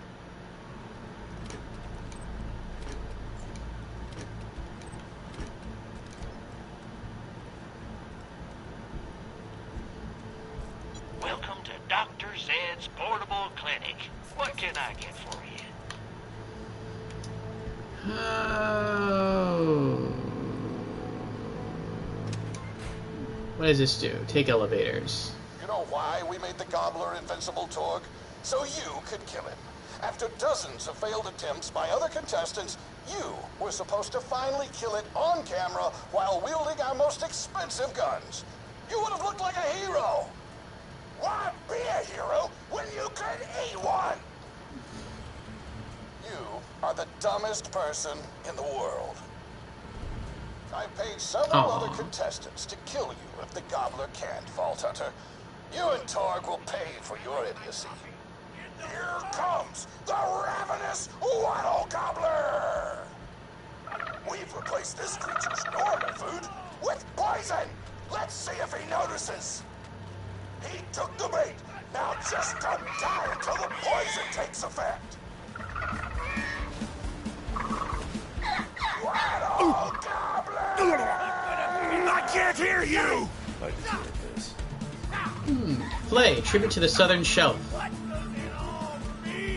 Ugh. No, you idiotic mercs! Don't shoot the gobbler, shoot the Vault Hunter! The poison's working! It's working! The gobbler is available! Let the apocalypse begin!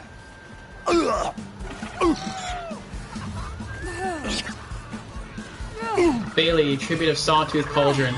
Oh, that's cool. There's a whole bunch of like little. This is your last chance, Torg. Call this off, or you're out of the company. Whatever, I'll just wait for Moxie to blow things up. Pro boner.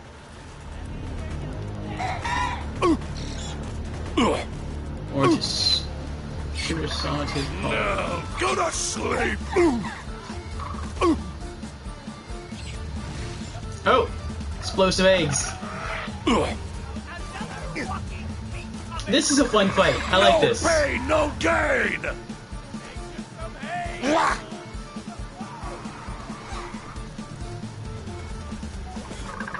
Stop judging me!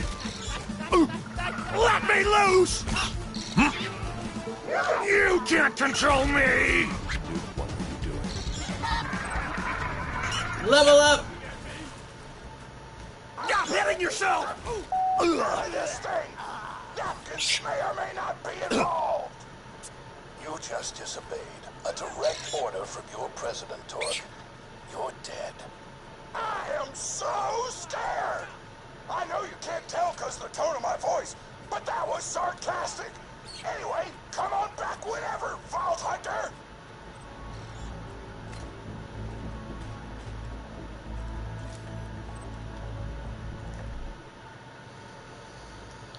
Oh, shoot the chef's hat off. Waddle Gobbler's title changed mid-flight in case you missed it. What did it change to? A new token. Gun damage. And our level up stat. We got it. Light the fuse. Awesome. Now our Mania skill tree is complete. Now we're going to start pumping all the points into blood-filled guns till it's maxed out.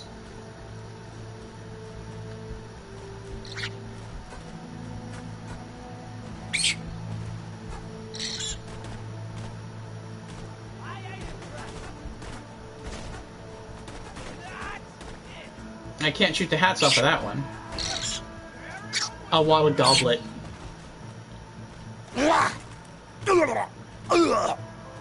Exploded in a mess of blood and feathers.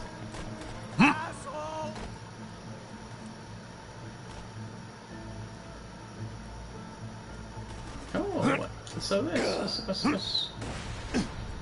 Oh, grenade mod. Well.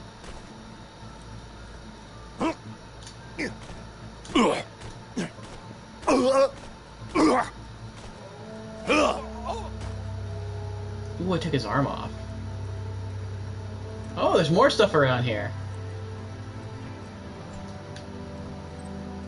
I almost left this area. There's a whole bunch of stuff scattered around here.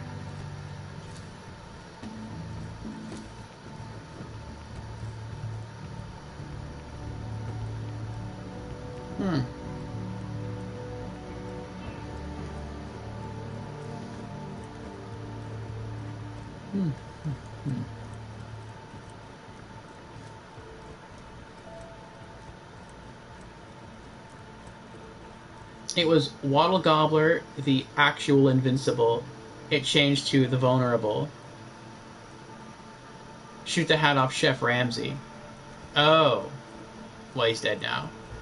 But if I see him again... Take the plung.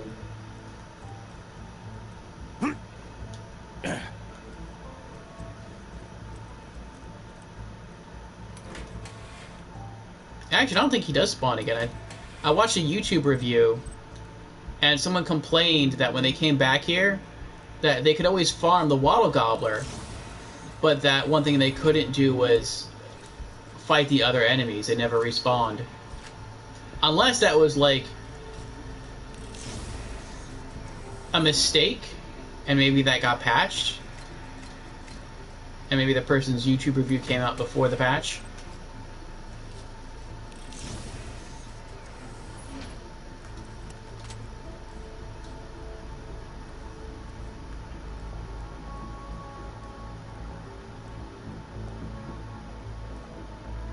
What's beneath the hat of Chef Ramsay?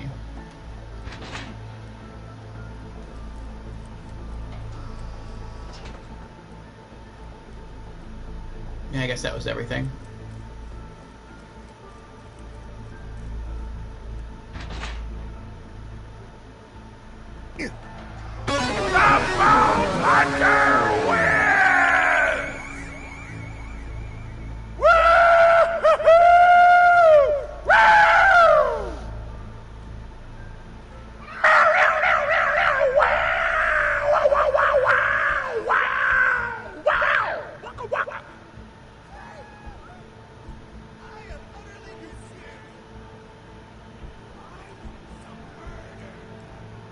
The Rat in the Hat.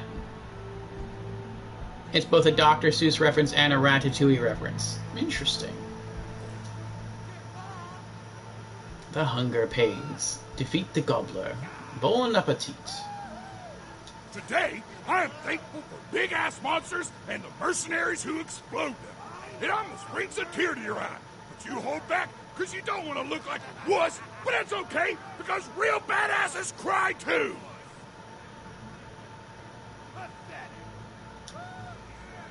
Grandma Flexington story. Who wants to hear a story? Eye contact! Oh, my grandma, pretty big fan of yours. Could you go say hi to her?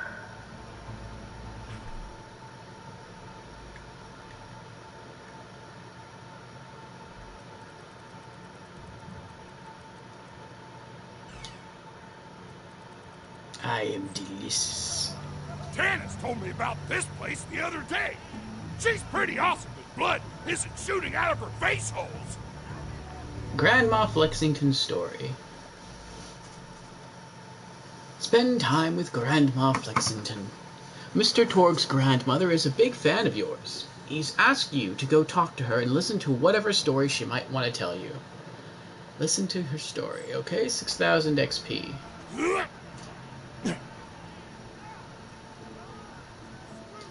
Oh man, it's the Vault Hunter! You are awesome!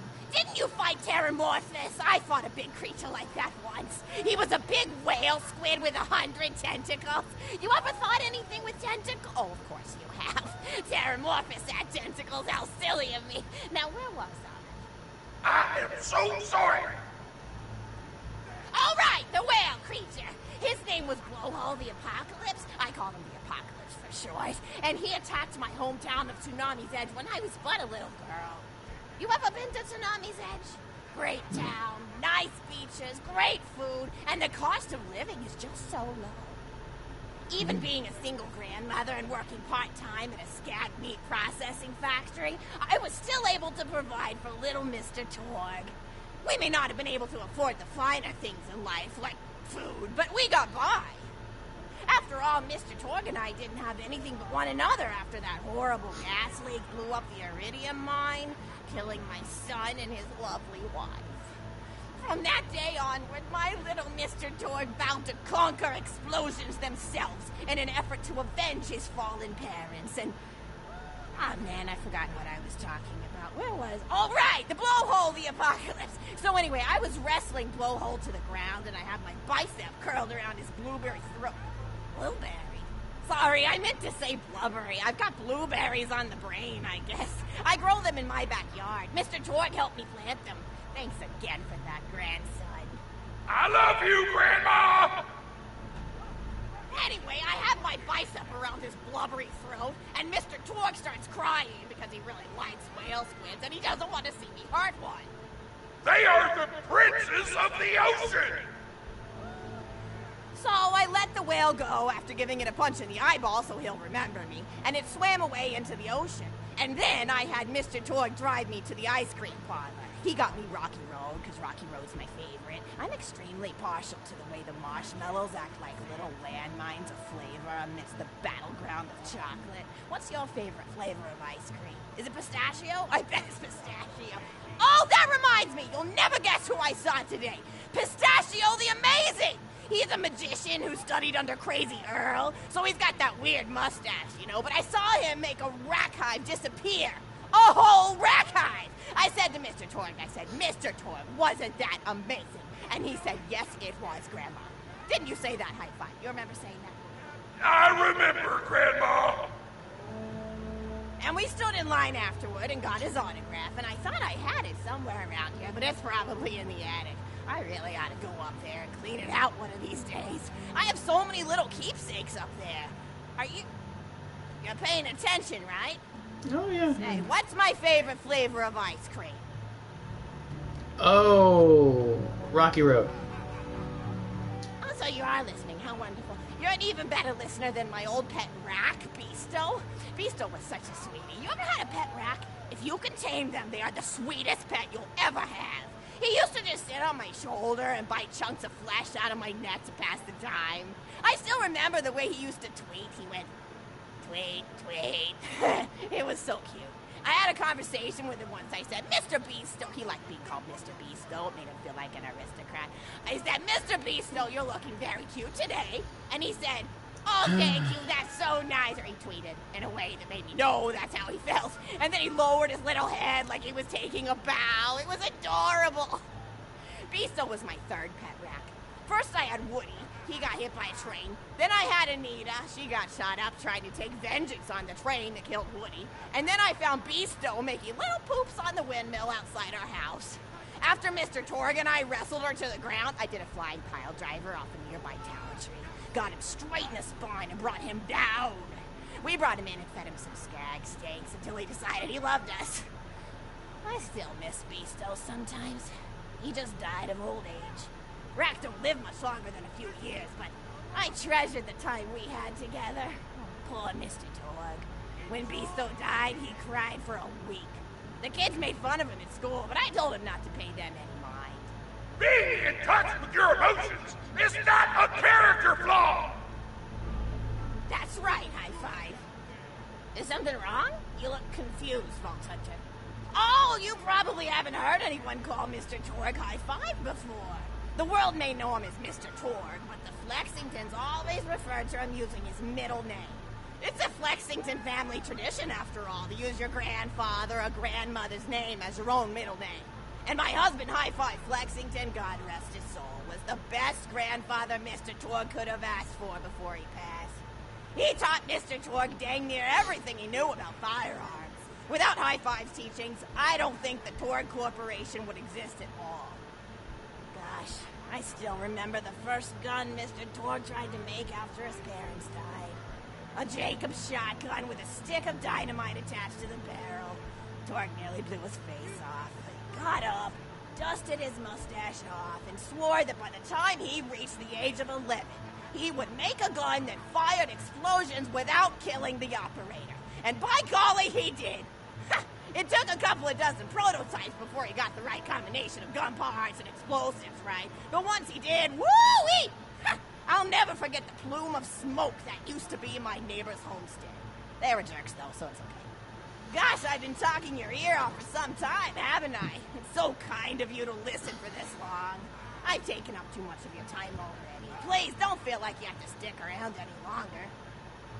As a matter of fact, take this for giving this old woman some company.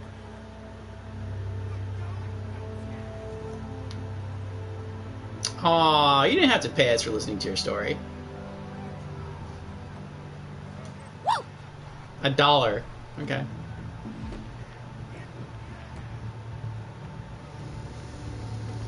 Now would be the time to refresh any drinks you may have, chat. Now starts the longest 2 quests in the game. Or skip forward in the VOD if you're watching this in the future. Grandma Flexington story. And here's a shiny $1 for you. After all, you could buy so much with $1 back in my day. You're even more attractive than Mr. Torque said you were.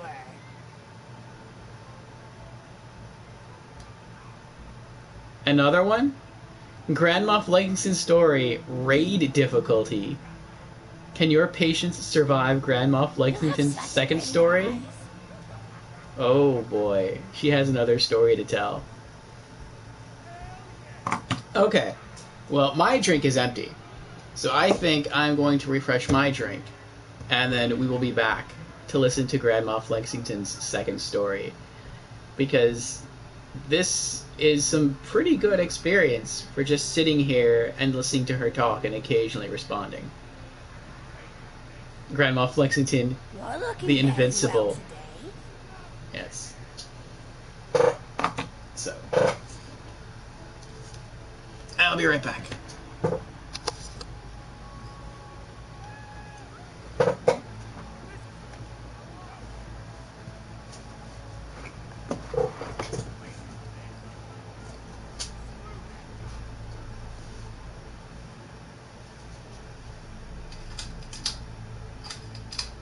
You have such pretty eyes.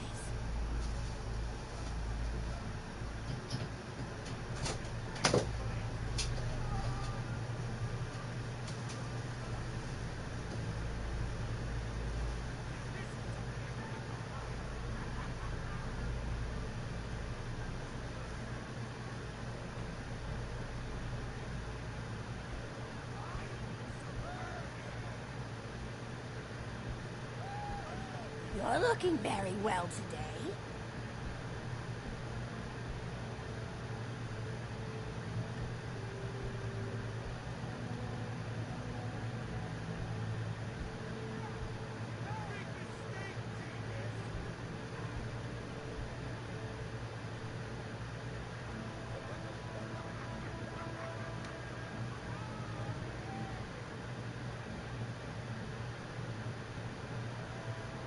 You have such pretty eyes.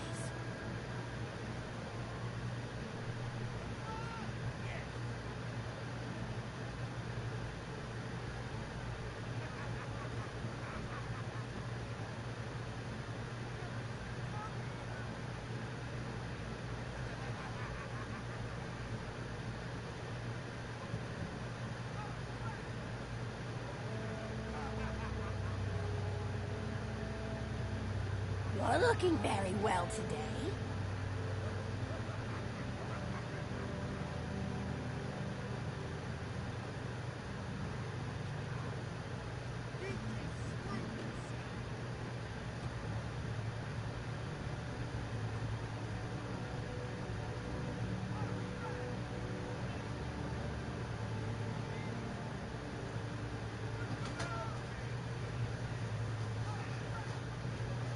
You have such pretty eyes. Okay, I have returned.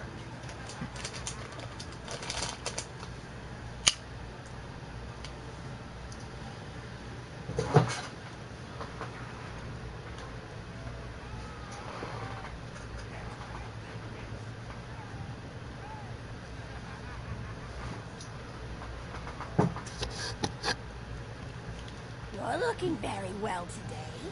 Alrighty. I've got another story for you, but I'd like to tell it to all of your friends at once. An old lady like me has to save her voice, you know. What? Oh, start story.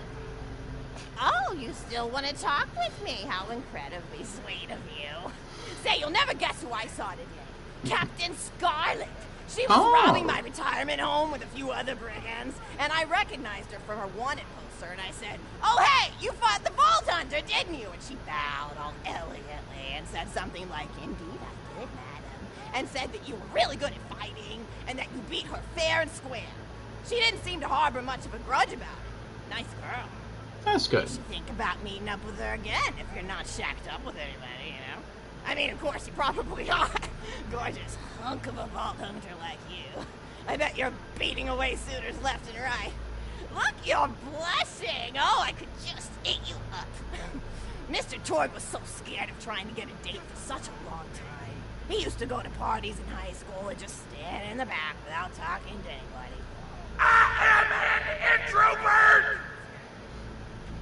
I tried to tell him, I said, don't worry about chasing love.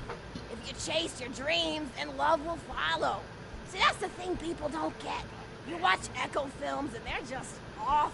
They teach you that the only way to be with someone is just to pursue them over and over until they decide they like you. In reality, you know when you like someone almost immediately.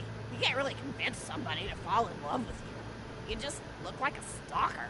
But if you do things that you're interested in, like making guns that explode or killing mercenaries, then people will see that confidence and skill you have and they'll be attracted to it. There's always a fine line between that kind of confidence and narcissism, you know? There's nothing worse than somebody who wants to be famous. I remember when Mr. Torg first sold his weapons tech to that board of directors, he was pretty egocentric for a while. Taking pictures of himself and posting them to the EchoNet all the time. Trying to hobnob with every celebrity that used his weapons. He came back home one day with a supermodel under each arm, and I said, "Mr. Torg, what are you doing? You've lost sight of who you are. It's been weeks since you actually created a new gun," I said. And it was true. He'd been more obsessed with being well known for doing something great than with actually doing something great. It was a dark point in my life. Thankfully, High Five listened to me and got to work on what would eventually become the Kerblaster. You a fan of the Kerblaster? That was always my favorite. That and the Flacker, which I know a lot of people hate. But there's more to combat than just brute efficiency in this old lady's eyes. Style counts for something. And there's nothing quite like filling the air with tiny little explosions. It's like a fireworks show, except the deaths aren't as sad and unexpected. Actually, that reminds me, now that you're here, I wanted to throw some ideas at you for feedback. I'm a playwright in my spare time, and I'm trying to write a story about an up-and-coming tournament fighter who tries to find love in a gladiatorial arena. And I figure you've got a lot of experience, so your feedback could really be valuable. So the play is called Broken Hearts and Broken Necks. Scene 1. Fade in on an arena, just after a battle. Body parts litter the stage. A lone warrior stands in the middle of the stage, a spotlight illuminating her blood-stained armor. She stands, holding her sword triumphantly aloft. Valkyrie. Is there no warrior who can challenge me? Must I be destined to spend my life as the strongest, the bravest, the most invincible warrior this galaxy has seen? For I am Valkyrie, scourge of the gladiatorial games! Excellent as she shakes her head. Some nice gear you From got. Searchlight and a janitor with a heavy heart and an even heavier conscience. He begins sweeping the body parts into a pan, which is colored. You're worse than the midgets. He drops his bushcloak to the floor and falls to his knees Gonna before pick delivering your a corpse heart-wrenching clean. The blood cannot be washed away. Not before and not Make this now. easy on Even as yourself. I attempt to escape Drop the past, your which gear, I I'll let you go. Must I live forever as a fraud, sweeping the trash of others to hide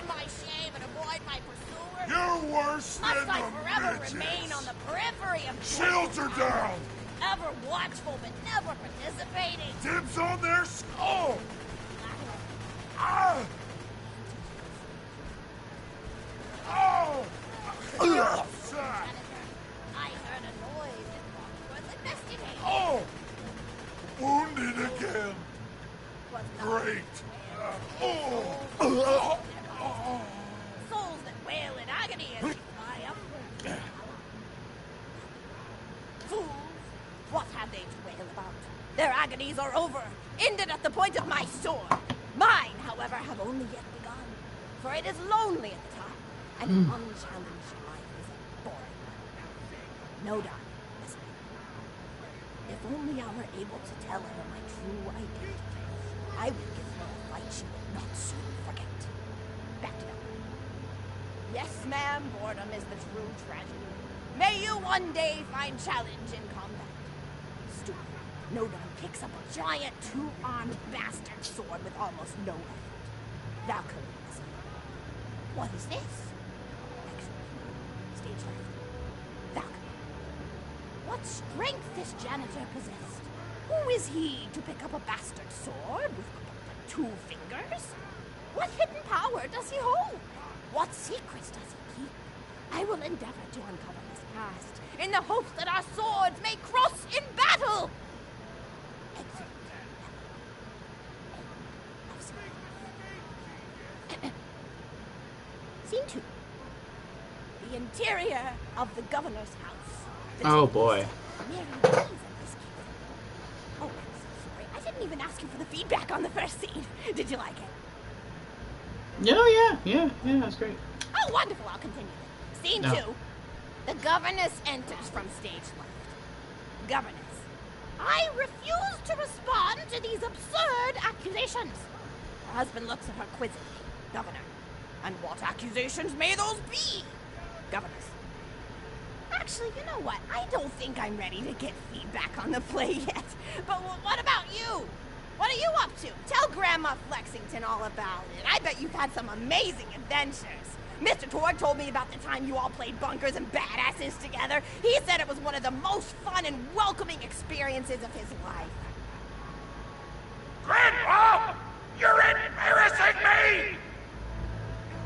Sorry, sweetie, but really, you and the Vault Hunters are his first real pals.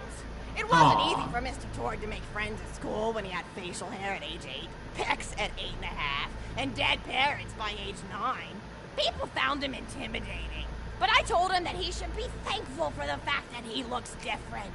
Anyone who wouldn't be friends with you based on appearance wouldn't be a very good friend anyway. But he really does like hanging out with all of you. Most people these days want Torg to pose for pictures or blow something up by flexing at it. It's not often he gets to sit down and play games with people. Oh, speaking of games, did you play Going Back to the House yet? It's a new echo simulation about exploring a log cabin you lived in when you were a kid. There's no violence or anything. You just walk around looking at cereal boxes and remembering people you made out with. I really like where echo sims have gone in the past few years, don't you? There seem to be a lot more of them with interesting things to do beyond shooting people, and the writing has gotten so tight and concise. For instance, did you ever play The Samurai's Marker? The whole game's story was delivered through haiku. Did Zero write it or something? No, I'm just joshing. I know you're too busy for that.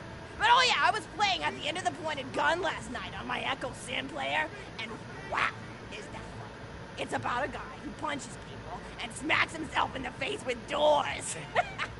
Easily one of the best punch-related comedy sims ever.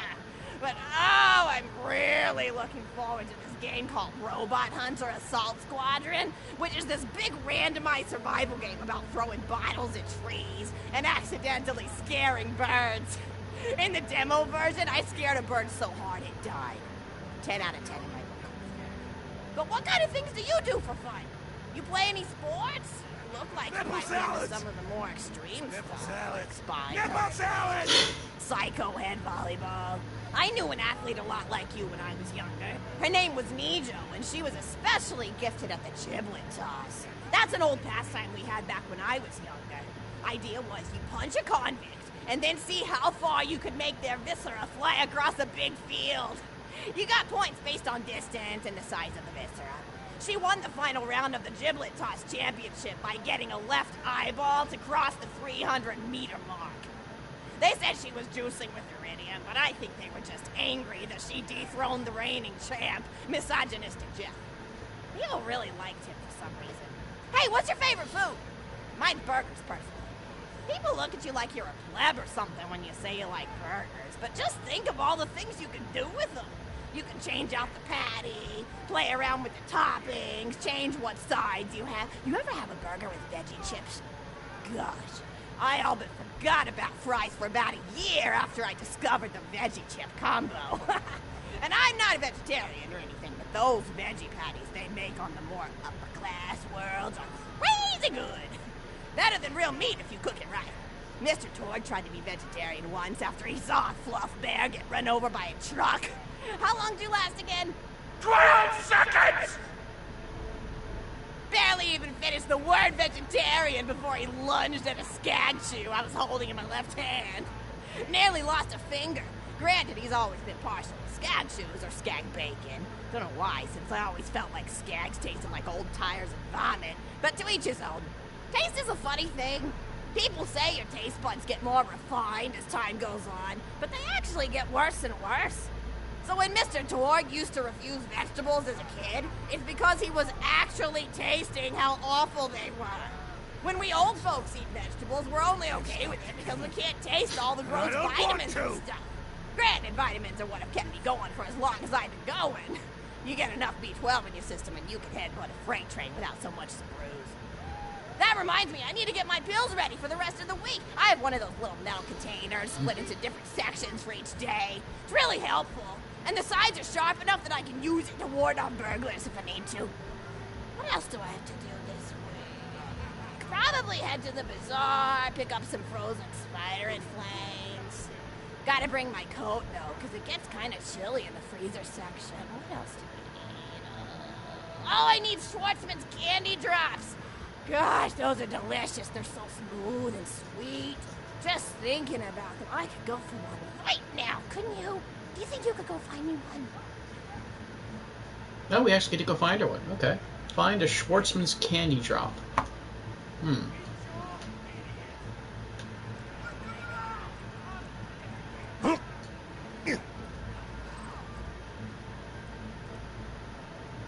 Boss cannon. Rage sickle.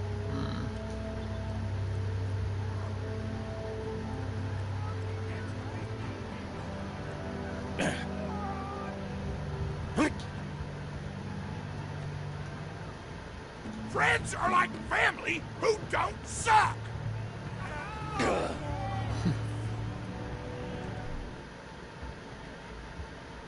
Oh, it's all the way down there. Okay.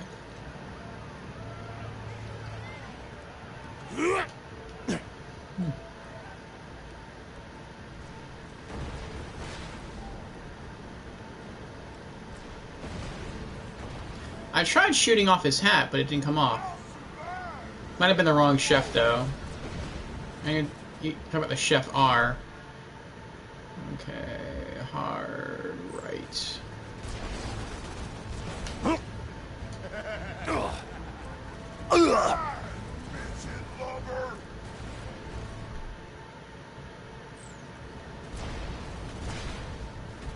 Just die already!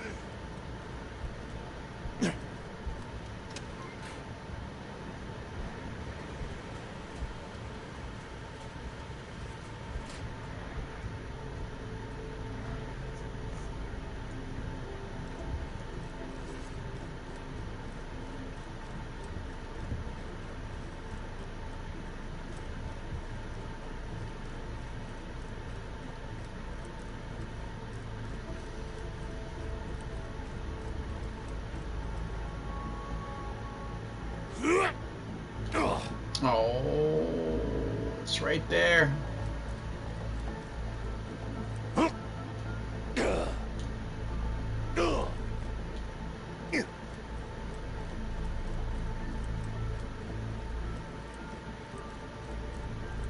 Oh, there's a spot missing on the map.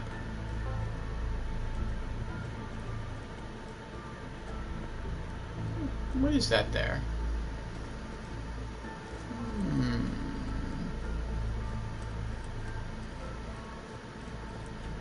It looks like I almost encountered it before.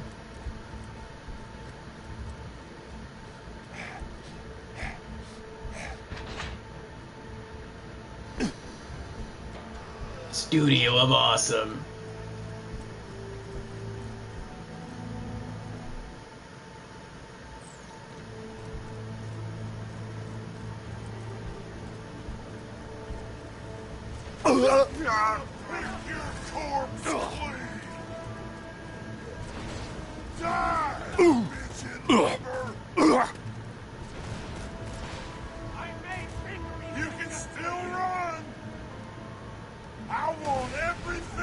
There. No, no, no!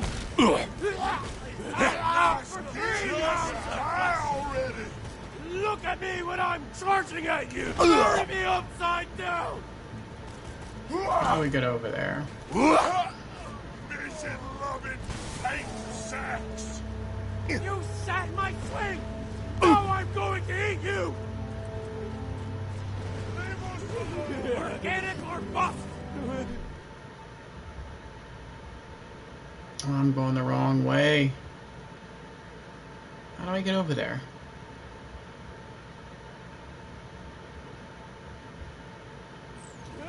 Eyes like great delicious! Made you a salad out of where? Another victim! You like victim? What does it all mean?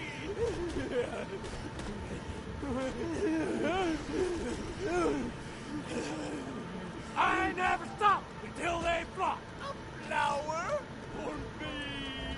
Mommy dearest was the clearest until she lost her marriage. Now she's rusted and is busted, and my words will ring in your ears for miles.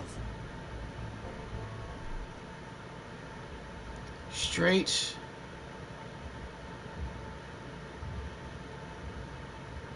I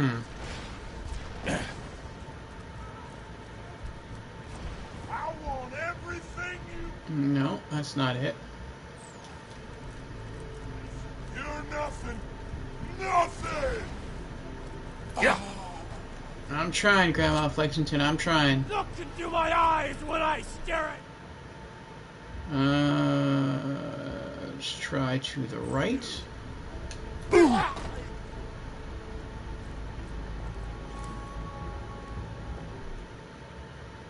Then straight and to the left.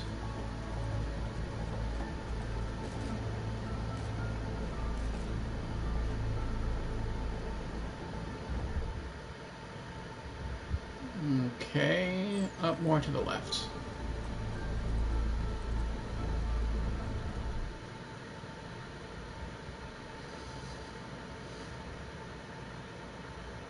No, but that takes us out here.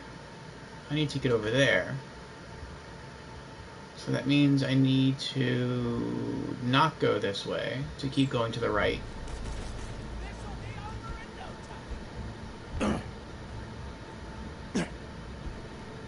There we go.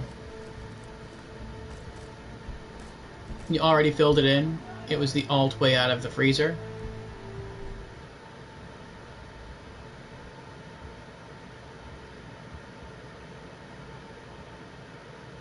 Oh, it did fill in now. Okay. Come to me, rat! Quiet!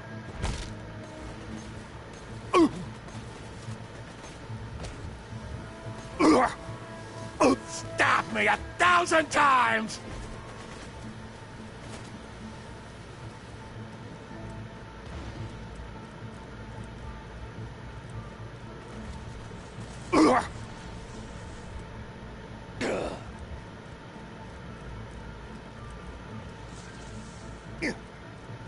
That's a Schwartzman candy drop. Grab it for me, will ya? Oh, I can taste it already.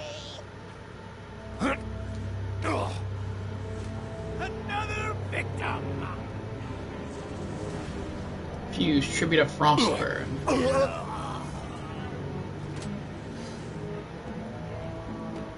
And Cinder. It's beautiful.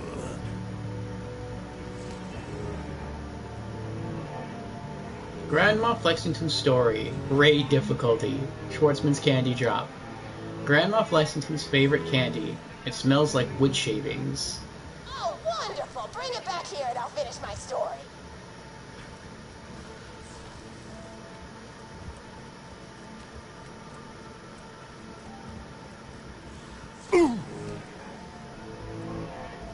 Haven't found anything good? My weapon machines will fix that for you.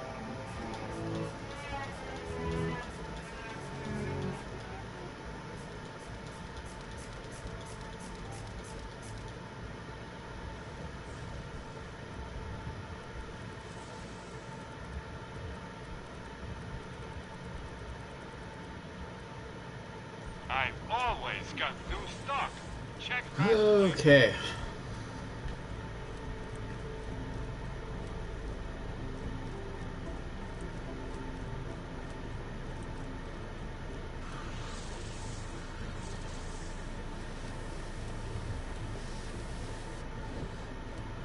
I'll show you what a badass is!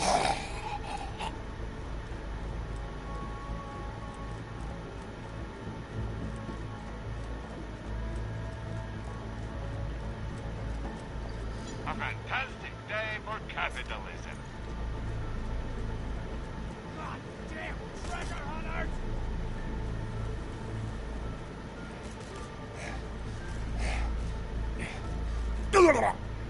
Well, that wasn't far at all. If I knew exactly how to get there, instead of running crazily around like I was doing. All right, there you go. Thank you so much! I'll eat this later while sitting by the fireplace telling Mr. Torg stories of days gone by. There's just nothing like a good roaring fireplace, is there? Something healing and safe. Maybe that's why our family likes explosions so much. They're basically just big fireplaces. Every explosion feels just like coming home. Oh, maybe that'd be a good slogan for the Torg Corporation. Don't you think, High Five? Ah! Oh, don't be silly. It's a wonderful slogan and you know it. I used to come up with slogans for a living when I was in my teens. I came up with the jingle for Professor Gunsight's Can't Miss Scopes. How'd it go again? Oh, yeah. If you try to shoot but you miss a lot, then give Professor Gunsight Scopes a shot. Ha! And then they played a gunshot sound effect and someone going, ah! It was cute. Gosh, I've been talking for a while now, haven't I? Thanks for bringing your friends to listen to an old woman ramble for a while. I can't tell you how great it is to have somebody new to talk to, especially a Vault Hunter. Oh, and one more thing! No, actually, that could probably make just something about vaults and the end of the universe. Anyway, here. I always spoil my friends, just like I spoiled my grandson. Well, I wouldn't want to listen to that. Vaults in the end of the universe? Dumpadi. Enjoy it!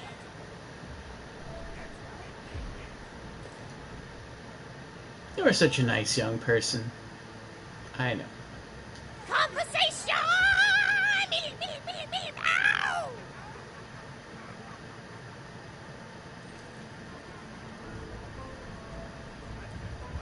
Ow! All right.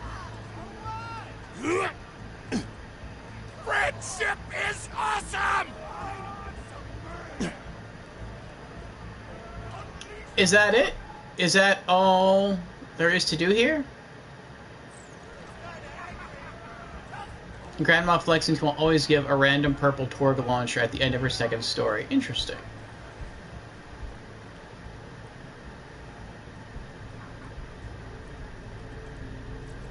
Hope you've had your shots. I mean, I would probably use this too if I didn't already have a better one. Be careful out there. Catch a gun! Never doing that again. Check back later to see my new weapon of the day. Alright. I think we are done with this one.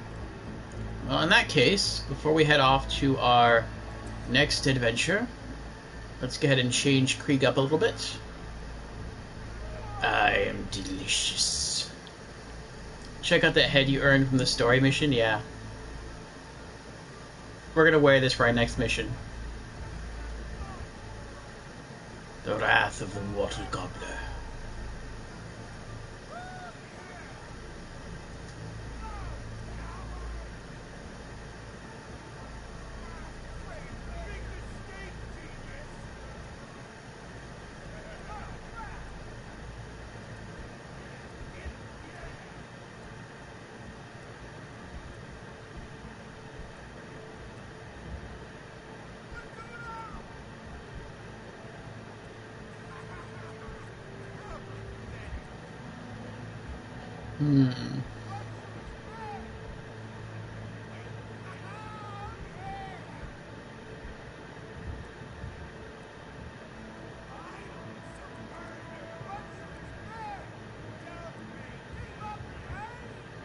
Up next is the best place to farm for E-Tech launchers and overall gun upgrades. Let's see. Next is how Marcus saved Mercenary Day, the Christmas DLC.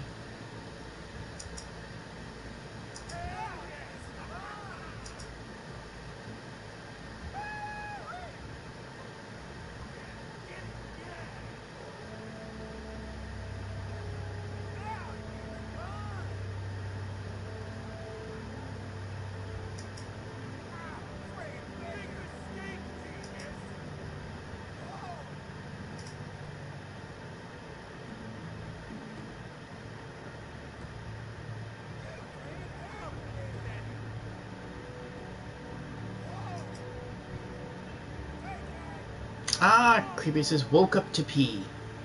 And has redeemed stretch. Very well, Creepy, very well. We shall stretch.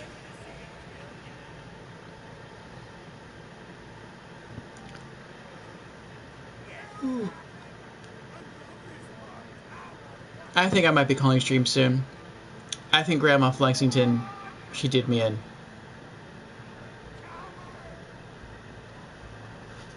I did not expect so powerful of a raid boss. She may have slain me for the night.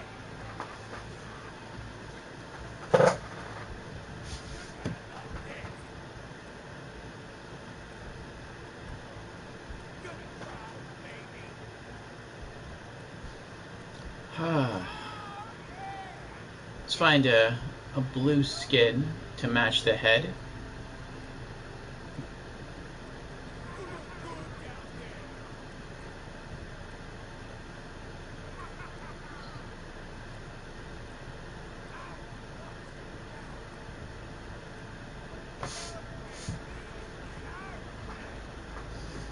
Actually, it kind of matches. The orange is kind of matches the red of his eye, and the blue looks very similar. Let's do that one, I guess. Get styled upon.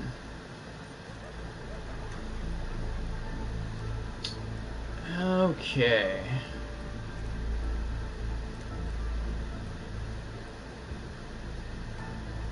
Aw, missing beloved skag Spiky. There's a reward and stuff. Spiky. Spiky. I don't think I remember Spiky. Overburdened by money. Now get to killing. Don't have too much fun. Alright. So that was a pretty cool DLC.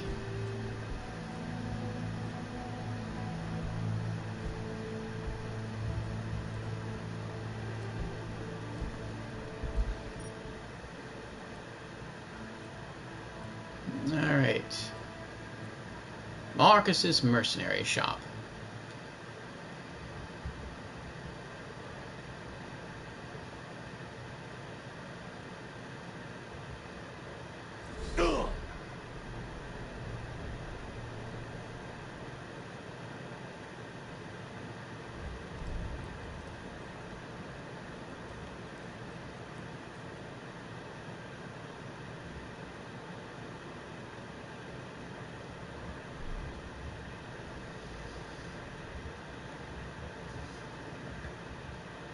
Alright. Well, yes, I think we are going to go ahead and call it here.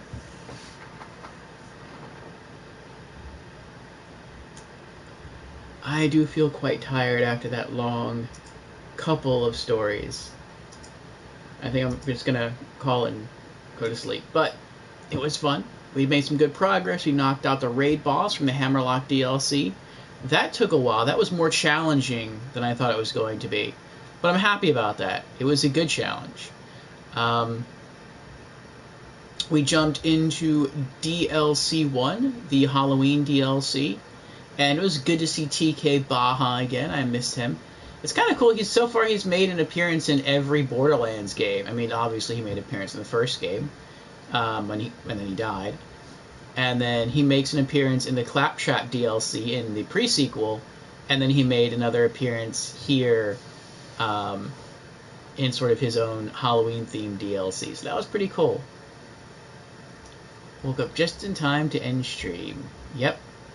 I'm ending my stream right after Creepy is ending his stream.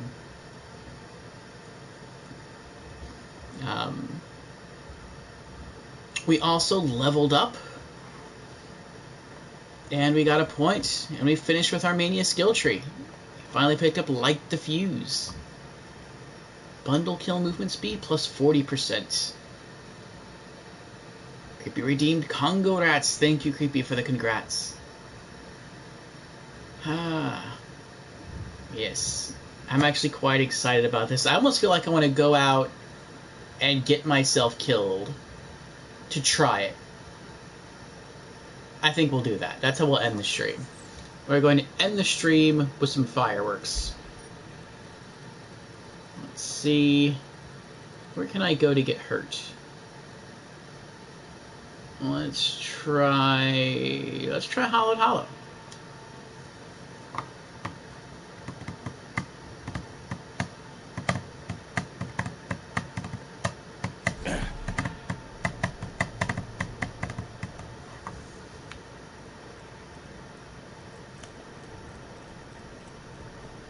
See if we can get something to kill us, or come close to killing us.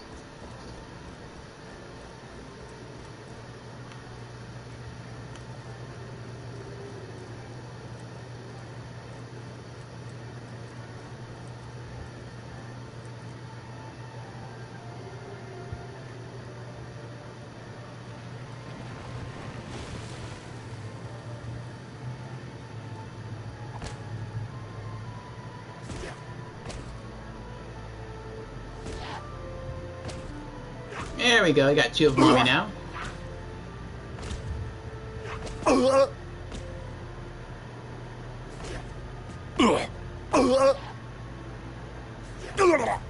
This might take a little while.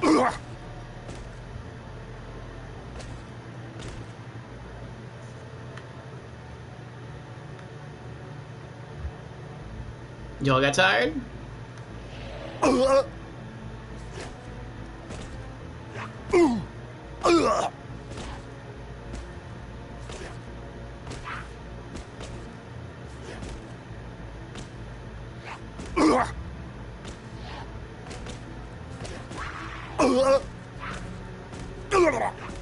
My axe is thirsty!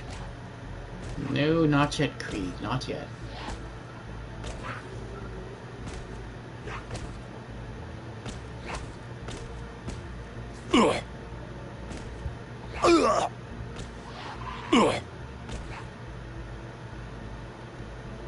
Oh, come on, you almost got me. There you go.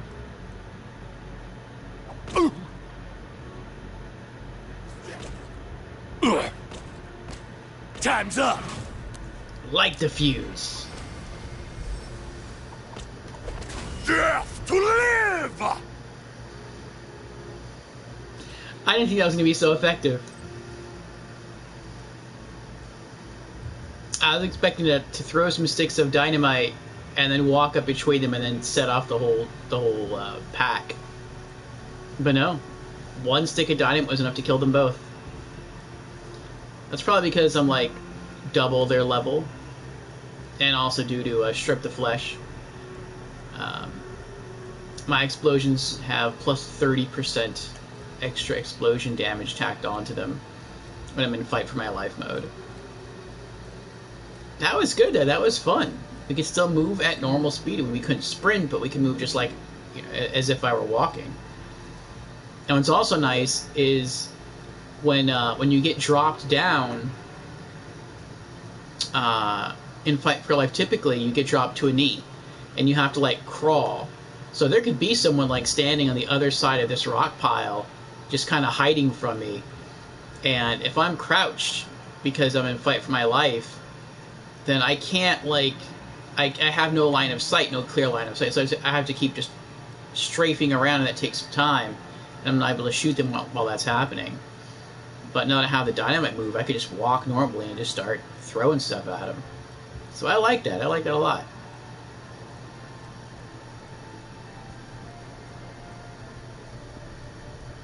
Because my favorite thing Krieg says in Light the Fuse is, "From hell's heart I stab at thee." Ooh, that's very poetic. Captain Ahab said that. I thought that sounded familiar. If you got the money, I'll save your gall darn life. Alright.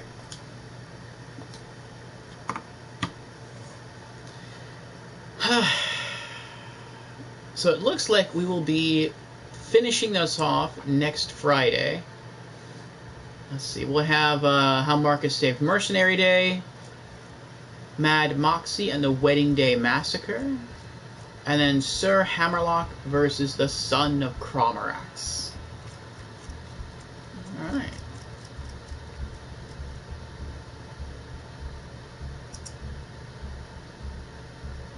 Alright, who else is streaming?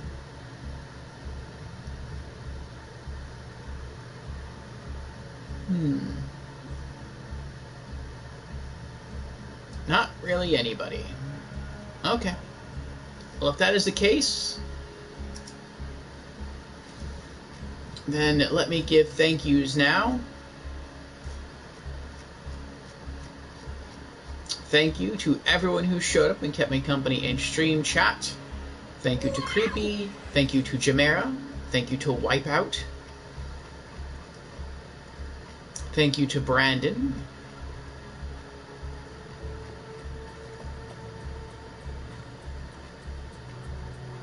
Yes. And thank you to all of the lurkers. I hope you were entertained by the game, my commentary, or both. Creek's turkey head. If you like Borderlands 2, you are more than welcome to drop me a follow, and we'll be back here next Friday at 8 p.m. Eastern to finish off the Headhunters DLC packs. The next time I'll be streaming in general will be Saturday at 8 p.m. Eastern for Spooky Saturdays. We'll be continuing with Alan Wake's American Nightmare. It will be Act 2, Scene 2, The Observatory. So, I hope to see you all again soon. Uptime? Almost 5 hours, yeah. Alan Wake and Baked, that's right. What time is it over here anyway? It's almost 1 o'clock in the morning my time. Okay. Thank you again, everyone. I hope to see you again very soon. Perhaps next Friday for more Borderlands, tomorrow night for Alan Wake, or both. Either way, have a good night. See you again soon.